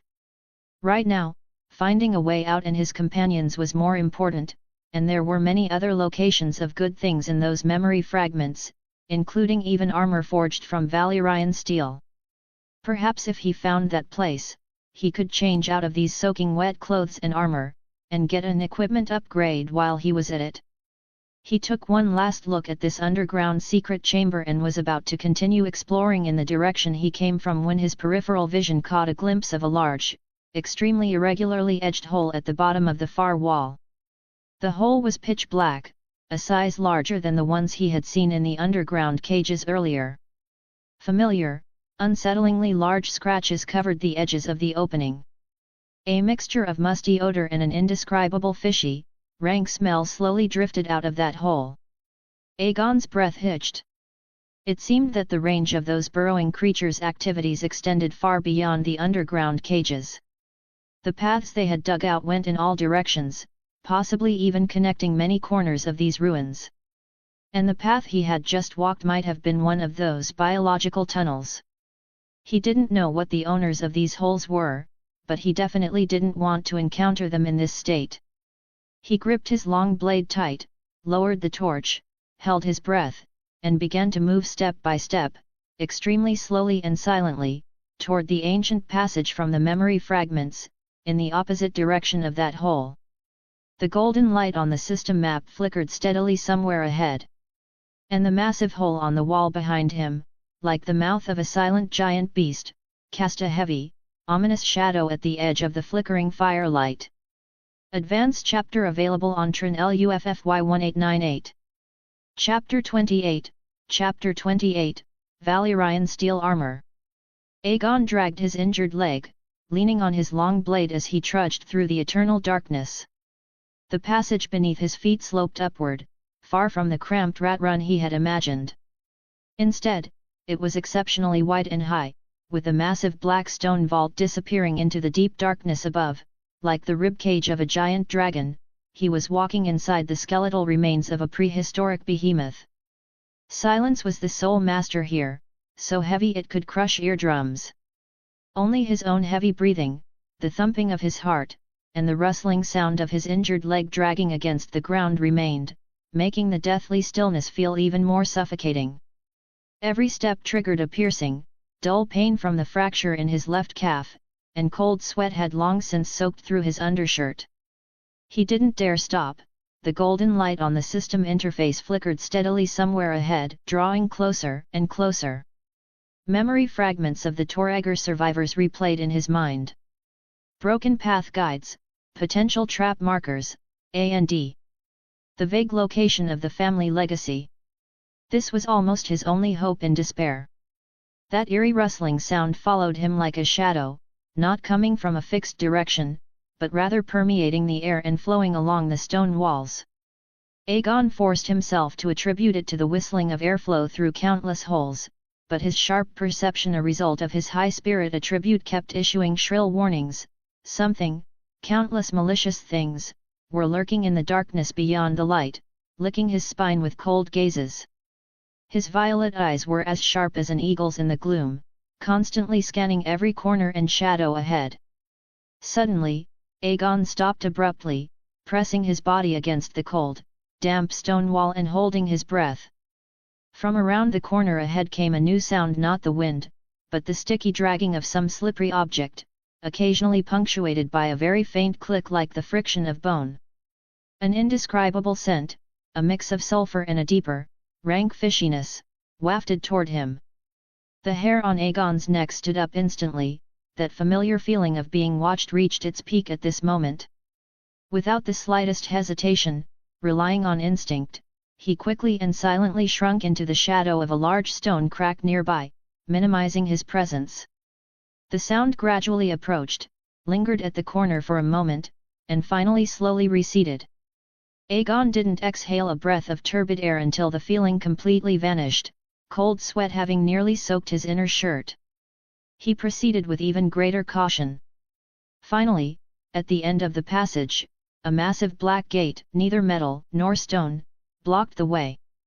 There were no decorations on the door, only a deep palm print indentation in the center. Aegon stared at the indentation as a throb from deep within his bloodline reached him. Recalling a fragmented ritual scene from a death replay, he hesitated for a moment before slowly pressing his palm, stained with mud and dried blood, onto it. Silently, the massive gate slid to one side without making the slightest sound. The sight behind the door made Aegon's breath hitch. The secret chamber was vast beyond imagination. It was less a room and more a forgotten underground palace. Giant stone pillars, so thick it would take 5 or 6 men to encircle them, supported a vault hidden in the darkness that seemed to have no ceiling. The air was thick with the cold, stagnant scent of 1,000 years of seclusion. The floor was paved with massive, polished obsidian slabs, smooth enough to reflect light. In the center of the hall, on a circular stone platform clearly higher than the ground, 2 objects stood quietly. The first thing to catch Aegon's eye was a suit of full plate armor hanging on a metal rack in the center of the platform. The armor was a profound dark black all over, yet under the starlight, it flowed with a dark red luster like ripples on water. It was the legendary Valyrian steel. Its design was not as heavy and clumsy as the knightly plate armor common in Westeros. Instead, it presented sleek and sharp lines. The pauldrons were cleverly shaped into roaring dragon heads, the breastplate was carved with intricate, seemingly natural patterns of flames and dragon scales, and the joints were ingeniously connected, ensuring protection without hindering flexibility. A sense of calm and powerful strength rushed toward him. On the stone platform beside the armor lay a strange horn. The material looked like black jade yet also like some kind of metal, its surface entwined with stripes of red gold and dark steel, inscribed with twisted Valyrian runes that seemed to possess a life of their own. Even while lying still, it emitted a heart-palpitating wave of ancient magic. The opening of the horn was deep and dark, as if leading directly to a burning abyss. A guess surfaced in his heart. Is this the dragon horn? Aegon's heart began to pound wildly. Suppressing his excitement, he stumbled onto the stone platform. He first carefully touched the set of Valyrian steel armor. His fingertips felt a cool yet warm sensation that resonated faintly with the cursed bloodline within him. The soaked armor he wore was constantly sapping his body heat. Aegon no longer hesitated and quickly and with difficulty stripped off his old, tattered, and filth-stained armor and damp clothing. When his skin touched the cold inner lining, he couldn't help but shiver. But as he put on the steel armor piece by piece, greaves, cuisses, tassets, breastplate, vambraces, gauntlets, pauldrons, and finally donned the ferocious-looking, fully enclosed dragon head helmet that only exposed his eyes and chin, an indescribable feeling flowed through his entire body. The armor was incredibly light, like a second skin, yet it felt indestructible. The lingering cold moisture was completely blocked out, and his body temperature rose rapidly. More wonderfully, the sharp pain in his left leg and the aching fatigue of his entire body seemed to have lessened considerably. He walked to a relatively smooth obsidian wall that could vaguely reflect an image. In the mirror, a figure stood tall, covered in heavy dragon scale armor woven with dark black and dark red. The dragon head pauldrons rose proudly toward the sky, revealing only a pair of violet eyes burning with cold flames. The originally bedraggled silver-haired boy had vanished, replaced by a majestic and dangerous warrior from the era of the ancient dragon lords. Just then, the sound of footsteps and noisy voices approached from a distance, shattering the silence of the hall. Aegon's heart skipped a beat. He instantly extinguished the torch in his hand, moving as fast as lightning to quickly stuff the dragon horn into an inconspicuous crevice in the shadow beneath the stone platform. He then retreated rapidly, pressing himself into the shadows of the innermost corner of the stone chamber, his hand gripping the hilt of the long blade at his waist. Even though this common steel seemed meaningless in the face of Valyrian steel. Advanced chapter available on Tron LUFFY 1898. Chapter 29, Chapter 29, Rupture. Heavy leather boots stepped onto the smooth obsidian floor, producing hollow echoes that drew closer from the distance. The Ironborn filed in, stepping into this hall that had been silent for untold centuries. The orange-red light of the torches in their hands instantly stained this quiet domain, clashing with the cold, pitch-black dome above. By the drowned god! One Ironborn looked up at the ceiling, which was so high the top was invisible and filled with giant pillars, his grimy face filled with dull shock. The torchlight twisted and elongated on the mirror-smooth floor, reflecting their small and wretched figures. "What the hell is this place?"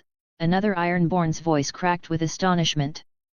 Crow's Eye said there were treasures under these ruins, but he didn't say there was a place like this. Treasure? Where's the treasure? An Ironborn with fresh burns on his face looked around irritably and spat out bloody saliva. "Since falling into this hellhole, we've found nothing but stones, mud, and those fireworms crawling out of the magma. Not a single damn thing." Several brothers were dragged down, armor and all, leaving nothing but two short screams. Their gazes were naturally drawn to the stone platform in the center of the hall, which was significantly higher than the floor. The Ironborn exchanged looks, gripped their weapons, and cautiously approached the stone platform in a loose encirclement. The firelight gradually illuminated the top of the platform. Empty. The stone platform was empty. There was only the cold stone surface, covered in a uniform, extremely thin layer of dust. Fuck. The Ironborn with the injured ear couldn't help but curse, kicking the base of the stone platform hard, producing a dull thud. "It's fucking empty again." "No, it's not," a cold, oily voice came from the entrance. The Ironborn tensed up, immediately fell silent, and moved aside to make way. Euron Greyjoy paced in. His dislocated arm seemed to have been crudely reset and was haphazardly secured to his side with strips of a torn cloak. The new abrasions on his face looked particularly hideous under the flickering torchlight. That single eye first swept over the magnificent, heart-stopping underground hall with an almost indifferent attitude, and then his gaze landed on the empty stone platform in the center. The abnormal blue-purple tint at the corner of his mouth shimmered with an eerie luster under the orange-red torchlight. "It seems a rat got in here before us." Crow's Eye's voice wasn't loud, but it made every Ironborn prick up their ears. He didn't look at the stone platform. Instead, slowly and with a cat-and-mouse playfulness, he cast his single eye toward the side and rear of the platform, the deepest corner of the hall. That was the place where light was hardest to reach and the shadows were thickest. Like playing hide-and-seek. Crow's Eye licked his lips, his blue-stained nails lightly tapping the hilt of the dagger at his waist. Pity. A rat is a rat after all. No matter how deep you hide, you can't cover up that disgusting stench. Silence reigned in the shadows. After a few breaths, at the edge of that impenetrable shadow, the light seemed to be quietly swallowed by some entity. A figure, its outline going from blurred to clear, slowly stepped out of the darkness, walking with steady steps that produced clear, cold, and hard echoes on the smooth obsidian floor. The base was dark black, yet it flowed with a dark red luster like ripples on water under the torchlight. The armor's design was sleek and sharp, with the pauldrons shaped into roaring dragon heads. It covered every inch of the body, and a sense of calm and extraordinary power radiated from it. It was definitely no ordinary steel. The visor completely concealed the face, leaving only a narrow slit for vision. The Ironborn gasped and subconsciously took half a step back, their eyes exploding with shock, which was then replaced by a more intense greed. This armor was no ordinary item. The moment Euron's single eye saw the armor, a flash of brilliance flickered deep within his pupil. It was the ultimate desire to possess an unknown treasure. His gaze was fixed on the position of the visor slit. Just then, the figure seemed to turn slightly due to their appearance, and a few strands of silver-white hair slipped out from the gap between the helmet's edge and the gorget, looking particularly striking. Simultaneously, behind the visor slit, those violet eyes, like frozen flames, sharply swept across the scene. Crow's Eye noticed the reveal of silver hair and violet eyes, and his blue-purple lips curled into an oily arc. "Aha, look who we have here! Our lost little Dragon King has not only found his way, but also changed into a, quite convincing set of tin skins." His gaze swept over the flowing dark red luster, and an imperceptible scrutiny flashed in his single eye. "This material is interesting. It seems," Crow's Eye began, his voice terrifyingly soft yet carrying the coarseness of an iron hook scraping a ship's hull, "our little Dragon King has not only a nimble tongue but also quick hands and feet. This outfit suits you well." However, his tone suddenly turned cold, his single eye locking onto Aegon. "I suggest you take it off. Now. Or shall I help you?" Crow's Eye sized Aegon up and down, as if evaluating a lost and found peerless treasure, and also as if looking at a bold thief who dared to touch his property. "Although the process will be a bit rough, and it'll inevitably be stained with your blood, dirtying these beautiful plates. I don't care." The cloudiness in Euron's single eye vanished, leaving only an ultimate, boiling desire for possession. Aegon's sword-like brows furrowed, and his voice came through the visor with a metallic resonance, yet it was exceptionally calm. "You can try. See whether I fall first, or your blade chips first." His gaze quickly swept over the group of captives being shoved in by the Ironborn, and his heart sank. Henry's fat body was huddled in the back, his left arm hanging unnaturally, with a fresh gash on his face. Carl stood near the front, though disheveled, he had no serious injuries. They were still alive, which allowed his tensed nerves to relax slightly. "Had." Crow's Eye acted as if he had heard something amusing, a gurgling chuckle coming from his throat. He turned his head and waved casually toward the outside of the hall. The Ironborn roughly shoved the captured mercenaries. Crow's Eye pointed his dagger at them, his tone nonchalant, "Look at these poor worms. They could have been like those previous useless ones, quietly acting as bait and dying for a purpose. Unfortunately, they weren't very obedient and wasted a bit of my time." He paced to a shivering young mercenary and patted the man's pale face with the flat of his cold dagger. "Now, they have a new use." Crow's Eye turned back, his single eye fixing on Aegon again, flashing with undisguised cruelty. "Every time you refuse, I'll slit someone's throat. Starting with the loudest one." The air froze. Aegon's hand gripping the blade tightened, his brow furrowed under the visor. He was silent for a few seconds, as if weighing his options.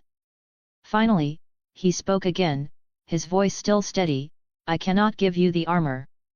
But there," his empty left hand rose, pointing to an inconspicuous shadow crevice below the stone platform, "is another item that might be more to your taste." Under the gazes of Crow's Eye and the Ironborn, which focused instantly, Aegon slowly walked to the edge of the stone platform, leaned over, and from the shadow crevice, took out the dragon horn wrapped in red gold and dark black steel bands. As soon as the horn appeared, the ancient magical fluctuations it contained seemed to be activated, and even the orange-red glow in the air seemed to tremble for it. The Ironborn's breathing became heavy again, and even the captured mercenaries widened their eyes. The dragon horn. Aegon held it up, letting the torchlight and starlight illuminate the twisted runes on it. "It is said to bind the will of dragons. Its value is far more than a set of armor." The moment Euron's single eye saw the horn, the light bursting from it almost burned through his eye patch. It was the most primal greed for power, for control, and for legendary objects. His action of licking his lips became hurried. "Use this," Aegon's voice echoed clearly in the hall, "to exchange for all of them. The horn is yours, you release the people, and we each get what we need." He knew the legend of this horn: dragons will obey the horn's master, but the blower will die with their internal organs burning. This hot potato was better off handed to Crow's Eye. Crow's Eye did not answer immediately. He stared fixedly at the dragon horn, the light in his single eye flashing crazily. Time passed second by second, each second feeling like it was grinding over a taut steel wire. Finally, the hideous expression on Crow's Eye's face receded like a tide, replaced by a strange, almost calm curve. He slowly nodded, "A very fair trade, boy. Give me the horn." He waved his hand at the Ironborn, "Release them." The Ironborn began to cut the ropes on the mercenaries while grumbling. The mercenaries slowly gathered toward Aegon, filled with uncertainty. Aegon seemed to breathe a sigh of relief, and his hand holding the horn lowered slightly, preparing to fulfill the exchange. Just as the first released mercenary stumbled past Euron, and the attention of most Ironborn was drawn to this process. "Take him." Crow's Eye's voice was bone-chilling, without a hint of hesitation. The three Ironborn closest to Aegon had long been ready. Upon hearing the command, they pounced forward like hounds, roaring. Battle-axes and scimitars, carrying the sound of wind, hacked toward that dark armor from three different directions. Aegon's long-tensed nerves and muscles exploded at this moment. He had seemed relaxed, but in reality, he had maintained the highest level of vigilance throughout. Facing the sudden ambush, he slammed the dragon horn like a blunt weapon toward the enemy on the left, forcing him back, while simultaneously spinning his body to the right, his long blade precisely parrying another scimitar, sending sparks flying. The third battle-axe grazed his breastplate, leaving only a shallow mark on the Valyrian steel and producing a tooth-aching scraping sound. Hat! Crow's Eye stood outside the circle of battle, his single eye coldly watching the melee before him, his lips curling into a cruel arc. He waved his hand gently, and several more Ironborn joined the fray with howls, attempting to wear down Aegon's stamina with numbers. Time and time again. He whispered to himself, his voice like a snake's hiss, "Who do you think you're playing games with?" He, Euron Greyjoy, never knew what credit or trust was. He wanted everything: the treasure, and everyone's lives. His patience had run out. Advanced chapter available on Trin LUFFY 1898. Chapter 30, Blood Flame 1. The massive clang of metal clashing erupted within the underground hall, sparks showering down like rain. Aegon stepped sideways to dodge a heavy cleave. The battle axe grazed his breastplate, scraping a series of ear-piercing shrieks against the Valyrian steel, yet leaving only a fleeting, faint white mark. He twisted his waist with the momentum, the long blade in his hand flicking out like a venomous snake's tongue, slashing upward at an angle from below. The tip of the blade accurately probed into the gap in the Ironborn's leather armor at the armpit, one of the most lethal angles for dealing with armored opponents he had learned through countless life and death struggles. Ugh! Ah! The Ironborn howled in agony and retreated, blood gushing from his armpit and splashing a dark red patch across the pitch-black floor. But the attacks did not stop, they followed one after another. Another scimitar had already struck from the right, aiming straight for his neck with the sound of breaking wind. Aegon didn't have time to pull back his blade to parry, he could only raise his left arm to tank the blow. The scimitar slammed heavily against his bracer, the vibration numbing his arm, yet the Valyrian steel remained completely unscathed. Taking the opportunity, he kicked the opponent in the stomach. As the Ironborn stumbled back, his long blade stabbed like lightning toward the man's face where there was only a thin layer of leather armor. The third, the fourth, the Ironborn surged forward like a tide. Aegon shifted and maneuvered within the siege, the Valyrian steel armor granting him unparalleled protection. However, every dodge still aggravated the unhealed wound on his left leg, and every parry consumed his already meager stamina. Armor could stop a blade's edge, but it could not entirely negate the force of the impact. Heavy blows felt like hammers hitting his body, shaking his internal organs. Clang! A two-handed battle axe cleaved with full force onto Aegon's shoulder. He gave a muffled groan, stumbling half a step, and used the momentum to drive his long blade into the opponent's throat. Warm blood sprayed onto his visor, blurring his vision. How many was that? 7? 8? Aegon had no time to count. His breathing was heavy, like a worn-out bellows, and every breath he took carried a thick scent of blood and rust. The undershirt beneath his armor was already soaked with sweat, clinging to his skin, forming a sharp contrast with the bone-chilling cold outside. The advantage and the cost were being demonstrated vividly at this moment. The Valyrian steel armor allowed him to weave through a forest of swords and gave him nearly invincible protection, but it had also become a massive burden on his stamina. Every Ironborn that fell was draining his already limited energy. Henry! Carl! Close in on me! Aegon roared, his voice sounding muffled and distant from beneath the visor. Not far away, Henry's large, stout frame stood like a reef in the sea. He brandished a battle axe snatched from some Ironborn, every swing carrying the power to split mountains and shatter stone. Carl, meanwhile, moved like a ghost along the edges of the battlefield, his lean figure exceptionally agile as he focused on attacking the Ironborn's lower bodies and joints. Led by the two of them, the dozens of surviving mercenaries plucked up their courage to fight the Ironborn. For a time, the sounds of clashing weapons, roars, and screams rose and fell, shattering the millennium-long silence of the hall. However, the disadvantage in numbers and equipment could not be overcome. The Ironborn were battle-hardened and well-equipped, every one of them wore sturdy leather or chain mail, and some even wore heavy plate armor. For every Ironborn the mercenaries killed, they often paid several times the price. The ground was soon covered with corpses, and blood stained the smooth obsidian floor red. No one noticed that the flowing blood did not spread randomly but seemed to be drawn by some invisible force. Eerily, it seeped toward the depths of the hall, into the dark corners and the cracks of the ancient runes on the walls, silently. Crow's Eye remained standing outside the combat circle, like a spectator enjoying a play. His single eye was almost constantly locked onto Aegon, showing nothing but contempt for the mercenaries' resistance. From time to time, he issued brief commands, directing the Ironborn to focus their siege on Aegon, while sending only a few men to block Henry and Carl's attempts to break through. Drain him dry.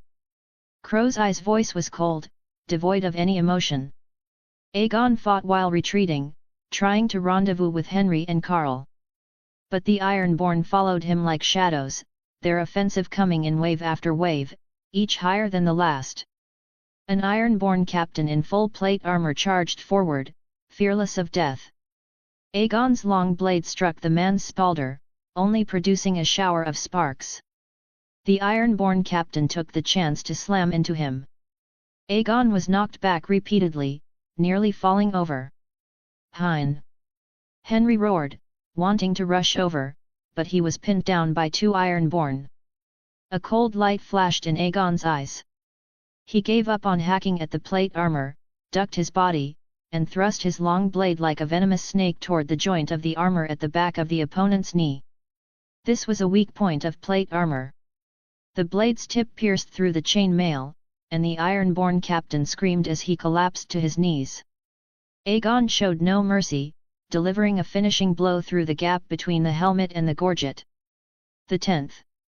But more Ironborn closed in. Aegon heard Carl's shouts being drowned out by the sounds of slaughter and saw Henry, covered in blood, still fighting with all his might. The distance between them was being pulled further and further apart by the tide of enemies. Crack!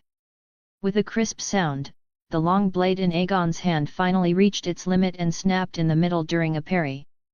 The broken half of the blade spun through the air and embedded itself into a nearby stone pillar, vibrating with a hum.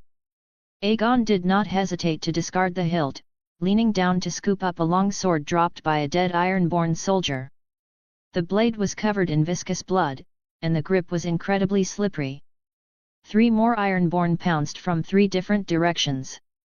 Aegon swung the sword in a horizontal sweep to force one back, narrowly dodged another vicious thrust by sidestepping, but a third battle axe slammed solidly into his back. Bang! The heavy blow felt like a mountain collapsing. Aegon's vision went dark, and a strong, metallic sweetness suddenly surged up his throat. He grit his teeth, veins bulging on his forehead, and forced himself to swallow that mouthful of blood. He couldn't bleed, he absolutely could not bleed here. The system's warning echoed sharply in his mind. He delivered a backhanded thrust, the sword's tip entering the eye socket of the Ironborn, who had relaxed slightly after landing the hit, finishing off his 11th opponent. But there were more and more people. Crow's Eye was like the most patient hunter, with every wave of his hand, there were always new Ironborn to fill the gaps. They were no longer in a hurry to attack forcefully, instead, they circled and drained him, using shields to ram and blunt weapons to strike. The Valyrian steel armor blocked the lethal edges, but the constant vibrations made Aegon's breathing increasingly ragged and his arms increasingly heavy. Clang! Clang! Clang! Heavy shield bashes slammed against his breastplate one after another, producing dull, massive booms. Aegon retreated repeatedly, every step feeling as if his lungs were on fire. He could clearly feel that his body beneath the armor was covered in bruises, the old wound on his left leg throbbed with excruciating pain, the edges of his vision began to blacken, and gold stars flickered before his eyes. Henry and Carl's shouts seemed to be getting further and further away, separated by countless brandished weapons and the hideous faces of the Ironborn. Aegon caught a glimpse of Henry, looking like a man made of blood, still struggling to fight his way over. Carl was trying to flank them but was being firmly held back. Complete isolation. Aegon realized that Crow's Eye's plan had succeeded. Using the mercenaries to distract him, and then using absolute numbers and continuous attacks to wear the guardian of this steel fortress to death in this dead end. Just then. Rumble, rumble, rumble. A roar far louder than any previous sound of battle came from the depths of the hall, and the entire underground space shook violently. It was as if some sleeping giant beast had been awakened and let out a roar of agony. Dust and debris from the ceiling showered down, and the eerie blue glowing moss on the walls instantly went dim and lightless. The earth shook and the mountains moved. Advanced chapter available on Trin LUFFY 1898. Chapter 31, Chapter 31, Blood Flame 2. The violent tremors didn't come from a single crack, but from the chain collapse of the entire hall's structure. The giant stone pillars supporting the vast dome began to tilt and crumble amidst a series of tooth-aching snapping sounds. First was a stone pillar furthest from Aegon and the densest group of Ironborn. It snapped in the middle, its upper half crashing toward the ground with thunderous force, instantly crushing several Ironborn and mercenaries who couldn't dodge in time into meat paste. It's collapsing. It's going to collapse. Run! Amidst the chaos, someone let out a shrill scream. But this was only the beginning. Like falling dominoes, more stone pillars snapped and toppled one after another. Massive obsidian slabs peeled away from the dome, crashing down like meteors, smashing deep pits into the ground and kicking up clouds of dust. The entire ceiling of the hall collapsed at a speed visible to the naked eye. Henry, Carl, and the others were positioned near a relatively fragile archway at the edge of the hall. A boulder smashed through the archway, causing a small-scale collapse, but by some fluke, it exposed the sky outside. Though it might have been just faint skylight filtering through a massive hole above or another underground space. Between them and Aegon, a wall of insurmountable ruins was instantly formed by the pouring boulders, broken pillars, and earth, cutting them off completely. Hein! Henry's eyes nearly split from rage, his portly body trying to rush toward the ruins, but he was held back firmly by Carl and another mercenary. He struggled and roared, watching helplessly as Aegon and the group of Ironborn besieging him were completely swallowed by more falling rocks and the collapsing dome structure, vanishing into the roar and dust. Go! Get out of here! The whole place is going to collapse! Carl's voice was hoarse, almost pleading, as he pointed toward the accidentally exposed exit. The few surviving mercenaries, without a word, dragged the nearly frantic Henry along as they stumbled toward that only path to survival. Looking back one last time, all Henry saw were the continuously falling boulders and the completely buried center of the palace. Aegon's figure had been entirely covered by the Shroud of Death, and beneath the ruins, Aegon was half buried in the rubble. His Valyrian steel armor protected his vital organs, but the impact sent his internal organs churning, and blood eventually seeped from the corner of his mouth. Pushing the stones away with difficulty, he looked around. Aside from the corpses of Ironborn littering the ground, there were only about a dozen Ironborn with fighting strength slowly closing in, and strolling over at his leisure crow's eye. Aegon was severely injured and his stamina was exhausted, he seemed to have fallen into an absolute dead end. Crow's eye approached step by step, his footsteps sounding exceptionally clear in the hall that had suddenly become deathly silent. His left hand casually toyed with a dagger shimmering with eerie green runes, his one eye looking down at the kneeling Aegon as if watching a moth caught in a spider web.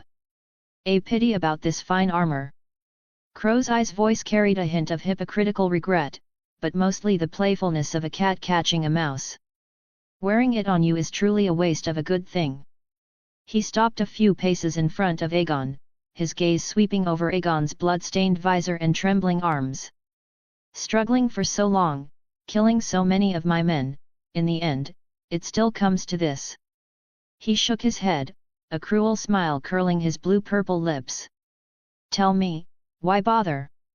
If you had handed it over early, perhaps you could have died more comfortably. Aegon lowered his head, panting heavily. Sweat mixed with blood dripped from his chin, splashing into small dark flowers on the obsidian floor. Malice was gradually reviving, coalescing. Aegon seemed to lack even the strength to lift his head. Crow's eye lost his final bit of patience, his gaze turning cold.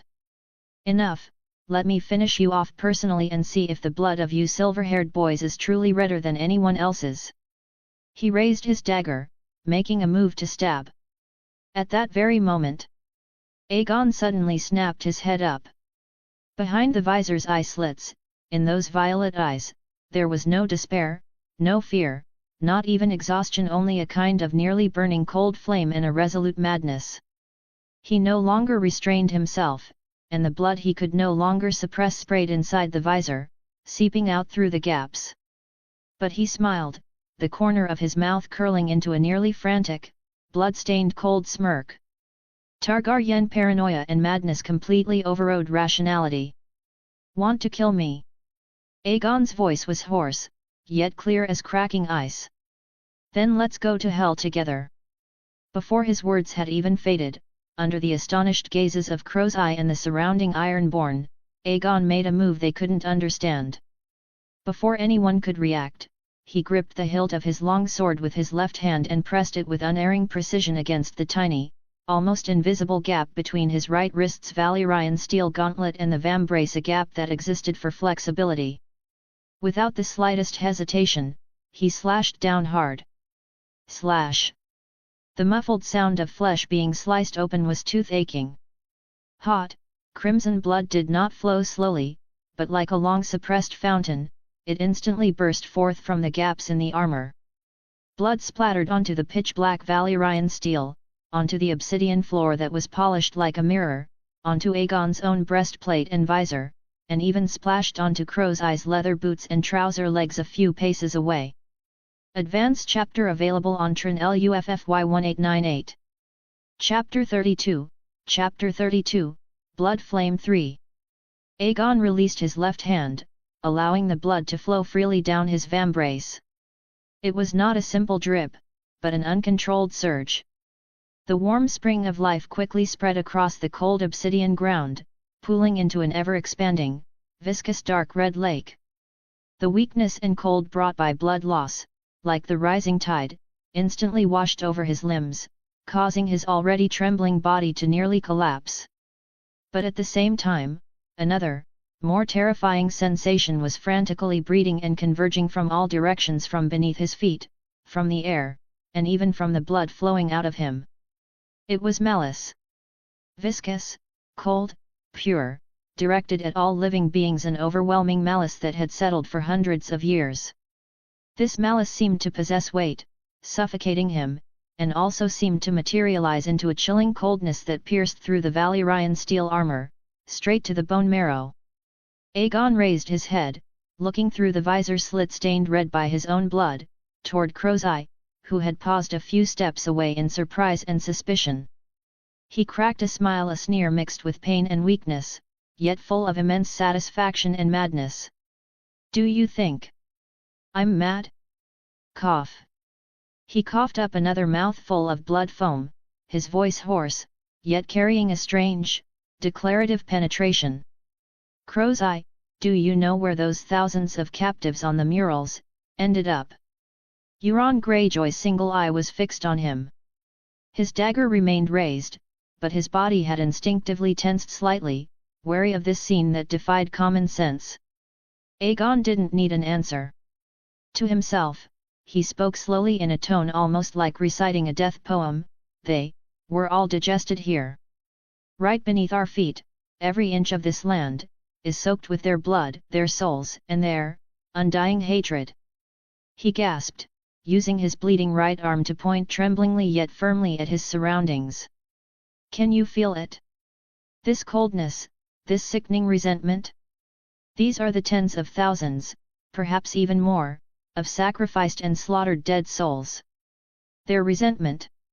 Aegon's voice suddenly rose, carrying a heart-stopping tremor, "has long merged with this land, transforming into the most vicious curse.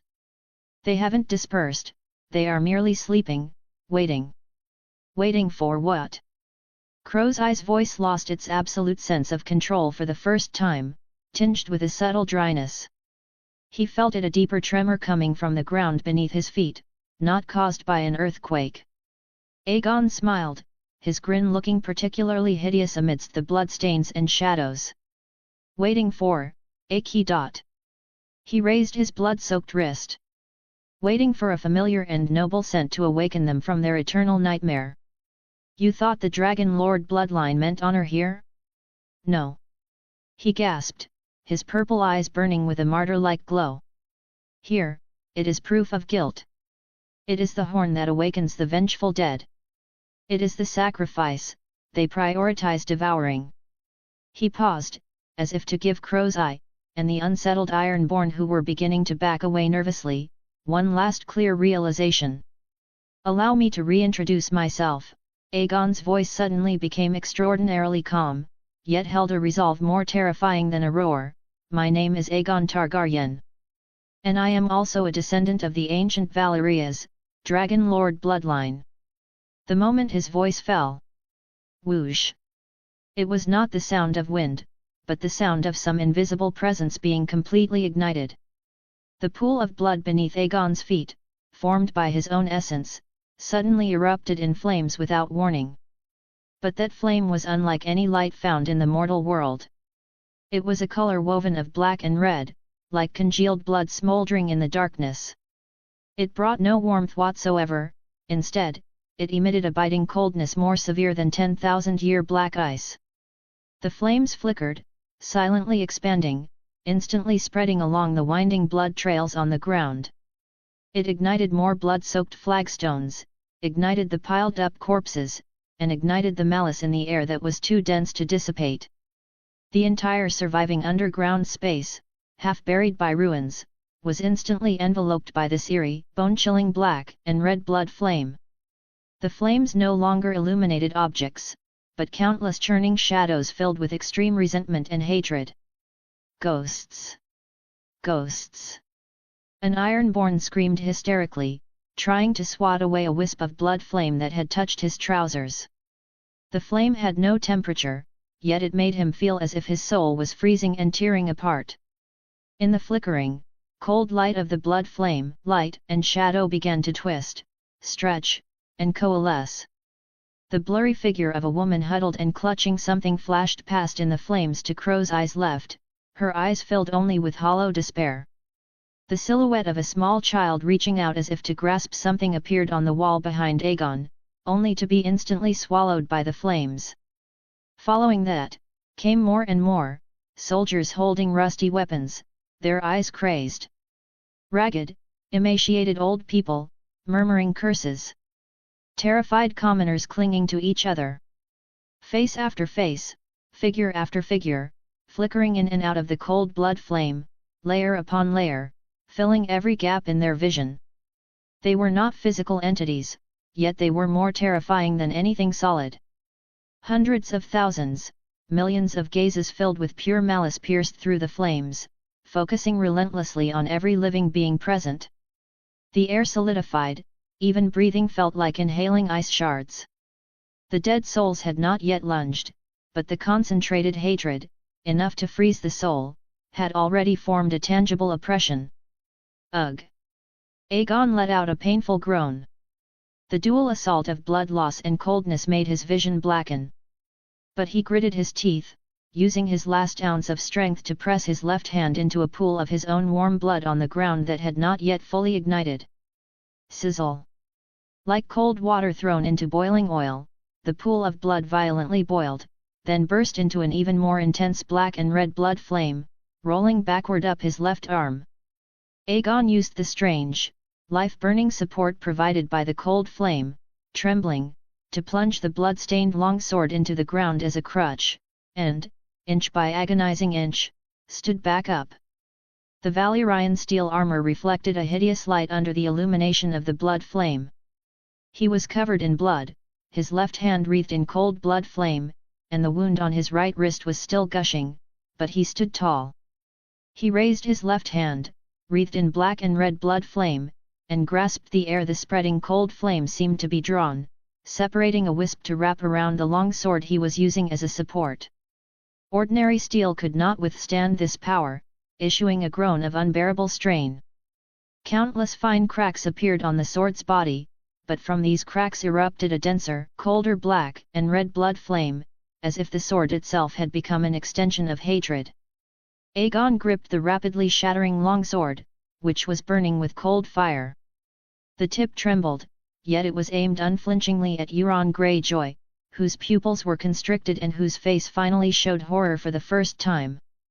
He opened his mouth, blood constantly seeping from between his teeth, but every word, mixed with the wails of the dead and the coldness of the blood flame, rang out like the final bell of judgment in this cursed tomb of ruins. Blood, debt! The blood from his wrist was still dripping, and the blood flame on the sword tip emitted a sizzling sound, a phantom noise like the searing of a soul. Must be. In the surrounding flames, the faces of countless dead souls simultaneously let out silent screams, and the cold malice peaked. Paid in blood.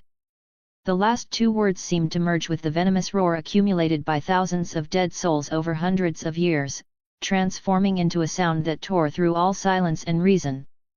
Awaken! Boom! The black and red blood flame devoured everything. Advanced chapter available on Tron LUFFY 1898. Chapter 33, Chapter 33, Crow's Eye, Fallen. The flames were burning, yet they radiated a soul-freezing chill. The interweaving black and red blood flames spread silently, licking everything in the ruins, rocks, corpses, armor, and the living. That was no earthly fire, it had no heat, no hope brought by light, only a darkness and cold that devoured all. Aegon knelt on one knee in the center of the flames, his body trembling violently. Every breath carried shards of ice, his lungs felt as if they were being frozen and torn apart. But more terrifying than this was the explosion of information flooding his mind. Countless images, sounds, and sensations poured in like a black tide. A mother's final gaze as she held her infant against a blade. The warmth of blood spraying as a soldier's throat was slit. An old man curled in the corner of a cage, weeping silently. Tens of thousands of faces twisting in their final moments amidst fire and blades, fear, pain, resentment, and grievance.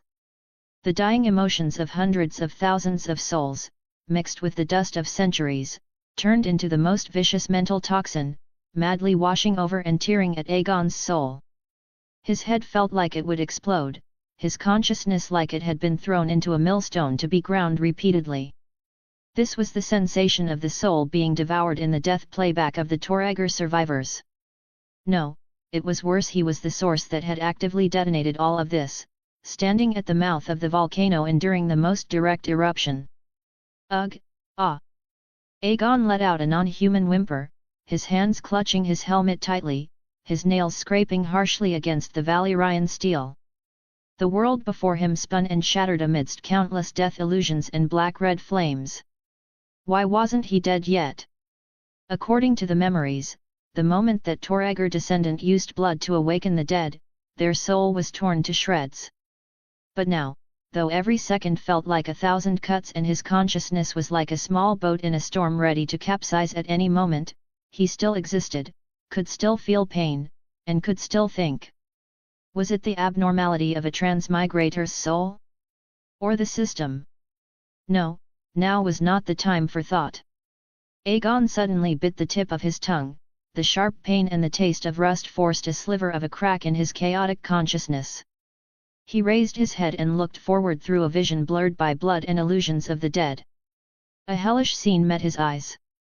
The black-red blood flames were like living vines, coiling around every ironborn. They screamed in terror, slapping and rolling, trying to extinguish the eerie flames, but the cold fire only burned brighter, slithering into their bodies through noses, eyes, and wounds. Save, save me! Crow's Eye! Crow's Eye, save me! Drowned God! The screams rose and fell, soon becoming weak and distorted. Those figures completely enveloped by fire gradually stiffened, the light of life in their eyes flickering out like a candle in the wind. Their bodies weren't charred, but something more fundamental had been ignited. Their souls. Aegon could even see blurry, struggling humanoid shadows of light being forcibly pulled from the fallen husks, instantly assimilated and devoured by the surrounding malicious flames of the dead, becoming new fuel for this purgatory. The 5 or 6 remaining Ironborn completely collapsed. They threw away their weapons, ignored Euron's presence, and ran around the confined ruin like headless flies, futilely trying to escape this invisible incineration. Some slammed their heads against walls, some frantically dug at blocked exits, and more curled up, letting out meaningless wails as they waited for the end.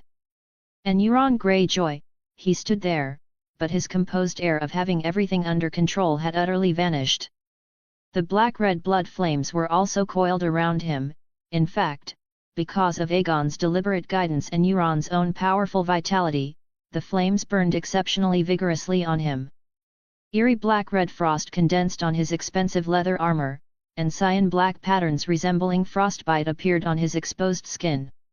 In his one good eye, there was initially the shock of things spiraling completely out of control like a diver seeing a deep-sea behemoth for the first time, his pupils contracting violently because he couldn't comprehend the supernatural sight before him. Then, the shock was quickly replaced by a more primal fear. Facing this eerie power that directly scorched the soul and couldn't be fought with blades, this tyrant who delighted in torturing others couldn't help but show the most instinctive tremor in the depths of his eye. The hand holding his dagger trembled slightly, and his blue-purple lips moved soundlessly, unable to issue any meaningful command. But in the depths of that fear, a spark of greed, like a ghost light in the abyss, suddenly flared up. A greed mixed with extreme longing and fanatical inquiry.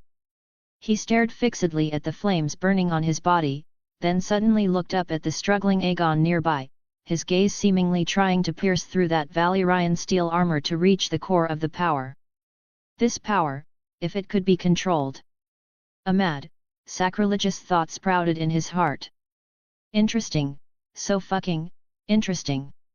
A rattling sound came from Crow's Eye's throat, and he actually grinned, revealing a distorted smile of mixed pain and extreme excitement.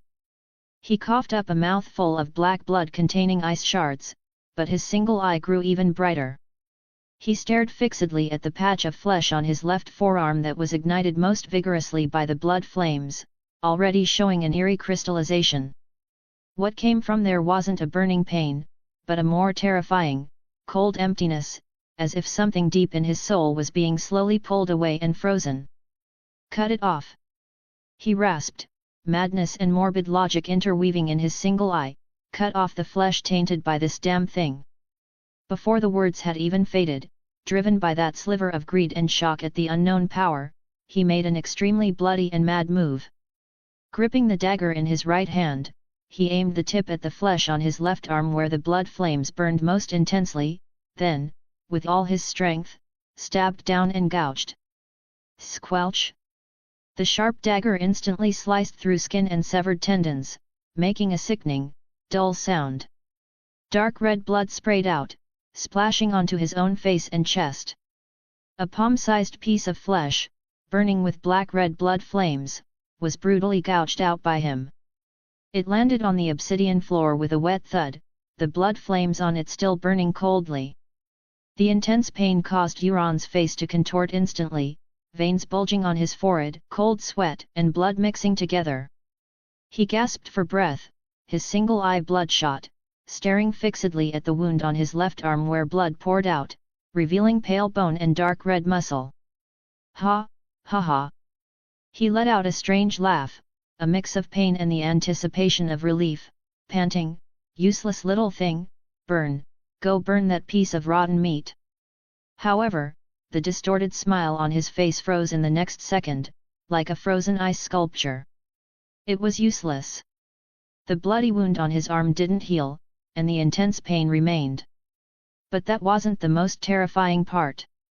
The most terrifying part was that from inside the wound, from the deeper layers of muscle, bone, and even marrow, strands of new, more solid black-red blood flames were seeping out slowly but steadily, without any obstruction. They recovered and licked the fresh wound and began to spread to the healthier skin around it. Cut off the flesh where the fire burned, and the fire would ignite from even deeper. This fire had never been burning the flesh itself. What it scorched was something more fundamental, attached to this body and closely linked to the bloodline and soul. Cutting the flesh was merely futilely creating a new wound, providing more fuel and pathways. No. Impossible. Crow's Eye finally lost his voice and cried out, his voice filled with unbelievable absurdity and deeper fear. He looked down at the piece of meat he had cut off, still burning on the ground, then looked up at the blood flames reigniting on his arm, as if mocking his foolish behavior. Physical damage was ineffective against this fire. No, it might even be counterproductive.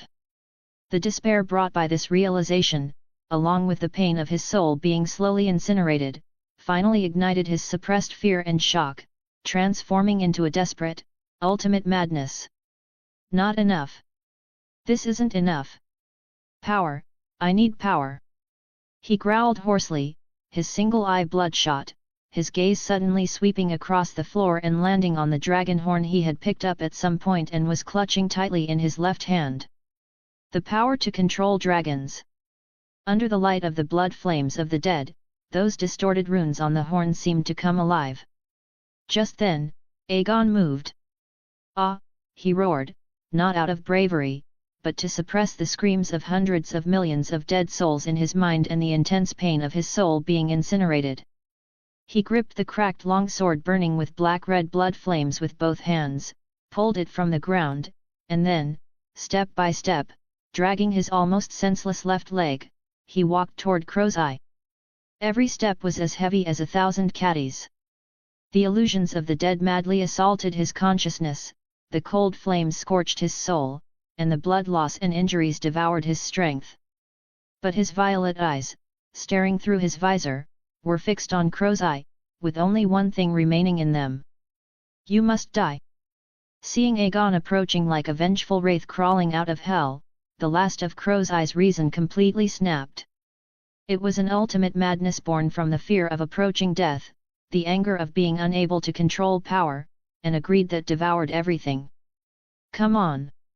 You Targaryen remnant who crawled out of a rotting coffin!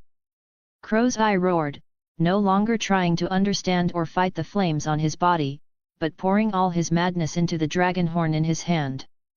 He suddenly shoved the mouthpiece of the horn into his blue-purple lips and, using all his strength, pumped the remaining air in his chest. Woo-hoo! An ancient, desolate sound of a horn, as if from the dawn of the world's creation, suddenly rang out. The sound wasn't loud, yet it carried an eerie magic that pierced the soul, instantly drowning out the whimpering of the dead and the silence of the burning flames. The stripes of red gold and dark steel on the horn erupted with a blinding light, and those distorted runes seemed to come alive, scurrying madly across the surface of the horn. However, Crow's Eye, who blew the horn, began to twitch violently. Ugh, gah! His single eye bulged, and all color instantly drained from his face, turning it a deathly, ashen grey. He felt no power from the horn, only an indescribable heat not from the cold blood flames outside, but from within. From his throat to his chest to his abdomen, it was as if someone had poured molten iron into his internal organs. The legends say, dragons will obey the command of the horn's master, but the one who blows the horn will die from their internal organs being incinerated. Aegon stopped his steps and watched this scene coldly, his raspy voice ringing out, "It seems, the legends are true. The things of the Dragon Lords are not for just anyone to touch. I'm, possibly." Crow's Eye rasped out a few words, blood gushing simultaneously from the corners of his mouth, nostrils, eyes, and ears. The blood was an eerie dark red, like burning lava. Beneath all of his skin, something seemed to be writhing and burning, emitting a faint red glow. Bang! He could no longer hold himself up, his knees buckled, and he knelt heavily on the ground. The dragon horn rolled from his limp left hand, its light fading quickly, and those scurrying runes also became still, as if they had never been alive. Euron Greyjoy, Crow's Eye, knelt there now like a pile of mud. His head was bowed, and blood as dark red as lava, mixed with ice shards, dripped continuously. He tried in vain to raise his right hand holding the dagger, but his arm only twitched a few times before hanging limply. Aegon walked up to him. Looking down from above, he could see Crow's Eye's back, heaving violently as if it were burning, and hear the rattling sound like a broken bellows coming from his throat. It was filled with extreme pain, unbelievable absurdity, and a greed and grievance that reached the bone for the power that was so close yet forever beyond his control. Ha! Pow! Crow's Eye struggled, using his last bit of strength to raise his head. His single eye had lost focus, yet it still stared fixedly in Aegon's direction, or rather, at the churning, cold black-red blood flames behind Aegon. His blue-purple lips moved, spitting out broken syllables, should have, been mine. Aegon watched him in silence. There was no joy of victory, no pleasure of revenge, only a cold exhaustion and a void before his soul was completely incinerated. He slowly raised the long sword in his hand, which was burning with the blood flames of the dead and about to shatter. The flames flowed quietly along the blade, reflecting Euron Greyjoy's dying face. "Your game is over." The sword light traced a cold arc. Slice. The edge accurately swept across the throat. There wasn't much resistance, as if cutting through frozen leather. Dark red blood sprayed out, instantly freezing into eerie black-red ice crystals in the cold black-red fire. Euron Greyjoy's body stiffened for a moment, then, as if all his bones had been removed, he pitched forward onto the ground. That single eye, which had once been full of madness, greed, and cruelty, saw its last light completely extinguished, leaving only a hollow, deathly grey. It was over. Aegon stood in place, looking at Crow's Eye's corpse, looking at the black-red blood flames still burning around him, and looking at the countless malicious faces of the dead flickering within the flames. The intense pain of soul incineration and the blurring of his consciousness surged once more like a tide, more violent than before. He swayed, nearly falling. Crow's Eye was slain. So, next, it would be his turn. This awakened, all-consuming flame of curse, this overwhelming resentment of hundreds of thousands of souls, had to be pacified eventually. And the best sacrifice seemed to be himself, the culprit. Aegon slowly took off his blood-stained helmet and threw it on the ground. His silver-white hair danced wildly in the cold flames. He closed his eyes, preparing to welcome that final, complete devouring. Carrying the grievance in his heart, his consciousness was like a candle in the wind, about to be extinguished. However, just an instant before his consciousness sank into darkness. Ding! A clear, crisp notification sound, completely out of place with the surrounding purgatory, rang out in the deepest part of his mind. Then, a line of cold, faintly golden text forcibly pierced through the screams of the dead and the pain of incineration, branding itself into his dissipating consciousness. Deep within the Valyrian Ruins, sign in successful. Advanced chapter available on TRNLUFFY 1898. Chapter 34, Chapter 34 Henry. Henry was pinned and dragged by 4 or 5 mercenaries, his heels ploughing 2 deep gouges in the gritty ground.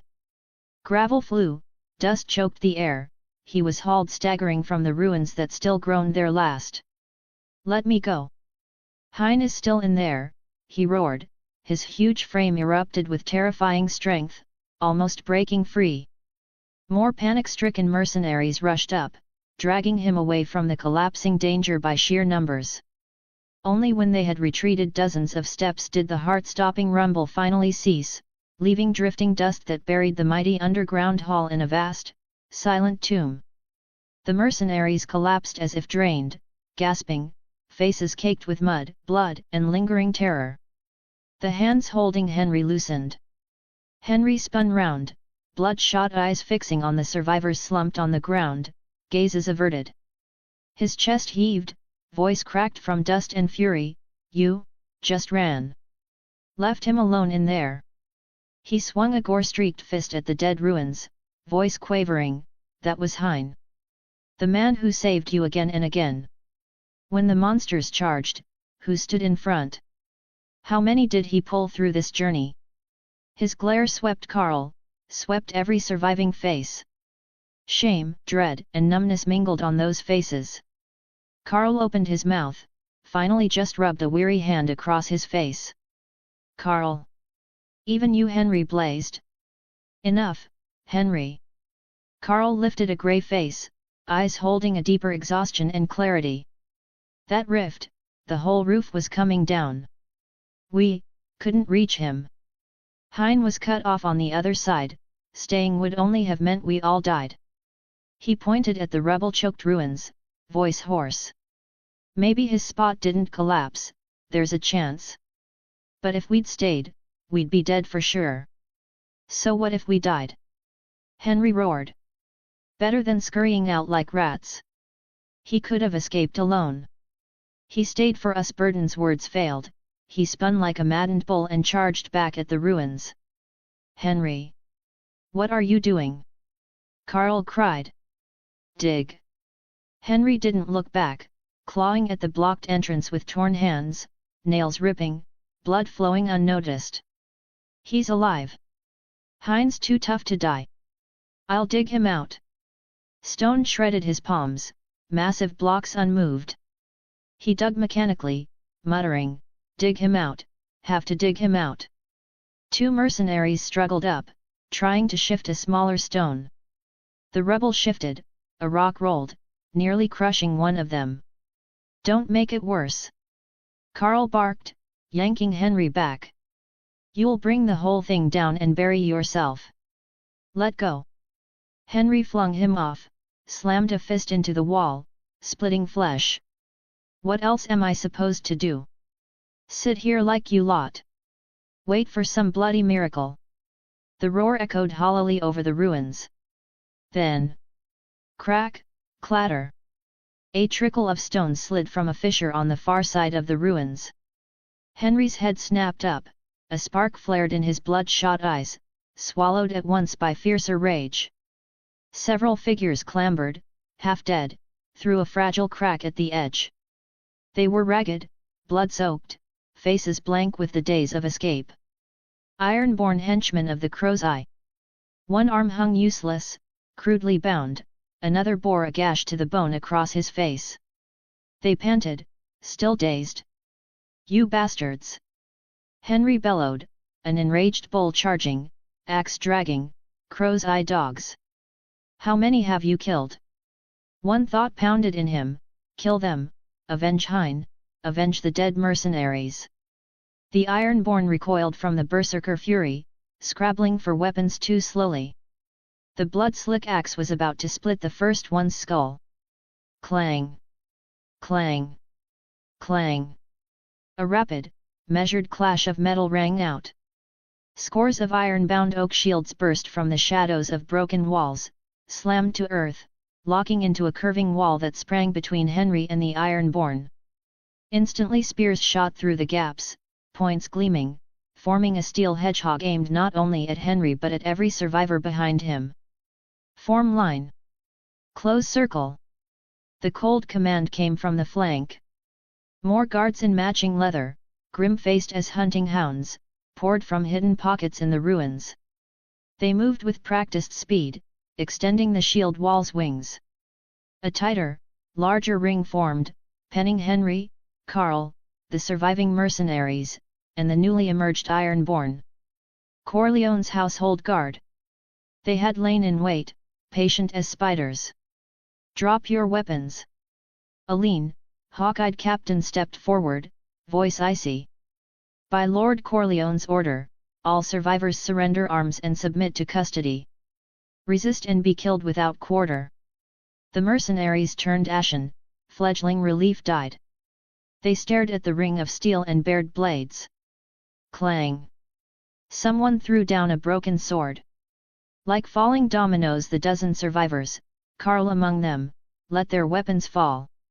Only Henry still gripped his axe, chest heaving, red eyes fixed on the captain. You're all in league.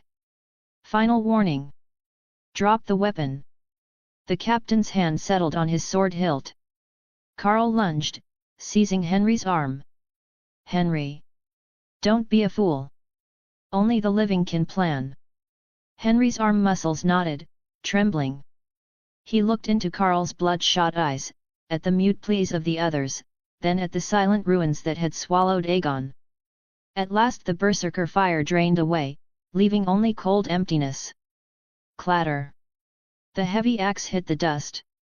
Guards swarmed, binding wrists with coarse rope, careless of injury. Mercenary or Ironborn, they were merely property to be secured, a risk to be controlled. Henry was shoved along with the rest toward the only intact platform deep in the ruins. He cast one last look at the rubble. Hard ash. Advanced chapter available on Trin LUFFY 1898.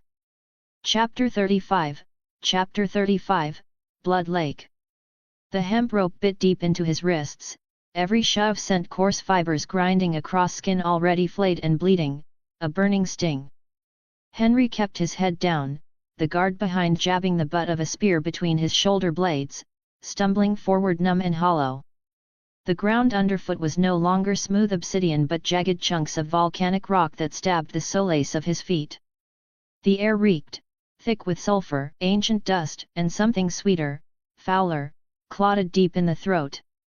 The farther they walked, the heavier the stench, cloying, gagging. Move! The guard's bark rang like steel scraping steel. They were herded up a slope, clearly cut by hands long crumbled, now broken and treacherous. On either side lay toppled walls and the snapped ribs of colossal pillars carved with dragons, scattered like bones of a dead leviathan. Light was scarce, only slivers from far above bled a corpse belly pallor that sketched the ruins in ghost lines. At last they reached the summit, a flat shelf of black stone, the highest point of the wreckage. At its edge a gaunt figure stood with his back to them, gazing down. His once rich velvet robe, now filthy and blotched with dark stains, looked obscene beneath that sickly light. Footsteps echoed, he turned. Corleone.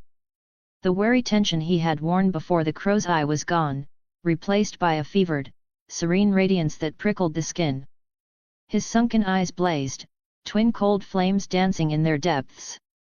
Slowly he raked his gaze over the battered, blood-crusted survivors herded up, Henry, Carl, and the other mercenaries bound together, and, apart, several iron-born equally trussed and wary. Hey! A dry, mirthless click of laughter slipped his throat, sharp upon the open height. So many still crawling, are there? Remarkably tenacious. The ruined sieve, it seems, was not fine enough. He spoke as if remarking on insects strayed into his garden. Henry jerked his head up, bloodshot eyes locking on Corleone, a snarl rattling in his throat as he lunged only to be slammed back by the guards. Corleone ignored the outburst, with delicate grace he angled his thin frame and swept a bony hand toward the void beyond the platform. You still fail to grasp where you stand, and what you are about to witness. His voice rose, quivering like a chant, behold, maggots! Behold Torriger's true legacy! The hour sanctified through centuries. As the words rang out, an answering glow kindled far below in the blackness beneath the platform. Not fire, not sun, but a thick, clotted crimson radiance as though blood itself had been set alight. It seeped upward, faint at first, then stronger, dyeing stone and air a baleful red. Henry and the rest, breaths caught in their chests, followed that pointing hand toward the source of the light. In that instant speech died even the fiercest iron-born, leaving only shrinking pupils and the primal lurch of dread. Where moments before there had been broken vaults and halls. The earth now gaped as if some titan had torn it open, carving a chasm so vast its far side lay beyond sight, a wound plunging toward the world's heart. At last they understood why the under-palace had given way. Sheer cliffs honeycombed with tunnels and galleries dropped away into the glow, descending to an endless expanse of red that shimmered below. No, not water. Blood.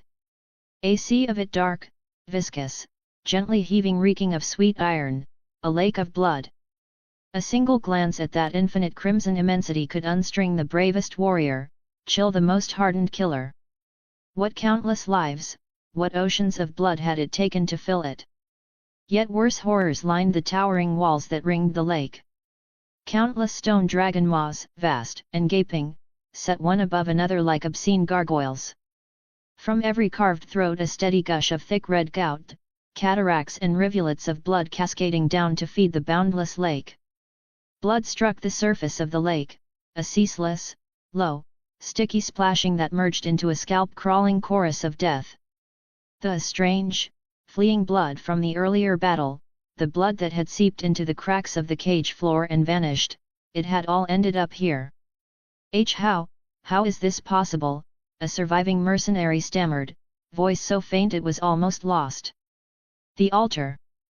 Carl's face was paper white as he whispered, finally linking the murals, the cage's design, and this hellish scene. The murals, the sacrifices, their blood, it all flowed here. Do you understand now, fortunate survivors? Corleone's voice rang out behind them, dripping with patronizing condescension. You have been you are honored to receive Torriger's grace, standing here to witness this sublime moment, the awakening, after ages of slumber, of the progenitor dragon. His voice trembled with zeal, arms flung wide as though to embrace the monstrous lake below. At that moment, a scar-faced Ironborn, bound off to the side, seemed to shake off his initial shock. Perhaps accustomed to Corleone's former weakness before the Crow's Eye, or perhaps driven mad by despair, he jerked his head up and shrieked, "Corleone, you treacherous bastard! When Lord Crow's Eye rises from below, he'll flay you alive. He'll—" His words snapped off. Corleone had turned slowly, excruciatingly slowly, and looked his way. The fanatic's twisted face now wore a bizarre blend of surprise, dawning realization, and then a delight so acute it bordered on sickness. Crow's Eye! Euron Greyjoy! Corleone echoed softly, savoring the name, then giggled.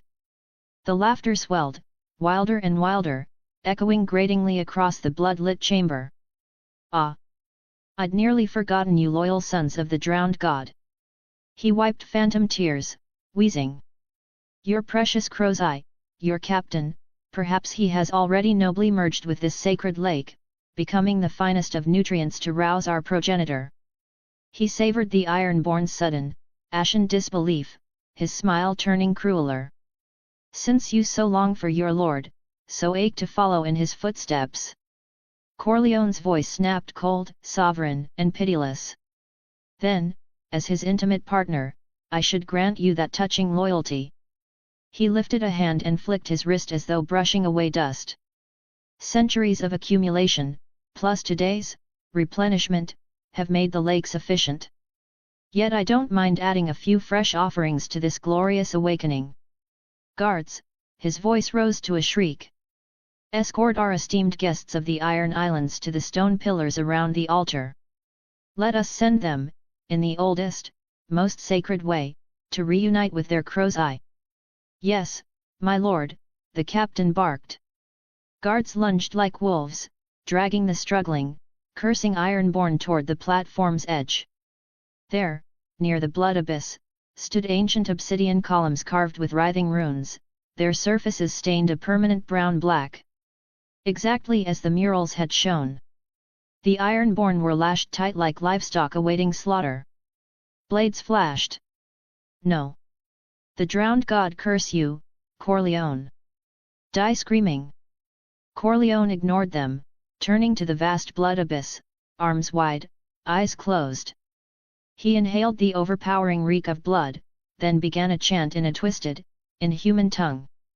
It was High Valyrian, yet steeped in blasphemy and madness. Each syllable made the air shudder and the lake's waves surge. As he sang, something colossal stirred in the deepest crimson heart of the lake. The ancient rite, dust-laden for centuries, began anew upon this lake of blood and sin. Advanced chapter available on Trin LUFFY 1898.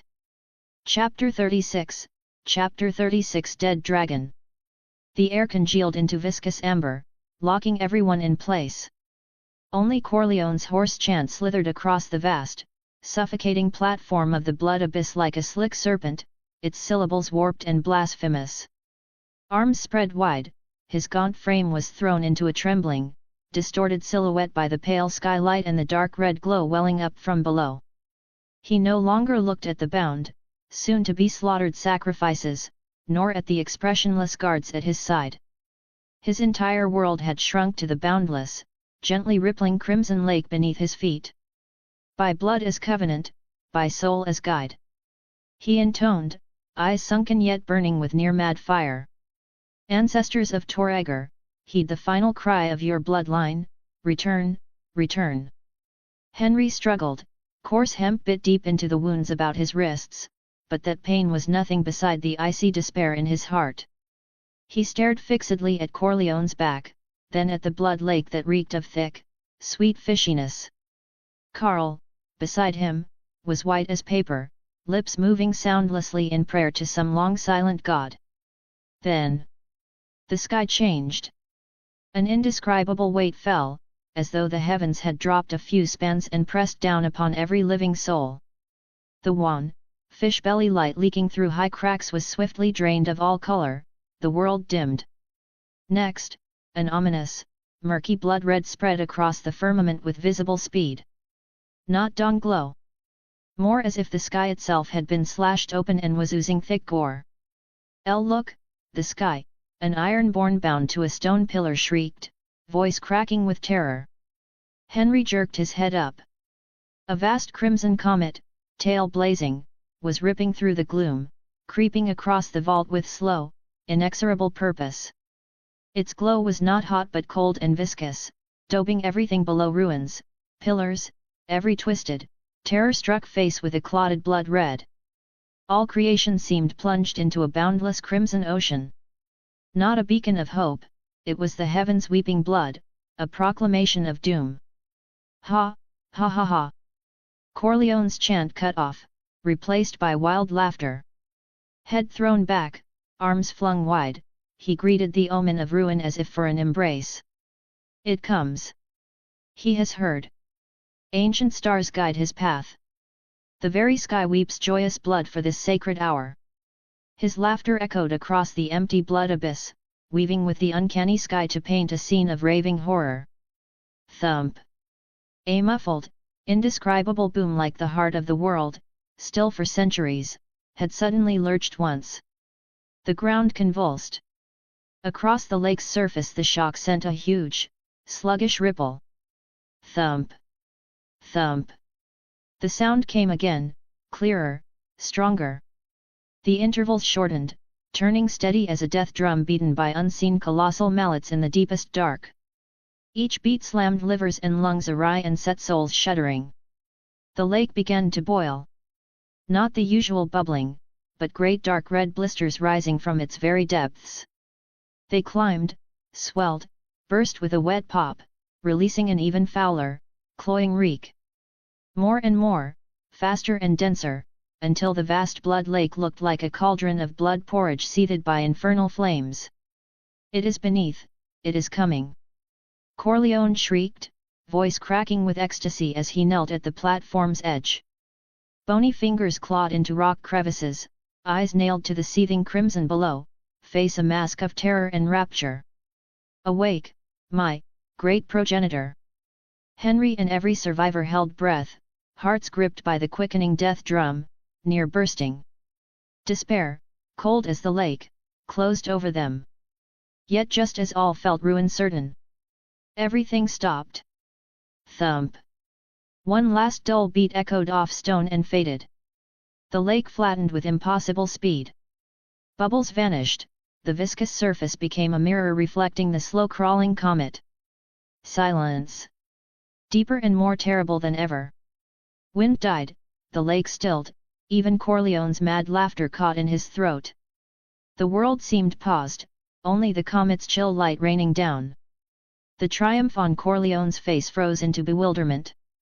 He hung there, motionless, a grotesque stone carving. What happened? He croaked. The rite failed? No, impossible. I felt that power. Panic flickered in his eyes, then was swallowed by deeper obsession. Yes, too long asleep, more offerings needed. More blood. He whipped his head around, eyes blazing with mad fire, sweeping over the iron-born bound to stone pillars and Henry held by guards. Blood, it needs more blood. The instant his roar rang out. Boom! It was no drumbeat. It was the thunder of heaven and earth splitting apart. Below the platform, the center of the mirror-smooth blood lake, only just calmed, erupted. An invisible sun seemed to detonate in its deepest depths, hurling an unimaginable mass of crimson water sky-high, forming a monstrous blood wave over 1,000 feet across that linked lake and sky.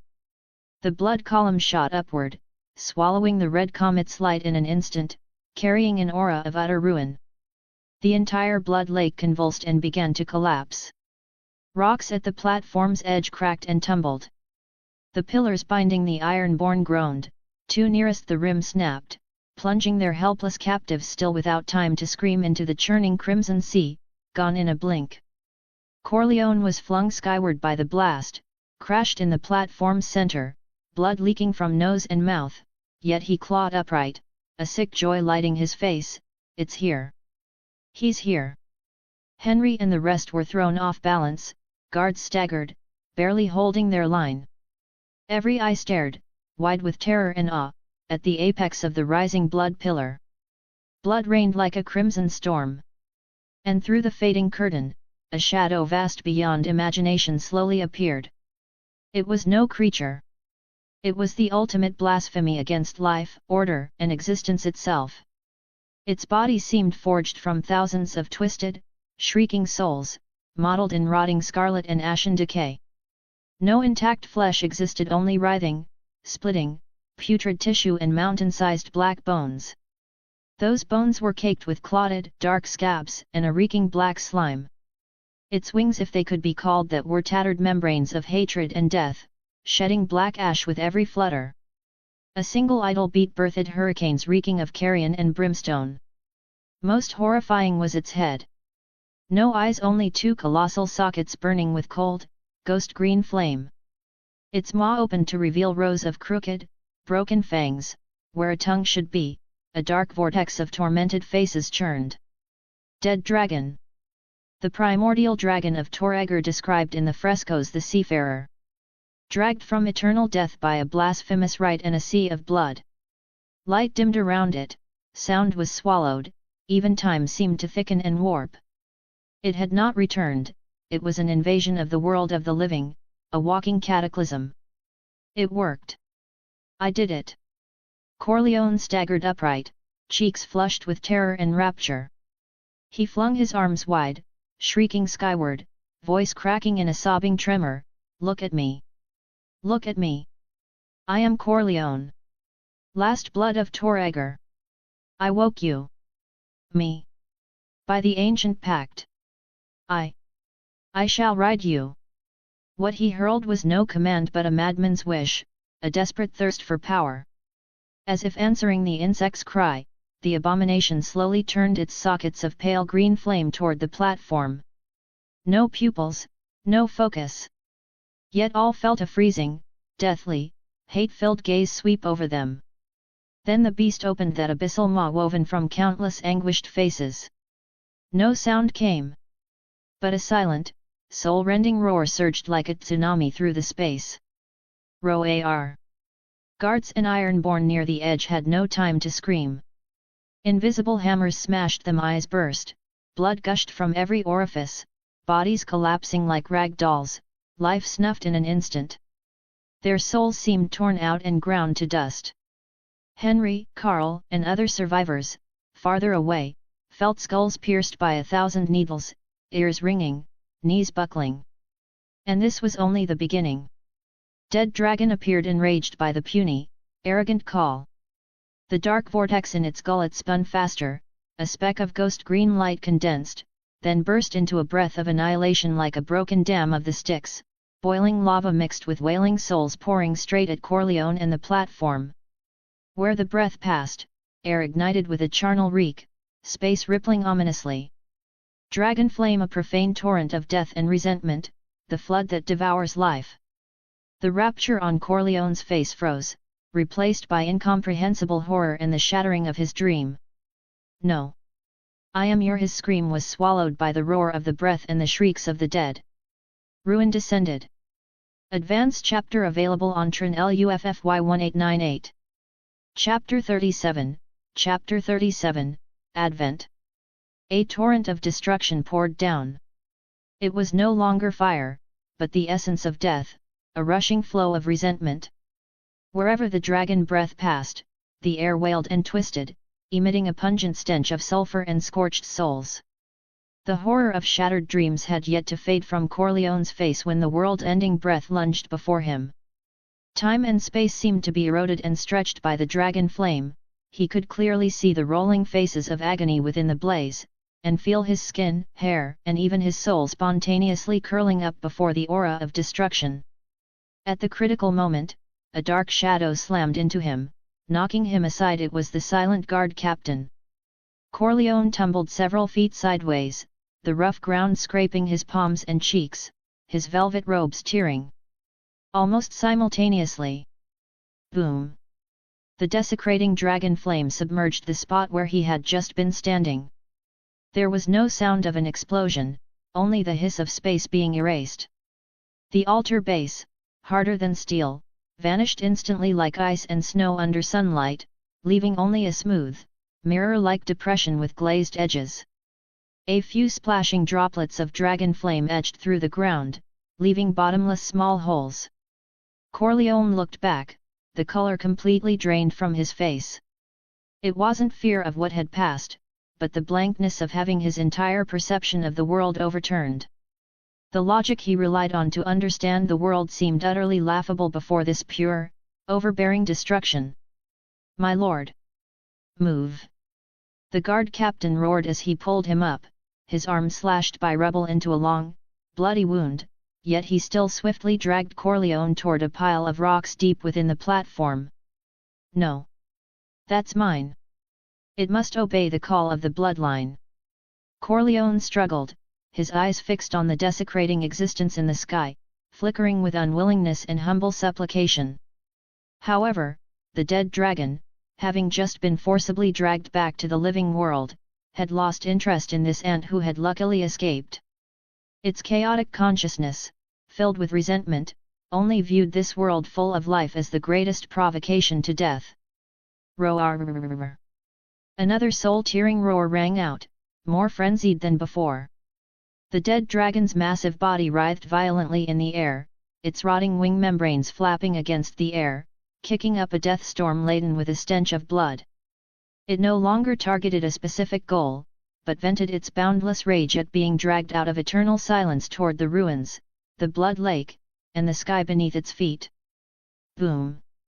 A ghastly green breath swept across the edge of the blood lake's ancient altar, the altar and the corpses upon it evaporated instantly, leaving only a deathly silent glazed surface. Boom! Boom! Boom! The dragon flame was like a paintbrush wielded by the Grim Reaper, leaving trails of destruction across heaven and earth.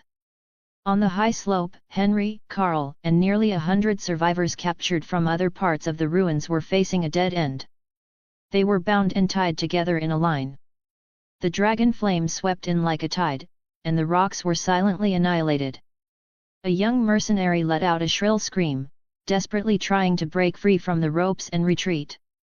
"You fool! Stop!" his companions shouted in shock and anger, but it was too late. The force of one person lunging forward was instantly transmitted through the taut rope. Screams, curses, and the sound of falling rang out together. The linked queue was like a pulled chain, as 7 or 8 people tumbled into a heap, ropes tangling and dust flying. This minor commotion might have been insignificant in this world dominated by dragon roars, yet it was like cold water splashing into a pan of hot oil, instantly attracting the attention of that desecrating existence. The dead dragon's mountain-like head jerked to a halt, then turned with a heart-stopping slowness. 2 massive hollows burning with ghastly green soul fire looked toward this depression, toward the survivors struggling for life in a tangled heap. Time seemed to freeze. Henry felt the coldness of that gaze, piercing through skin, bone, and marrow, directly freezing his soul. He saw Carl's pale face, a mixture of extreme terror and the deathly silence of resignation. The only sounds left were the chattering of teeth and the gasps of the dying. The dead dragon's abyss-like maw slowly opened once more. Deep within the maw, a dark vortex gathered from countless agonizing faces rotated violently, a speck of ghastly green fire began to condense and expand, emitting the prelude to destruction. Despair shrouded them like the deepest night. Even struggling had lost its meaning. They were like insects in amber, waiting for their fate of being completely erased. Henry closed his eyes. Carl hung his head. Death descended, 1 breath, 2 breaths, the expected annihilation did not arrive. There was only a deathly silence and a terrifying warning growing clearer in their minds. Henry and Carl snapped their eyes open. An unforgettable scene met their eyes. The dead dragon, about to unleash its dragon flame, had its head frozen in mid-air. The ghastly green light condensing in its maw flickered uncertainly, but did not fire. Its hollows burning with soul fire no longer looked at them, but slowly lifted, casting toward the dark clouds higher in the sky. Its massive body recoiled slightly, its rotting wing membranes pulling tight against itself, as if a wounded beast had sensed the approach of a natural predator and was on extreme alert. A terrifying pressure older, deeper, and more indescribable than the dead dragon's aura swept across heaven and earth like an invisible tsunami. The sky has changed. Carl murmured blankly. The sky had indeed changed. Dark clouds as thick as ink surged from all directions, pressing down low, swallowing all light and sound, giving one a sense of suffocation as if at the bottom of a boundless ocean. The light in the ruins dimmed sharply, falling into the boundary between chaotic twilight and dark night. Only the faint glow of the blood lake and the soul fire of the dead dragon provided an eerie source of light. Zzzt. A dazzling flash of golden lightning tore through the dark clouds and vanished in an instant.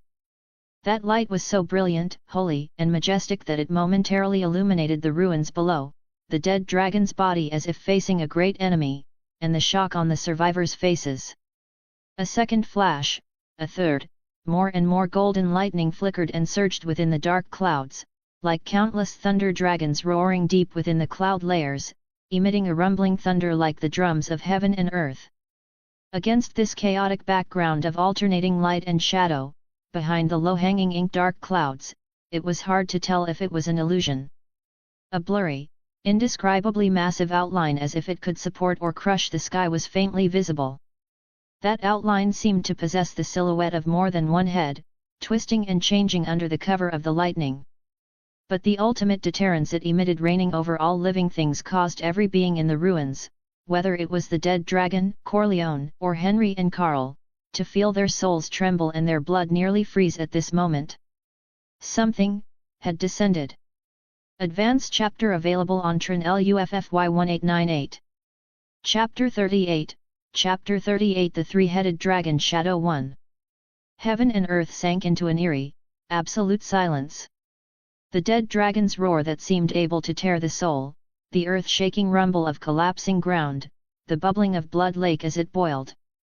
All that clamor was instantly stripped away, swallowed, erased beneath the dreadful pressure descending from the black clouds. What remained was a silence more terrifying than any sound. Henry knelt in the mud, feeling his breath about to stop. The heart in his chest pounded like a mad drum, every beat threatening to shatter his ribs and burst out. He opened his mouth but could draw no air. Air seemed to solidify into thick gel, clogging his nose, throat, lungs. In his ears there was only the muffled thud of his own heartbeat and the faint crackle of embers still burning in the ruins. Those sounds, magnified infinitely in this absolute silence, were so clear they made the skin crawl. Carl lay not far away, his lean body rigid as stone. Time lost all meaning in this deathly hush. Perhaps an instant, perhaps a quarter of an hour. Until... clack! A crisp boot heel striking the ground shattered the frozen silence. The sound was not loud, even a little dull, yet in this utter stillness it cracked like thunder, smashing into every ear, heart, soul. Henry jerked violently, turning his head with painful slowness. A soft crack came from his neck. His gaze crossed broken stones, corpses, congealed pools of blood, toward the burning blue embers deep in the ruins. A figure walked slowly out of the churning flames and smoke. His steps, impossibly steady. It was Aegon. The edges of his Valyrian steel armor glowed dark red from the fire, like a divine weapon pulled from a forge and quenched. The flowing dark red sheen on the plates had not dimmed, tempered by the heat, it looked deeper, quieter, the dragon reliefs seeming to awaken and breathe. His helm was gone, nowhere to be seen. Silver-white hair flew wildly in the heat, its tips flickering with sparks. His angular face was streaked with soot and dried blood, but the blade's sharp outline and those violet eyes. Henry met them. In an instant he felt his very blood freeze. This was not the gaze of his brother Hein, though Hein's eyes were always cool, watchful, sometimes world-weary and detached. In these violet pupils there was no exhaustion, no relief at survival, not even habitual calm. There was only a godlike indifference Henry could not name. As though what had just passed was no life and death struggle but the casual brushing of dust from a sleeve. As though the mountain of corpses, the burning hell behind him, the low oppressive clouds and the horror looming within were merely scenery. In Aegon's hand hung a sword. The blade was blood red, as if fresh from the furnace, wrapped in cold blue-white flames. The fire burned silently, giving off no heat, yet the air around it shimmered and light bent strangely nearby. Thus, carrying that burning sword, he stepped across scorched earth and through blood. He passed Henry. Without stopping. Without even glancing at the fat man kneeling, face streaked with tears and blood, staring up in trembling, incredulous joy and dread. He passed Carl. Carl opened his mouth, a faint meaningless sound in his throat. He wanted to ask, to confirm, but every word stuck, turning into silent tremors. Aegon's gaze did not linger on him for even a moment. His eyes remained calmly, steadily fixed ahead. On the creature crouched at the edge of Blood Lake, head lowered, rotting flesh quivering, two gaping sockets burning with ghastly green soul fire that stared straight at him. The dead dragon. Henry's heart clenched. What was he going to do? He tried to shout, to warn, to stop. The monster had just vaporized half the altar with one blast of flame. Yet as his throat tensed to voice a ragged cry, a filthy, mud-caked hand with cracked nails but steady as iron settled gently on his shoulder. It was Carl. Carl had somehow struggled into a half-sitting position. His face was bloodless, sweat beaded on his forehead, yet the eyes that had always sparkled with cunning now held only a deep, reverent clarity. He met Henry's puzzled, anxious stare and, very slowly, gave the tiniest shake of his head. The gesture was small, but its meaning unmistakable. Don't move. Don't speak. Don't disturb him. Carl had seen it. The Aegon before them now was no longer the Hein they knew. He exuded an indescribable aura, something that made every instinct scream to flee even as it compelled every knee to bend. It was more than power. It was station. The natural suppression of those at the apex of the food chain over every lesser life below. Yet not everyone retained, as Carl did, a sliver of reason amid the shock and terror. Ha, ha ha ha. A strange, wheezing laugh drifted from behind a pile of rubble on the far side of the platform. Hoarse, dry, and filled with a hysterical, feverish excitement. Every gaze snapped toward the sound. Corleone dragged himself out from beneath collapsed boulders. His velvet robe was shredded to rags, soaked in black and red filth. Several stone shards had split his face, blood and dust masking his features, but he seemed not to notice. One arm bent at a grotesque angle, clearly broken, with the other, he clawed at the ground, inch by inch, pulling himself free. His eyes, pinned on Aegon as the prince strode toward the dead dragon, had shrunk to pinpricks, pupils blazing with a mixture of venomous jealousy, mad hatred, and a twisted ecstasy Henry could not fathom. Yes, yes. Corleone muttered, voice rising. I knew it. The ritual didn't fail. It succeeded. It awakened the true ha ha ha.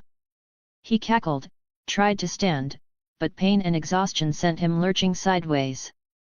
The guard captain, equally battered and stationed nearby, glanced around and seized Corleone's sleeve. My lord, while we can, let's go. His words died. Corleone whirled and, with impossible speed, snatched the captain's sword from its scabbard with his good hand. My lord? You! The captain froze, bewilderment and dread flickering across his face. The next instant, a wet, ripping hiss. Corleone gripped the hilt in both fists and drove the blade deep into the side of the captain's neck, then wrenched it sideways. Blood fountained, drenching Corleone's face, turning his already grim visage into a devil's mask. The captain staggered, hands clawing at the gaping wound, eyes wide with disbelief and dying agony. He tried to speak, only frothy scarlet bubbled out. Thud. The body hit the ground, twitched, and lay still. It had happened too fast. The handful of surviving guards stood paralyzed, watching their commander fall, too stunned to react. Corleone lifted the gore-streaked sword, never glancing at the corpse. He licked a warm drop from his lip, a rapturous, manic grin stretching his mouth. No one will stop me," he rasped, swaying upright. Then, spinning toward the distant Aegon, he screamed with earth-shaking fury. "You!" The cry tore through the air like a night owl shriek. "You silver-haired bastard! Thief of thieves!" Roaring, he lurched toward the dead dragon and Aegon, seeming to forget every danger, his shattered arm, every wound. "You ruined my ritual! Stole Torygor's glory, my progenitor! My power! Mine!" Advanced chapter available on Tron LUFFY 1898. Chapter 39, Chapter 39 The Three-Headed Dragon Shadow, Part 2. He sprinted to a spot just short of the dead dragon and stopped, chest heaving, gasping for breath.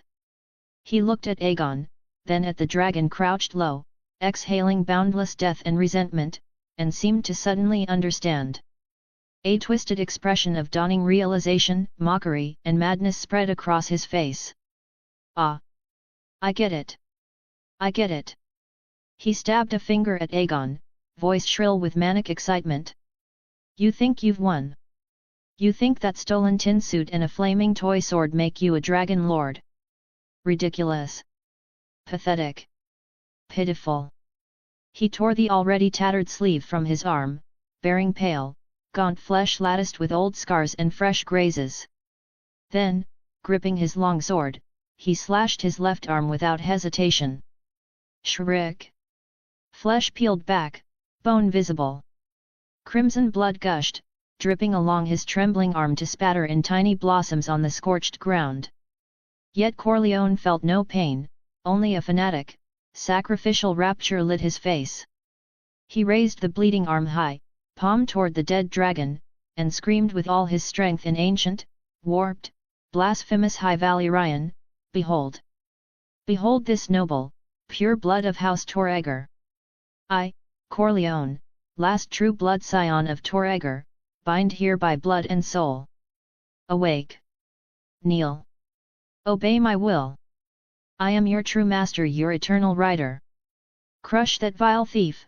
Wash this sacred place clean with his blood and soul!" His voice rang across the empty blood abyss, desperate and commanding. He believed no, he knew that as long as true blood stood here and called, the primordial dragon awakened by Torygor's countless sacrifices must answer.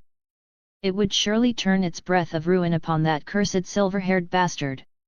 1 second. 2 seconds. 3 seconds. The dead dragon did nothing. It remained crouched, rotting sides rising and falling slowly, ghastly green soul flame flickering in hollow sockets.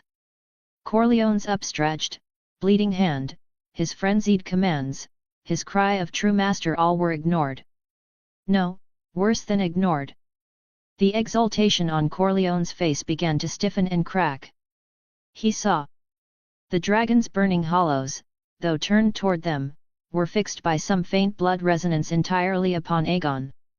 Upon the silver-haired, violet-eyed figure standing silent with flaming sword. Toward the so-called true blood heir and his Torygor blood it showed only an indescribable, icy disdain. No, more than disdain. In the wavering soul flame, in the trembling of the rotting bulk, Corleone sensed something faint yet unmistakable: fear. Fear of that silver bastard. For a creature woven of death and spite that had just vented ruin at will, it wasn't even fear, it was the instinctive shudder of a lesser being. No, impossible. Color drained from Corleone's face, lips quivering, he whispered, "How? I am Torygor, my blood, my right." He shook his head violently, as if to fling the truth away, eyes reigniting with fiercer madness. "It's you. Some vile trick! You bewitched the ancestor! He pointed at Aegon, voice cracking. Your dragon lord blood is false, filthy! His words cut off once more. The silent dead dragon finally moved. Slowly, with dripping black slime, it lifted its rotting colossal head. The pale green soul flame truly looked at Corleone for the first time. Within that gaze, the mingled dread and caution it had shown Aegon was gone. There remained only one thing. Pure, seething, centuries condensed hatred dragged by force from eternal silence back into the living world. Roar! A soundless, soul-rending roar detonated again. But this time, the target was clear. The madness on Corleone's face froze solid. He saw it, in dead dragon's abyssal maw, a dark vortex woven from countless anguished faces spinning wildly, faster than ever before. A death-green light, ghastly to the extreme, was condensing and swelling at the vortex's core. The target was him. No. I am. Corleone finally screamed in utmost terror and spun to flee. Too late. A breath of endless death and hatred, like the bursting banks of the underworld's river, swallowed him whole in an instant. No explosion, no fire. Only an absolute, annihilating green. Corleone's figure, together with his terrified scream, unspoken boasts, lifelong obsession and the so-called true blood of House Torreger, in that ghastly green melted like snow under the sun silently, completely gone. Not even a speck of ash remained. The breath slowly dispersed. Dead dragon's blasphemous head turned. Now, the two huge sockets blazing with wan soul fire locked, without distraction, on the only upright figure still pulsing with rich life. Aegon. And, farther behind him, the survivors sprawled on the ground in paralyzed terror. Krr! A low, hungry growl of ruin rumbled from dead dragon's throat. Its rotting wing membranes spread, body crouching for the pounce. It looked this way. We're dead, we're all dead. Among the mercenaries rose desperate wails and collapsing sobs. Some tried to crawl back, but their limbs failed them. Others simply shut their eyes and waited for the end. Henry's teeth chattered as he clutched Carl's arm, nails nearly gouging flesh. He wanted to stand, to shield them even if it meant a moth flying into flame. But terror and his grievous wounds left his muscles unresponsive. He could only watch the monstrous dead dragon cast its gaze of death. Carl's face was ashen, yet his eyes stayed fixed on Aegon's back. A last, faint hope remained. Right then, Aegon moved. Under the dragon's crushing stare, amid the survivors' despairing cries, he slowly raised the red burning longsword in his hand. The motion was calm, unhurried, without a tremor. As though he lifted the weapon not against an apocalyptic beast, but merely pointed at drifting clouds. The tip leveled at dead dragon ahead. Then, his wrist pressed gently downward. A movement utterly simple. It made no sound at all. Yet, boom! In an instant, an indescribable, incomprehensible, irresistible pressure like the weight of a billion-ton abyss descended. It blanketed the entire blood abyss, every living thing. It was no physical impact. It was a direct assault on the soul, on the very source of life, on existence itself. A suppression of rank. Ugh! Henry groaned in agony, feeling an unseen hammer smash his skull. Blackness burst with stars, his ears rang mute. Worse, he sensed some supreme presence watching his soul cold, indifferent, wielding absolute authority above all life. He could not think, move, even breathe. Only a shred of perception told him. The air had solidified. Light twisted. Sound vanished. Time and space themselves warped and collapsed. And deep within his soul, in every survivor's terror-filled mind, all simultaneously heard a roar that shook past and future, forcing all things to kneel. A dragon's roar. No, he did not hear it. It was a brand seared onto the soul, an echo of dread inscribed in the bloodline. Advanced chapter available on Trin LUFFY 1898. Chapter 40, Chapter 40 Three-Headed Dragon Shadow 3. At this moment, in the dead dragon's eyes, heaven and earth seemed to plunge into boundless darkness. Cold, lifeless, empty. A pressure of a higher order, far beyond its comprehension, crushed its spirit as though the entire sky had turned solid and was bearing down upon it. And in the deepest, farthest reaches of that darkness, something awakened. 3 pairs of eyes, blazing with golden lightning and as huge as suns, slowly opened. Their gaze pierced the clouds of the material world like tangible fetters, instantly nailing the dead dragon's core patched together from grudges and blood magic to the spot. It was not the look of a living thing, but the gaze of a calamitous law itself, cold and indifferent to all existence. Roar. An indescribable roar. Not the vibration of air, but the sound of space itself being torn and laws trampled, the very essence of existence crying out. In that roar the dead dragon's consciousness flickered like a candle in a hurricane, nearly snuffed out. It heard the creaking of its blood magic-sustained carcass, the soul glued from countless wraiths, groaning under the strain of imminent collapse. Under that solar stare the surging clouds were no longer mere vapor, they boiled and whirled, becoming backdrop and extension of something far more terrible. A sky-blotting three-headed dragon shadow was fully taking shape beyond the dark void, strangely overlapping the tiny human body before it. To the crushed perception of the dead dragon, what stood before it was no silver-haired mortal. It was a mythic titan whose body vanished into the boundless storm clouds, whose partial outline alone eclipsed the whole vault of the blood abyss.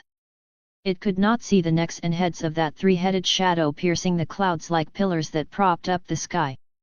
It could only feel the appalling mass pressing down as though the heavens themselves had collapsed. In its warped senses the projection of a single scale was an inverted, moving mountain. One of the heads slowly, almost gracefully yet lethally, eased out of the dense, undispersible clouds. The wind pressure of that simple motion was already hurricane strong, whipping the last remnants of the blood lake into towering crimson waves. That head was island huge, every edge sharp enough to slice space, dark golden exoskeleton wrapping unspeakable power. It did not strike at once, it merely tilted its head, vertical pupils blazing with golden lightning casting a disdainful downward glance. No anger, no hatred, not even targeted killing intent. Only the pure disregard born of an absolute gulf in the hierarchy of life, like a man idly noticing an insect chirping at his feet. Under that dismissive glance the fragile blood magic structure crafted at the cost of Torriger's life and the blood of myriad beings to haul the dead dragon back from eternal silence emitted a final, crisp crack. Crack. Like glazed porcelain hitting the floor. The last thread of false life that held it together, the blasphemous power that fused a multitude of souls and defied the law of death. Before the gaze of a being above all laws melted like snow meeting its bane, gone in an instant. A faint whimper, terror, bewilderment and release escaped from the deepest part of the dead dragon's consciousness. Then it burst apart. Not burning, not corroding, but silent annihilation. Henry tore free from that brief yet eternal, soul-freezing oppression, mind blank, left only with instinctive breath and a thundering heart. He blinked the cold sweat and dust from his eyes, his vision cleared. And he saw a contrast that would haunt him for life. The silver-haired youth, before a titanic, fearsome dead dragon, was as small as an ant. Yet that ant-sized figure simply pressed the tip of his eerily flaming sword downward, a casual, almost offhand motion. A simple, leisurely action, tinged with nonchalance. Then came the sight that made Henry's pupils shrink. The terrifying dead dragon whose breath had obliterated Corleone moments ago seemed crushed by an invisible mountain. Its colossal frame stiffened, it loosed a short, shrill, unliving shriek of ultimate dread and defiance. Its hideous head slammed onto the dry lake bed in a thunderous kowtow, raising clouds of dust. Henry's mouth gaped, no sound emerged. The scene was too overwhelming. An ant-sized being, with a casual flick, made a monster bow. Such absolute, crushing power surpassed what his mind could process. His gaze locked on the burning sword in Aegon's hand. Blue and dark red flames entwined. At that moment an old legend from across the narrow sea, from his homeland, flooded his mind like ice water. Trembling, he murmured. The prince that was promised shall be reborn amid smoke and salt, bearing a burning sword and waking dragons out of stone. The words slipped out, even he froze. Smoke and salt? This scorched ground where the blood lake steamed with reeking vapor of blood and smoke, wasn't that it? That sword, the very sword blazing in Aegon's hand. The realization struck him like lightning. The dead dragon's collapse entered its final stage. Its huge body of rot and undead energy did not explode or burn. From within it glowed a sickly ashen light, then, like a weathered sand castle or a punctured sack of ash, it began to crumble and disintegrate from the bowed head downward into fine black dust. A cold, sourceless wind swept the dust, bearing countless grudges into the dim daylight, leaving no trace. A world-ending threat one heartbeat ago, gone the next. As the dead dragon vanished entirely, the ominous red comet in the sky silently streaked across the firmament and disappeared. Pale, wan light again fell upon the scarred ruins. Silence. Deeper silence than before. Only the breeze stirred the black ash the dragon had become, whispering over scorched earth. Aegon slowly lowered the crimson sword. The ghost blue flames on its blade died out. The sword reverted to common steel, still dark red from residual heat. He turned. Silver hair fluttered in the faint wind, blood and soot blurred his features in the dim light. His violet eyes regained their usual calm depth, though something inexpressible now lurked within. He looked at Henry, Carl, and the other survivors still sprawled on the ground, stunned, souls adrift. His gaze swept calmly over them. Then he spoke, voice soft yet reaching every ear. "It's over." After a pause he added, tone flat, as if remarking on something trivial. "Time to leave." Without another glance he turned away, the still glowing sword in hand, and walked toward the broken, scorched road leading out of the ruins.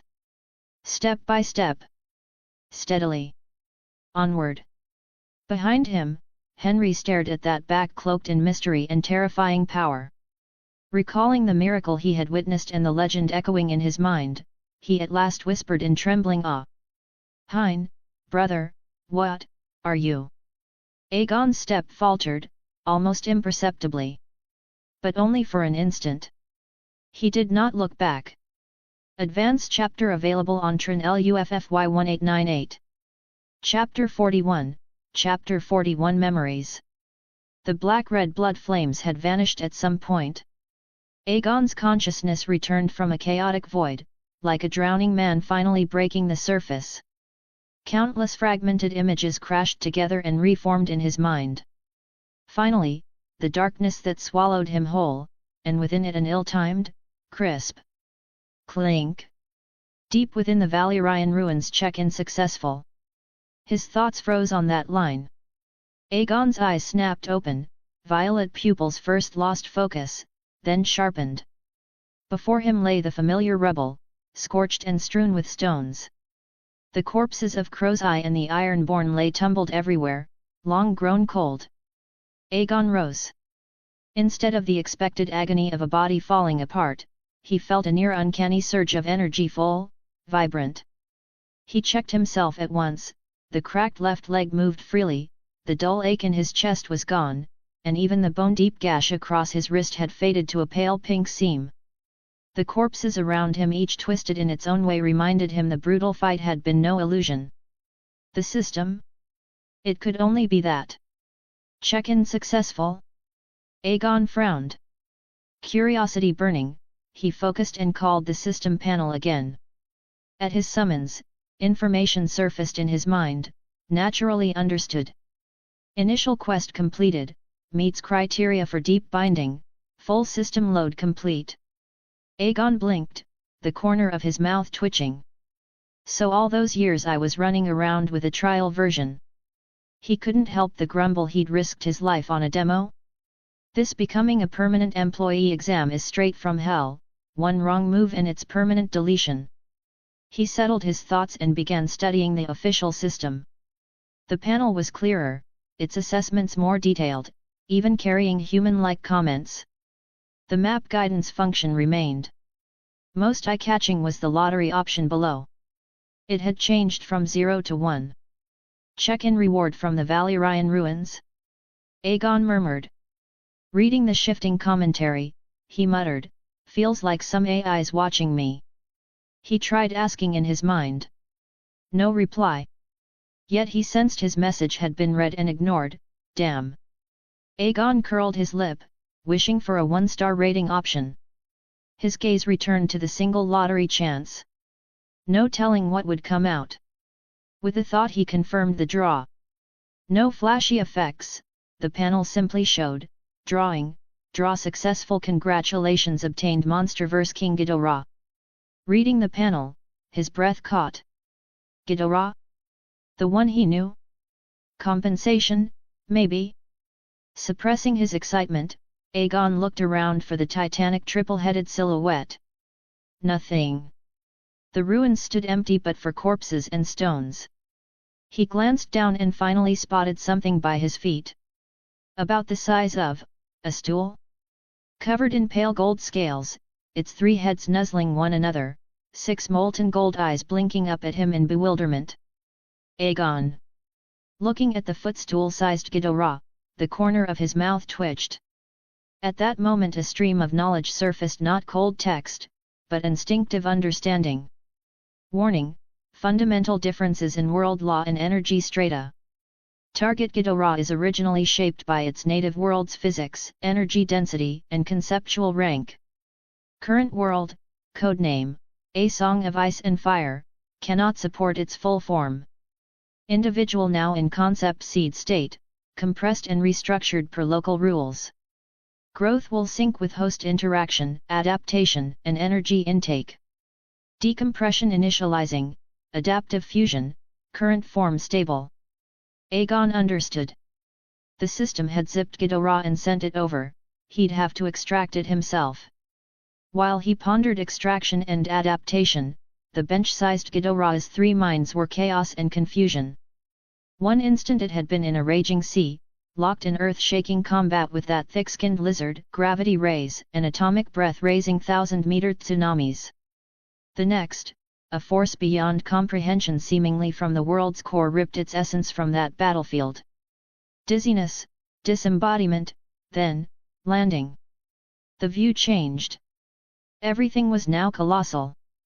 Broken stones loomed like hills, fallen columns like sky-piercing trees, and the armored creature before it. Ghidorah's 3 minds blanked in unison. So big. That was its first thought. A creature this size existed? Taller than that fat lizard. The downward gaze stirred something instinctive. Pressure? No, not just pressure, an odd, subtle pull, as if an invisible thread linked them. Then it saw the giant crouch and extend a hand toward its middle head. Touch me? Despite the budding closeness, the pride of a king of beasts flared.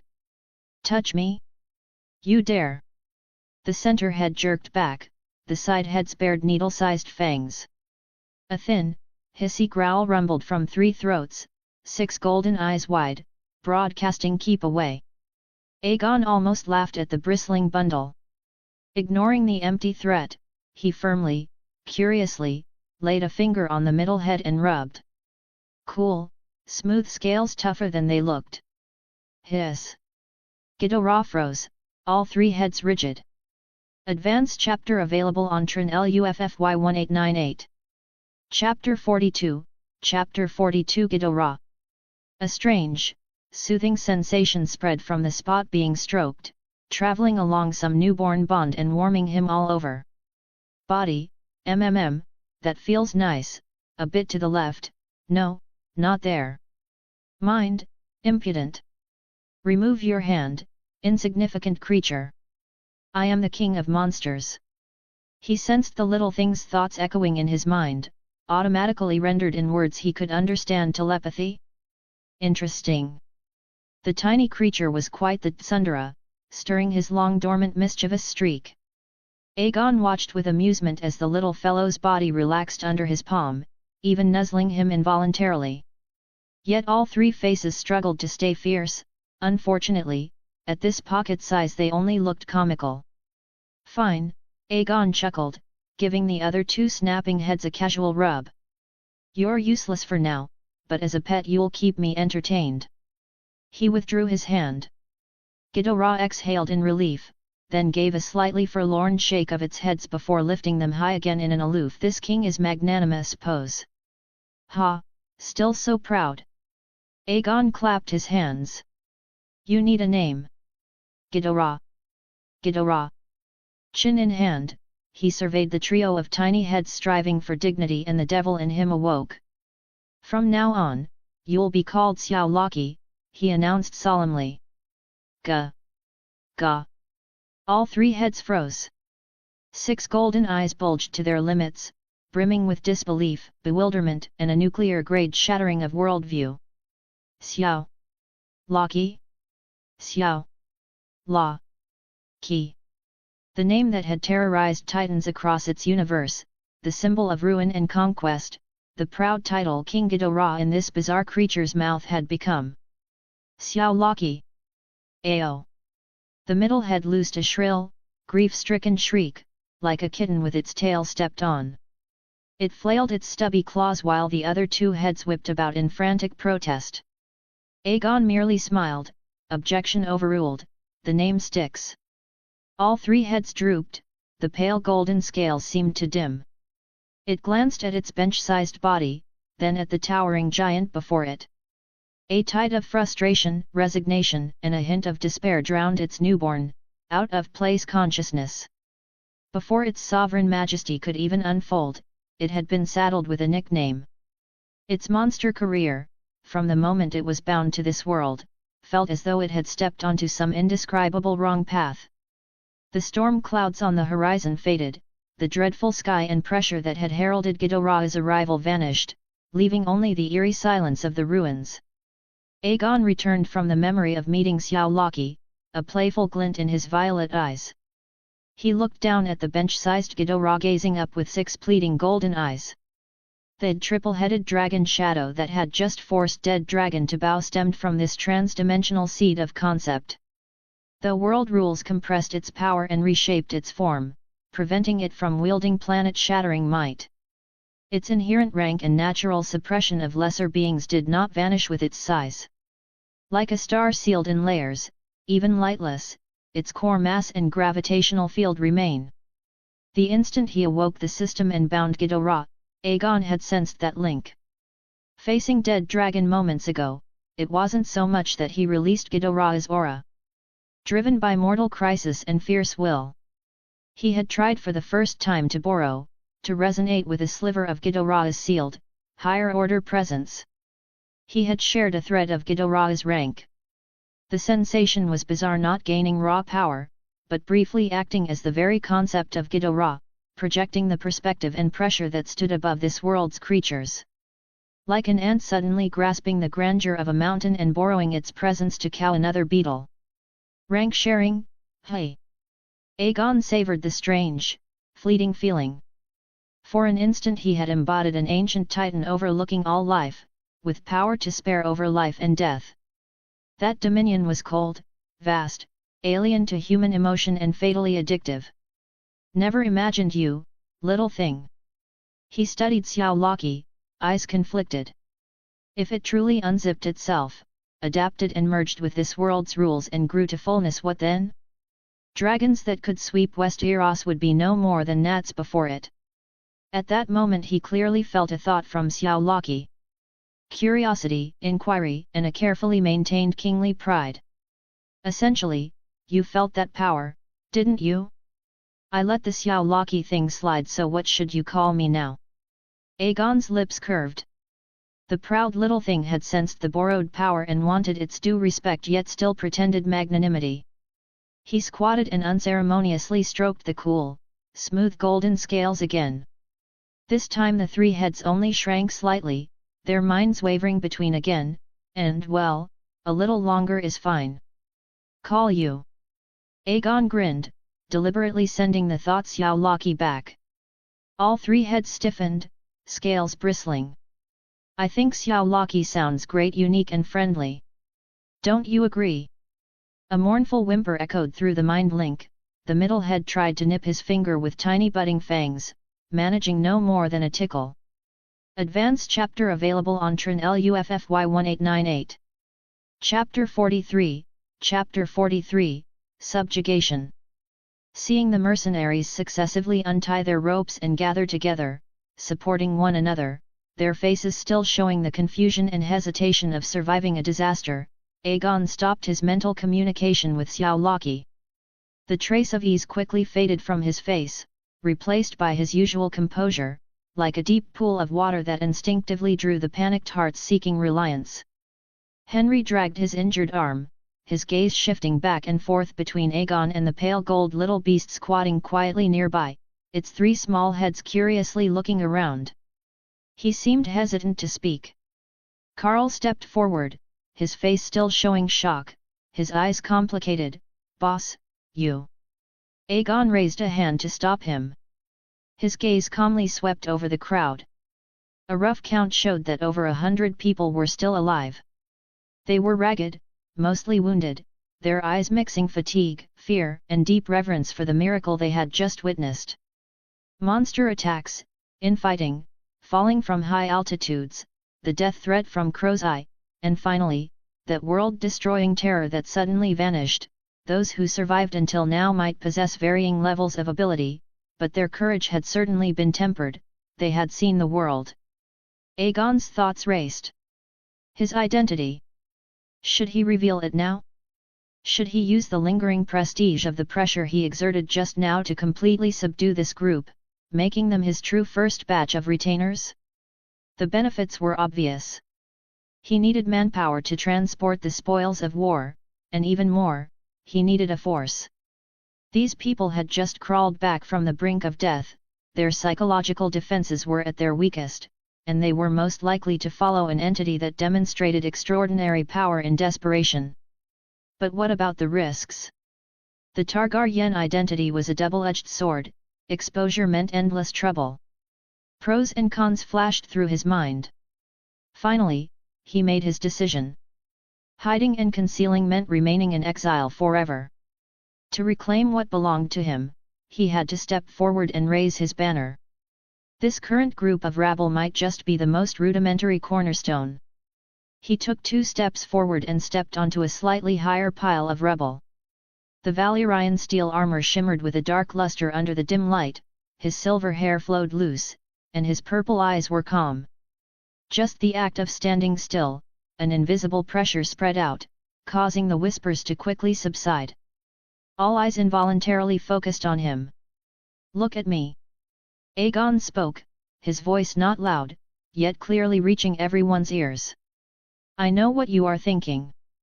Ruins, monsters, slaughter, betrayal. We are trapped here, many have died, and the future is uncertain." He paused, his gaze sweeping over faces that were either numb or tense. "But we are still alive. If we are alive, there is a path forward. And this path requires a new way of walking, no longer being used as cannon fodder and bait, but for ourselves." He took a deep breath, and his voice suddenly rose, carrying an unwavering decisiveness. "My name is Aegon Targaryen, son of Rhaegar Targaryen and Elia Martell, the rightful heir to the throne of the 7 kingdoms." A dead silence fell. Most mercenaries looked bewildered. Targaryen? The name sounds familiar. The Iron Throne? Didn't a king with that surname rule before? Henry suddenly gasped, his fat face flushed red, and his eyes widened. He came from the Riverlands. Even as a commoner, he grew up listening to the tales of the usurpers' war. Targaryen. The dragon family. The family that once rode dragons to rule Westeros. And Aegon. Prince Rhaegar's son. Carl was also stunned. He had lived in the disputed lands, knowing only fragments of the power struggles in Westeros, but he understood the weight of the words Targaryen and the Iron Throne. This silver-haired young man before him was actually an exiled prince. Targaryen. A mercenary muttered softly, struggling to remember. They were the former masters of the Iron Throne. Henry couldn't help but explain excitedly in a low, trembling voice. They are the Dragon King family. The true royal bloodline. He ought to be king. King. The mercenaries stirred, and their gaze toward Aegon instantly changed. An exiled prince? This identity was extraordinary. Aegon took in the reactions of the crowd. He raised his hand and pointed at Xiao Laki, who was tilting its head at his feet, its 6 golden eyes sizing up the crowd. What you just saw, what you felt, Aegon's voice carried undeniable majesty, that was not merely a miracle. That is the power of my bloodline, proof that the Targaryen line is one with dragons. Although it is dormant and young for reasons. He deliberately skipped the details. But it is here. A true dragon. And I am its only master. Xiao Laki seemed to sense it was mentioned, its middle head lifted, emitting a low hum inconsistent with its size, and a peculiar pressure, extremely faint but originating from a higher life form, flashed and vanished. This subtle sensation, combined with the lingering shadow of the world-destroying pressure from before, was more convincing than any words. The mercenary's eyes, when looking at Xiao Laki, changed completely, filled with awe, curiosity, and even a hint of fanaticism. Now, we stand deep within the Valyrian Ruins. Aegon spread his arms, his voice loud and carrying a fervent allure. Buried here is the legacy of the Dragon King family. Valyrian steel weapons, armor, lost techniques, and countless forgotten treasures. What Crow's Eye and Corleone were looking for is right beneath our feet. The immediate prophet instantly reignited the light that had dimmed in the eyes of the survivors. But this is only the beginning. Aegon changed his tone, the flames of ambition burning in his purple eyes. I, Aegon Targaryen, promise you here. Swear allegiance to me, follow this banner, and you will no longer be mercenaries living hand-to-mouth, ordered around in the free cities. We will leave these ruins, taking the wealth and power found here. We will return to Westeros and reclaim the Iron Throne that belongs to the Targaryen family. And you? His gaze was like a torch, sweeping over every person.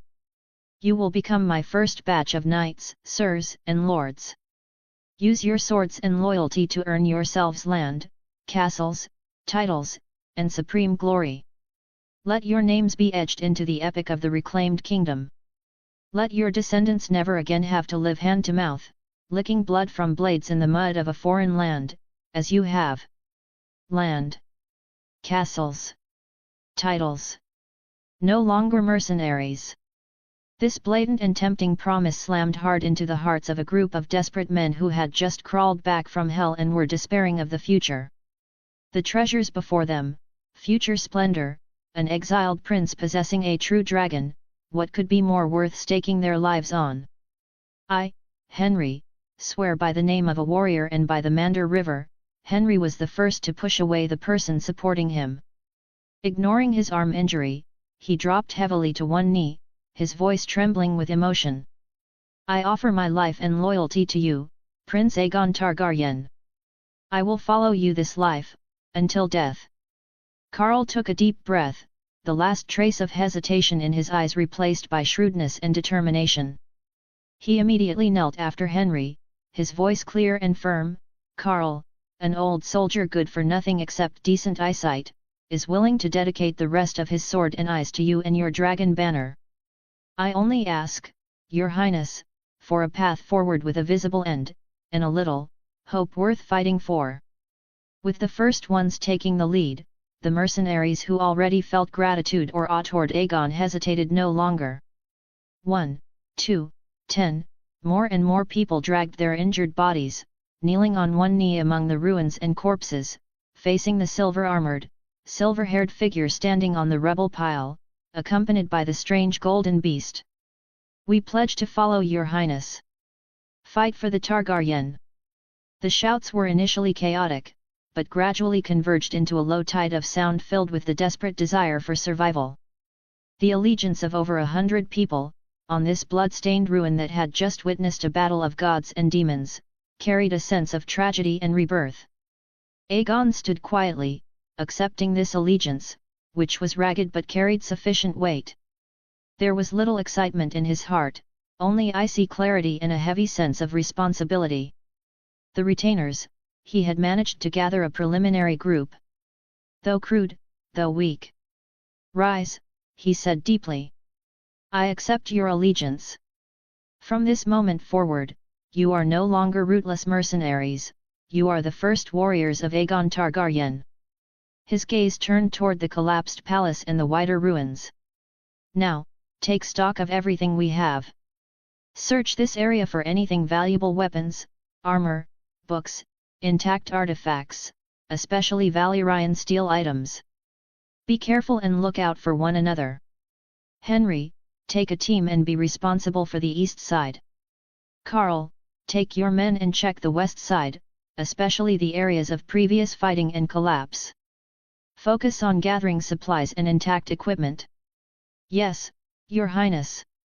Henry responded loudly, standing up despite the pain. "Understood, boss." "Your Highness." Carl also accepted the order briskly, his eyes glinting shrewdly as he began calculating where valuables might be hidden. The surviving mercenaries quickly sprung into action, although exhausted, their eyes held the light of purpose. Above the ruins, for the first time, the clamor of their own people, filled with hope, began to sound. Aegon, holding Xiao Laki, who had become quiet again and seemed uninterested in this group of new two-legged beasts, walked toward the entrance of the underground ruins. Beside Crow's Eye's corpse, the dragon horn, wrapped in red gold and dark black steel, still lay quietly on the ground. His journey had just begun. And the first spoils of war he needed to deal with seemed to be quite troublesome. Advanced chapter available on Tron LUFFY 1898. Chapter 44, Chapter 44, Mogul. Aegon's gaze swept across the corpse of Crow's Eye on the ground, frozen in shock and resentment. This Crow's Eye, who had ruled the Ironborn with fear and cruelty and once controlled the entire situation, saw his authority vanish into thin air when his proud deterrence collapsed before a grander, more fundamental power. Things maintained by fear are ultimately fragile. His gaze fell upon the dragon horn at his side, wound with red gold and dark steel. It was cold to the touch, and those twisted runes seemed to pulse faintly beneath the skin, carrying an ominous temptation. According to legend and Crow's Eye's end, the price of blowing it was the burning of the blower's life. For Aegon, who now possessed Xiao Laki, this treasure that could control dragons but required a life sacrifice seemed somewhat redundant, even dangerous. He would set it aside for now, perhaps it would be useful in the future, but it was by no means his first choice. As he was pondering, the sound of footsteps, deliberately lightened but still somewhat hurried, came from behind him. "Your Highness," a slightly raspy voice spoke, trying hard to sound respectful, "over there under the collapsed pile of stones, we seem to have found something. It looks like boxes, but they're pinned down, and we can't see clearly." Aegon turned around at the sound. It was Mogul. That Scarface mercenary from Myr who always carried a sinister aura. He had actually survived and even mingled among the crowd that had just pledged their loyalty. Warning bells rang faintly in Aegon's mind. The scene had been chaotic just now, and he indeed hadn't had time to carefully identify everyone. "Oh? What is it?" Aegon's tone was flat, but his purple eyes quietly locked onto Mogul. This guy was still alive and had taken the initiative to come forward and report? Given the slipperiness and selfishness Mogul had shown before, this was quite unusual. His right hand seemed to hang casually at his side, but Aegon noticed his body posture was somewhat tense, especially his left arm, which was slightly pulled inward as if protecting something. "Can't see the details, but it looks like metal, maybe," Mogul said, taking another small step forward as if naturally, closing the distance. A look of difficulty and an eagerness to perform was squeezed onto his face. "You need to see for yourself, perhaps it's something important." "Now?" A murderous light burst from Mogul's eyes as all pretense was instantly torn away. His left hand, which had been retracted at his side, suddenly jerked up, holding a strangely shaped repeating crossbow that shimmered with a dark, cold light. The crossbow body was short and compact, but the arms were thick and the mechanism was taut. It was exactly that 300-pound heavy crossbow he cherished, powerful enough to pierce plate armor. Even more lethal, the short bolt already on the string was coated with a layer of thick, eerie fluorescent green substance, carrying a faint fishy smell. Targaryen bastard! Die! Mogul roared, his voice filled with accumulated, twisted hatred stemming from a family blood feud. What treasure, what mercenary! As long as he killed this silver-haired boy, everything would be his. That dragon whelp didn't seem like much of a threat either. In a flash, he pulled the trigger. Twang! The mechanism exploded with sound, and the bolt turned into a dark blur indiscernible to the naked eye, shooting straight for Aegon's face. At such close range, with such a sudden outburst, an ordinary person would find it absolutely impossible to dodge. But Aegon was no ordinary person. The moment the look in Mogul's eyes changed, his entire body's muscles had already tensed up. His extremely high spirit attribute gave him perception and reaction speeds beyond those of normal men. He didn't try to dodge completely. The distance was too close, and the bolt was too fast. With the smallest of movements, he tilted his head sharply to the right with extreme precision. Shhh! The bolt grazed the silver hair by his left cheek, the cold arrowhead even taking a few strands with it, before finally burying itself deep into the charred stone pillar not far behind him with a dull thud, the fletching vibrating violently. Meanwhile, Aegon's movements didn't stall for a second. At the same instant he tilted his head to dodge, his right leg, like a venomous snake that had been coiled for a long time, whipped upward silently but with extreme speed, accurately kicking the inside of Mogul's left wrist which held the crossbow. Crack! The faint sound of a bone fracturing. Ugh! Mogul groaned in pain, a piercing agony coming from his wrist as his fingers involuntarily loosened. The heavy crossbow slipped from his hand and began to fall. But it wasn't over yet.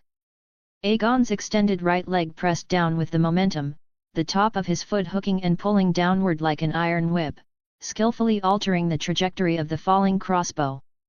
Simultaneously, his left hand shot out like lightning, grabbing Mogul's right shoulder clothing and yanking him fiercely toward his side at the moment Mogul faltered due to pain and the loss of his weapon. Mogul never expected Aegon's reactions and skills to be so fast, nor did he expect such a sharp counterattack after dodging a fatal blow. He was yanked into a stumble, his center of gravity leaning forward. And at that moment, the falling, already cocked repeating crossbow, guided by Aegon's skillful footwork and Mogul's own forward momentum, lined up perfectly, with the crossbow arms facing up, and pressed right against Mogul's own chest and abdomen. Mogul's eyes widened, his pupils filled with unbelievable horror. He saw the poisoned bolt on the crossbow and smelled the familiar fishy sweet scent of the poison he had applied which now made his soul fly away in terror. Thwack!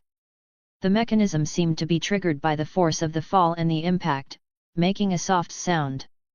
That poison-coated bolt, originally intended for Aegon, pierced deeply into Mogul's own body at point-blank range. Hat! Mogul's body shook violently, his hands trying in vain to cover the wound as his strength rapidly drained away. He looked down at the bolt shaft embedded in his body, the poison stain was spreading rapidly from the wound, and a cold numbness along with intense pain swept through his entire body. Staggering back 2 steps, he leaned against the cold stone wall. His gaze began to scatter, staring fixedly at Aegon, his lips twitching as if he wanted to say something, but only blood foam with a strange sweet fishy smell surged out. Aegon slowly stood still, looking coldly at the assassin whose life was rapidly fading. It seems someone couldn't stand the loneliness, he said, his voice calm yet piercingly cold. He knew revealing his identity would bring trouble, he just didn't expect it so soon. And why? Even a venomous snake should have a reason for biting someone. Advanced chapter available on Trin LUFFY 1898.